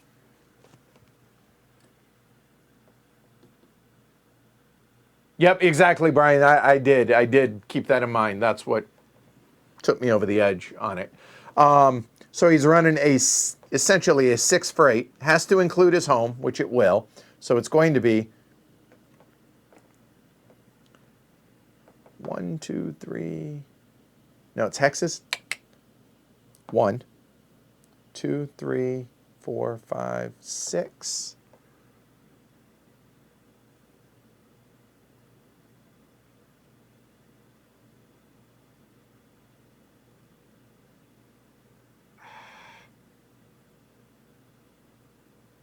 And a 3 local.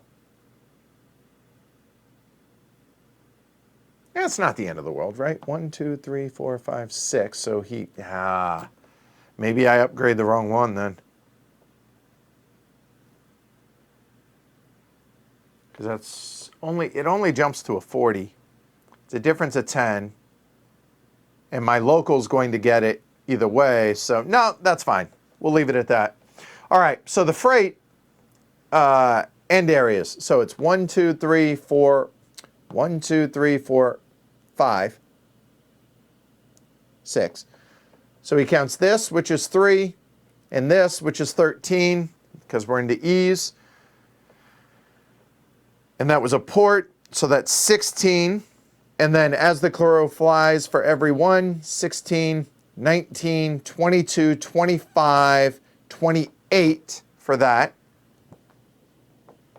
Then the local is getting 1, 2, 3 for every hex. 1, 2, 3, 4, 5. So he's getting 50 to the company.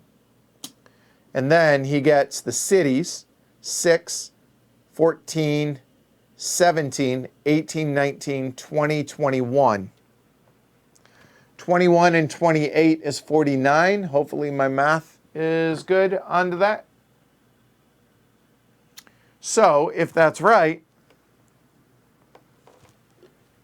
49 is going just enough for a quadruple jump. So at least there's that, right? So 1, 2, 3, and 4 up to 82.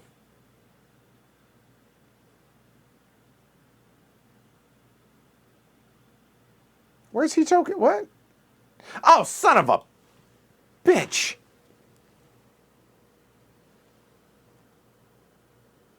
All right, so we have to slight upgrade or a slight change. You're right. He's token out right there. Son of a bitch. All right, so we will chicken foot that instead to where that doesn't. Grrr. Good catch, Noah.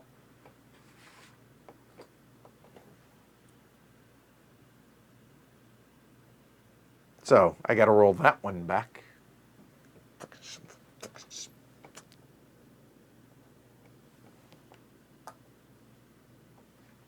Just put it on top because it's coming.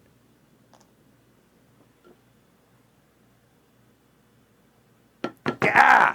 All right. So,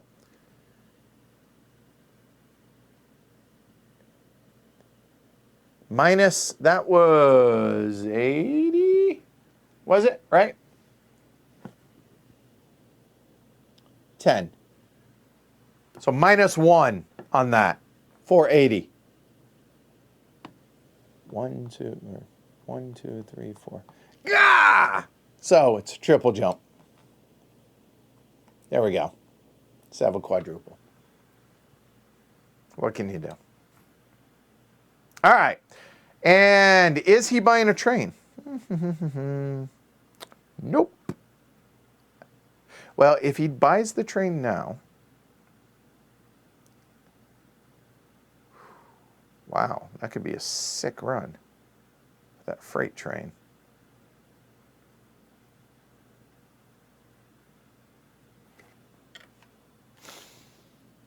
Oh, God.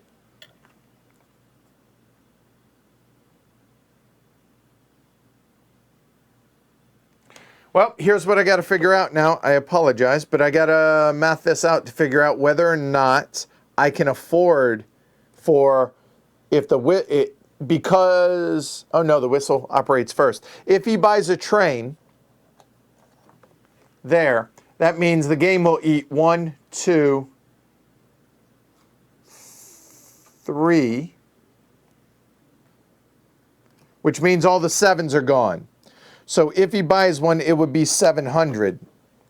700 with the 4 local would then be 1, 2, 3, 4. So that would be upgraded. So that would be 6, 9, 17, 20, 22, 24, 26, 26, and then 20, so 260. 1, 2, 3, 4, 5, 6, 7. 260 and 7 is 33. 330, 630, 675, 700. To the dollar. Yep, he'll buy it. So he'll buy that for 500. 1, 2, 3, 4, 5. That's going to be a freight, I think.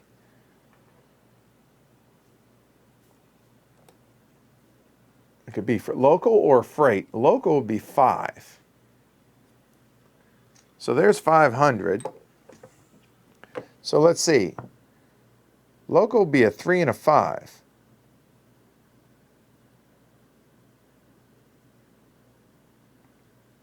And for ESR,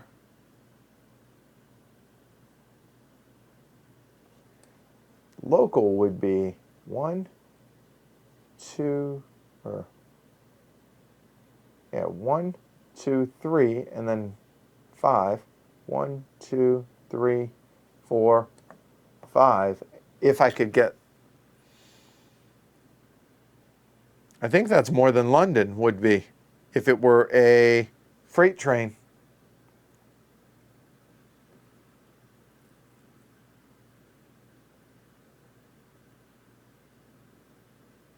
I think I go local. So I'm going to go a 4-5 local for that, believe it or not, with the ESR. Oh, and ESR, also, he should get another $48 to the company for his share.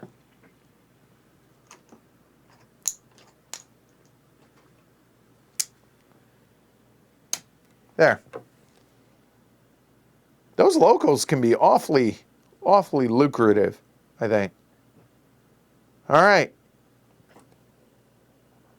But the game's going to eat 3. 1, 2, and 3. So we just pass F and just, well, we're in F technically. So E goes away.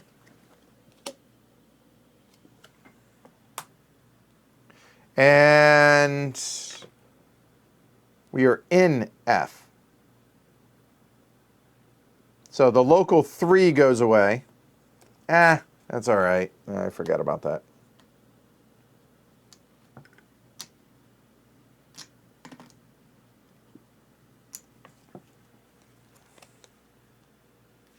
And all of these go 6s and 7s.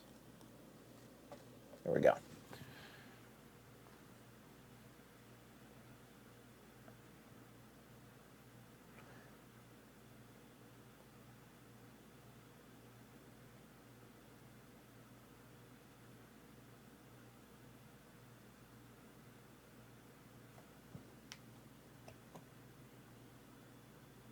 It would have to be a 6 because that one's about to go away as well.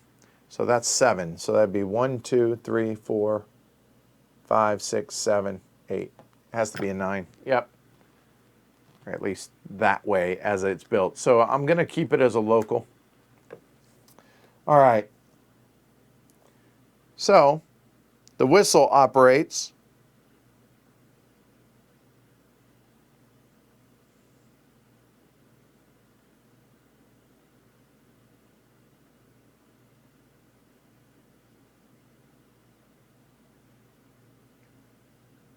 Wow, I've played really poorly. 1, 2, 3, no. 1, 2, 3, 4. Decent.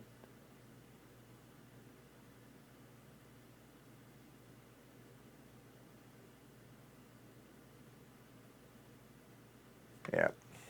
So now we'll upgrade that. All right.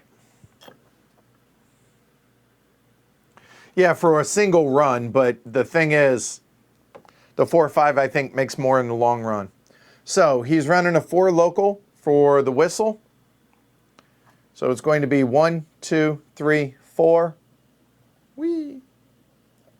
5, and can count 4 of them. Ew. 20.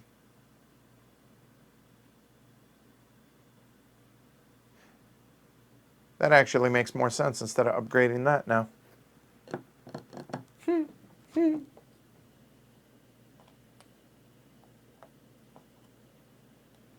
So instead, it makes more sense to do this.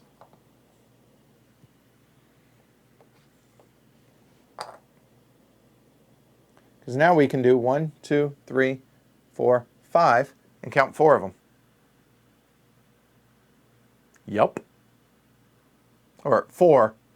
Later on, we'll be able to count 4 of them, of the 5. So 1, 2, 3, 4. Because that's a bump of 20 as opposed to what it would have been. So we'll cut that one out.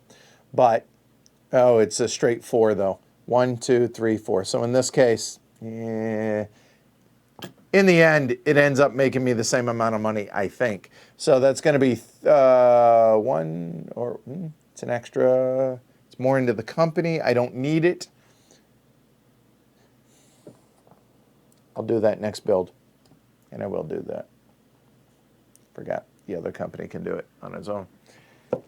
So 1, 2, 3, 4. So it's 1, 2, 3, 4, 5, 6, 7.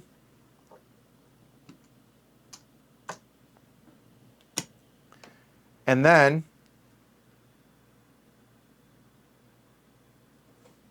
1, 2, 3, 4, 3, 11, 17, 20, 2, 4, 6.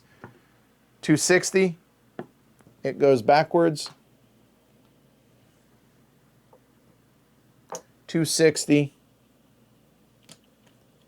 360, 4, 700. So plus an extra 20. So that 700 becomes a 5, 6. It rusts that one.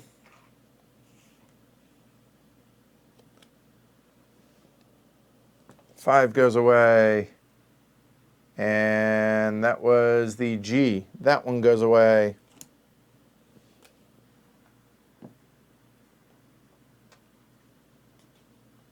And all the H's are out. So we're into G now. All right, D's went away, and that's 3 trains total. I don't have that problem. Okay. All right, so ESR is now operating. So the ESR, now he will lay those because he can run a 4, 5. So 1, 2, 3, 4, 5. I think that makes the most sense. Skipping, not counting that one. So he'll get 3, 9, 17, 20, 22, 24, 26, 28, 30 for the run. Whee! Oof. This is embarrassing. All right, so there. He has a permanent. Does it make sense to withhold? I don't think so, because he would have way too much. No, he's going to pay it.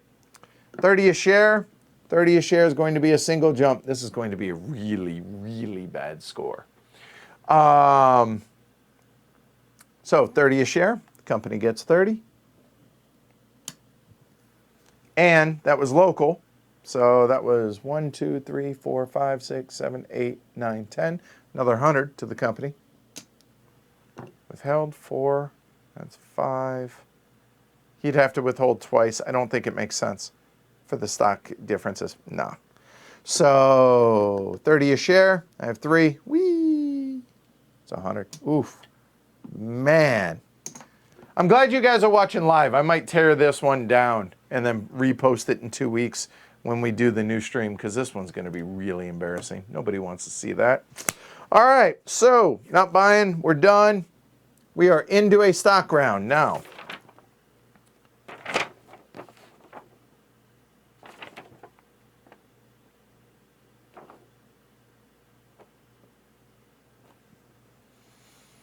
The H is not, let's see, yeah,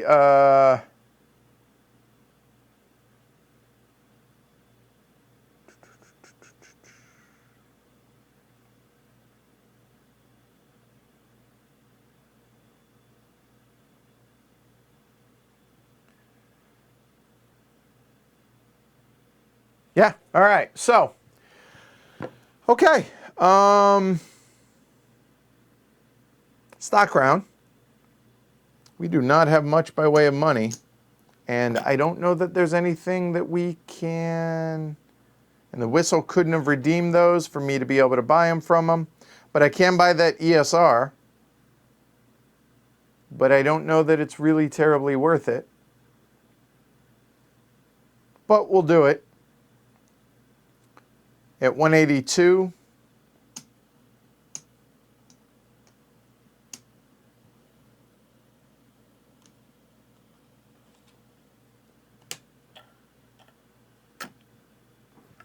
All right, so there we go. That's a lot of money in the, it's a lot of chips. I shouldn't say it's a lot of money. All right, so done. Last set of ORs. So let me...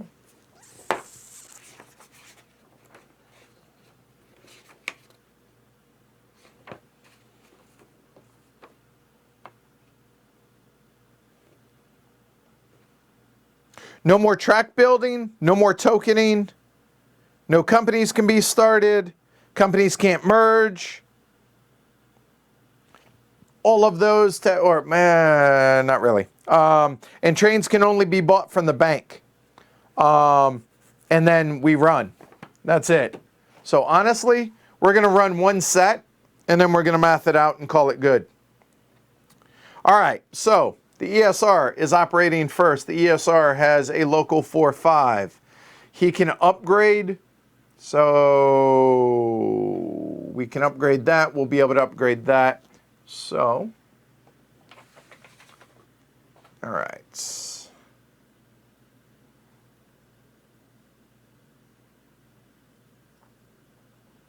There we go.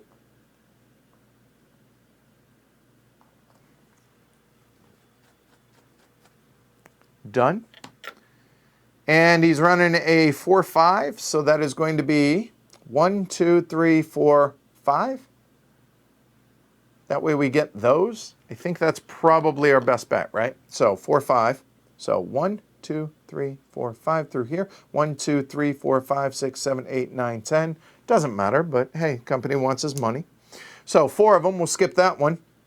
That's going to be 4, 12, 18, 21, 23, 25, 27, 29, 31. Hey, that's an improvement. He'll pay it. 31 times 4, that is 124. Is that right? 31, 4, 124, 1.25. There we go. Okay, good. And, 20, sorry. I moved that in the wrong one, didn't I? I did. It was ESR. That was 24. Try that again. Forgot where that was. 24 will be a single jump. All right, cool. So now, Whistle will go, he will... We're doing the exact same. Oh, this is so ugly. U-G-L-Y. You ain't got no alibi. You ugly. You ugly. Yeah, you ugly. So that's going to add 10 to that. Okay. So he's running a 5-6. A little fancier. 1, 2, 3, 4, 5, 6. Or 1, 2, 3, 4, 5, 6. Ooh. Hold on. Because it matters to me. I totally butchered how that was. That might have been like that. It doesn't matter. But what we are going to do is... Oh, it doesn't V off. Never mind. Damn it.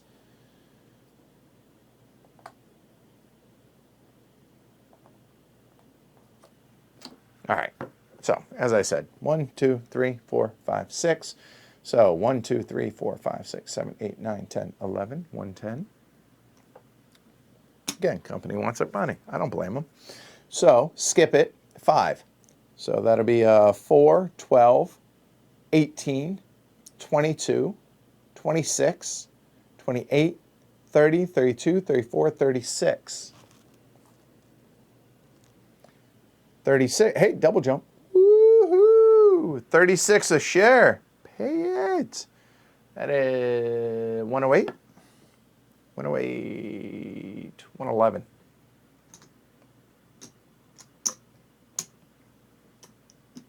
Okay. So, I think that's where they end, except ESR will bump one more. So that'd be 25 a share. So that'd be, okay. So that's here. Then that operating round and that operating round.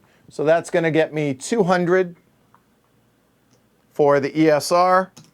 And then this will get me 360, so 36 times 6. 216.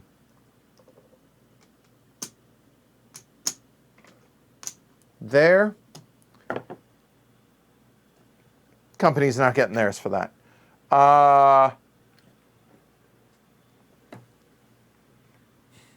appreciate it, Allison. So each of them, so at 25 for the ESR, the 25 would be single jump, and the whistle at 36 would be, oh, really? Single jump. There we go. So we finish out there. And because you guys want to know just how ugly this is going to be, so you can laugh, $2.45 a share for the ESR. That is going to be $2.45 times 4. That is $9.80.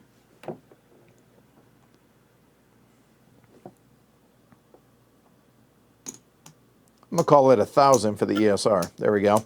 So it's 1,000 there. And then the whistle is 220 times 3 is 660. 660 plus 1,000. Plus, how much do we have here? Not enough.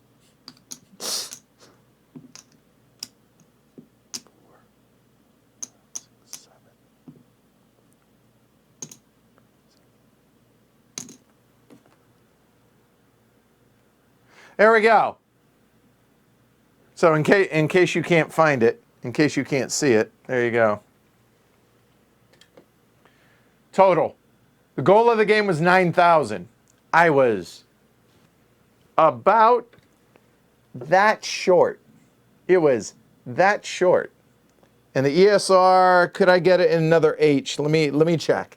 800. Hold on. There's 1, call that about 2, 3, 4, about 5.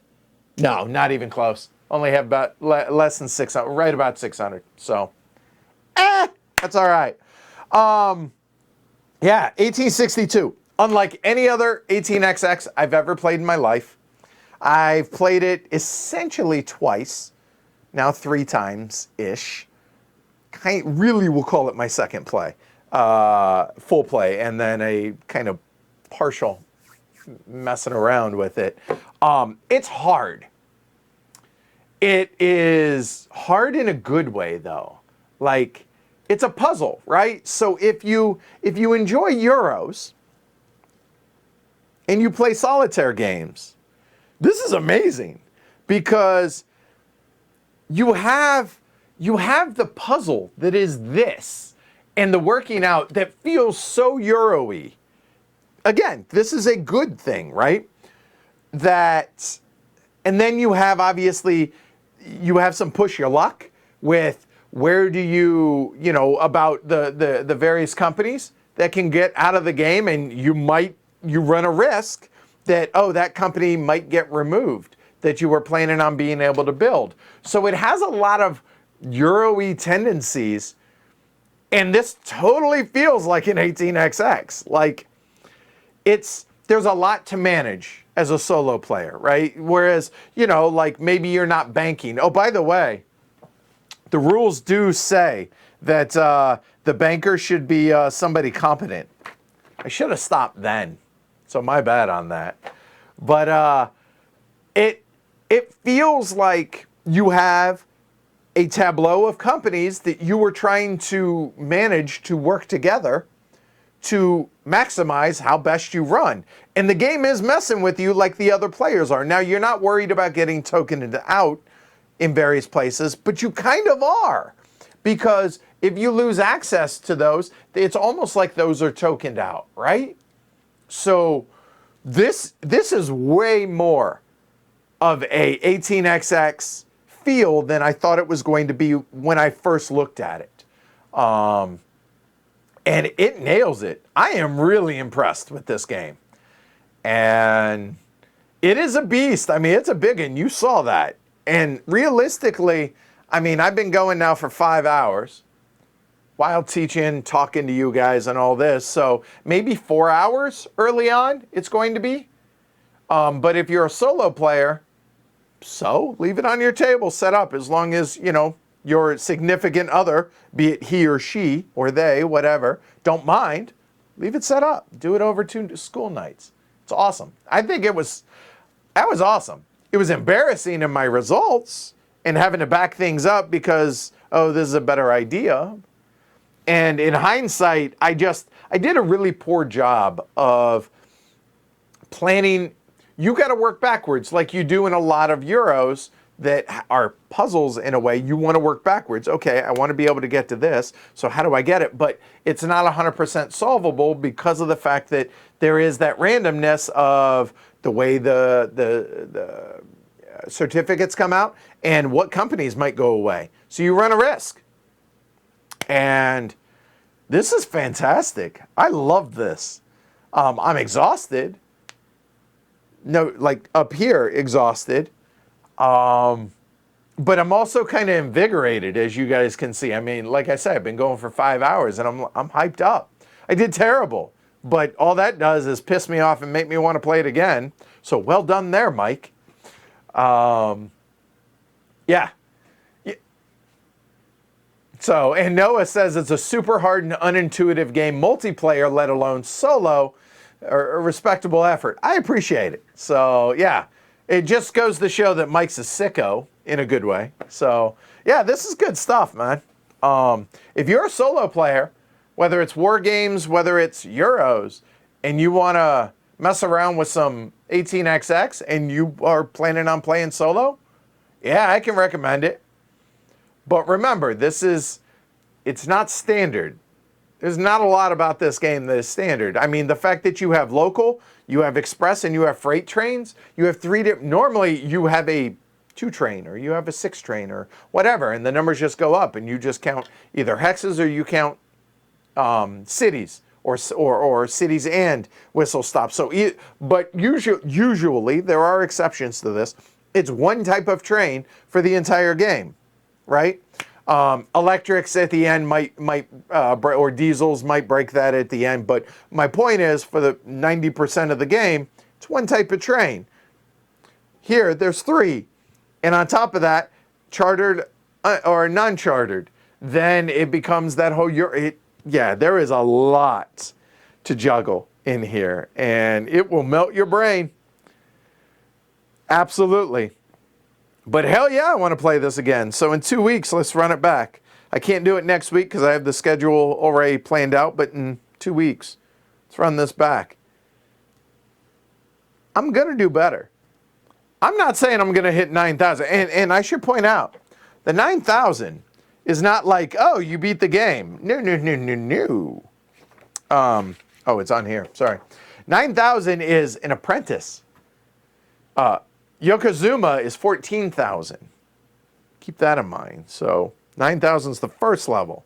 Then Megashuri, then Komusubi, Sekiwake, Ozeki, and then Yokozuna. Trying to get to apprentice. That's all. All right. So there you go. And yeah, Gusarino. Gusarino, what'd you get? I think you got 4,100, right, in your first game of it, right? So, Kaugakus says, it was great, Edward, but I'm glad I'll only be playing this multiplayer. Why? I mean, if solo's not your thing, I get it. Look, 100%, but I got to be honest. 4165 in 2 weeks. That's my goal, Gusarino. No, I think I played it right.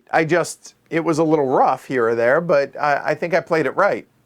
So I'm not going to call it redemption. I'm just going to call it, well, I'm going to try and improve. So, oh, Stacy, I think it will start easier. Stacy says, I think it will start easier, but it was a nice way to spend my birthday. Thanks, Edward. Oh, that made my whole day, Stacy. Decided to spend your birthday with me. Thanks. Happy birthday, Stacy. Everybody, happy birthday, Stacy. Cheers.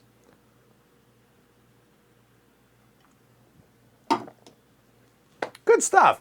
And I think I missed a new patron before we get out of here. I don't want to, I was a little focused on that, so I apologize.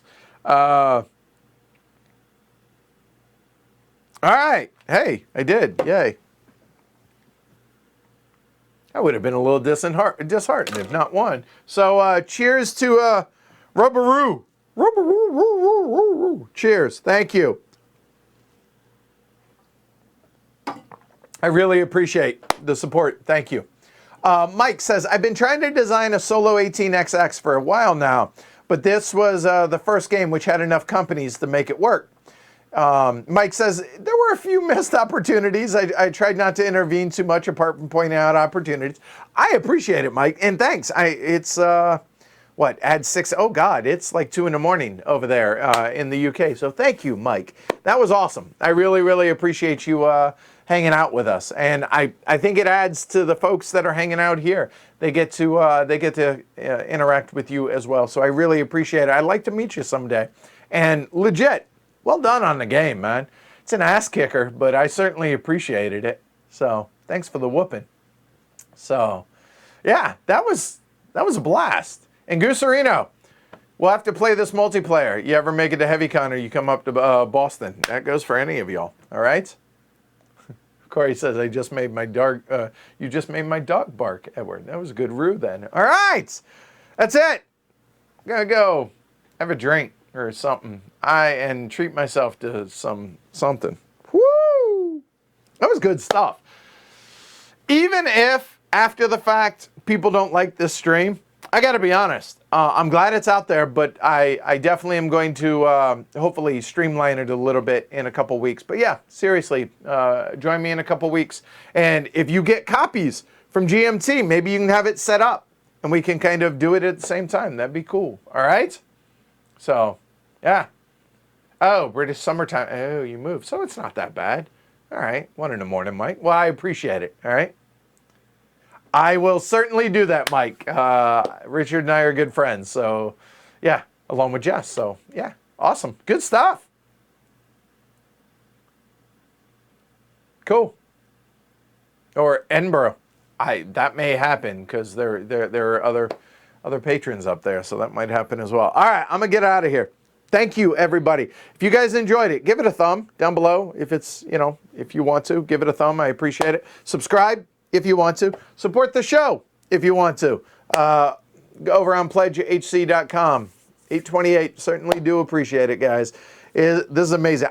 And full disclosure, I wasn't upset that this kept getting pushed back because I was really scared. I was really intimidated by this game. And it's totally doable, as you can see. So, I'll see you guys tomorrow at noon for the... Yeah, I think I'm doing a weekly look ahead tomorrow. If not, I will be back tomorrow night with Tokyo Tsukiji Market with me and 3 of the fellas remote. And then we got some Perseverance later on this week as well. So join me for that, and I will be back here in a couple weeks with more 1862. So again, thanks to GMT for the review copy, thanks to Mike for the design, and thanks to all of y'all for hanging out. It's been a blast. Thanks to all the patrons, etc., etc. Spread the word about Heavy Cardboard. I appreciate it. Be kind to one another. Continue social distancing. Wear your masks. Please be smart. And I'll see you guys tomorrow night. Take care, everybody. Happy birthday, Stacy.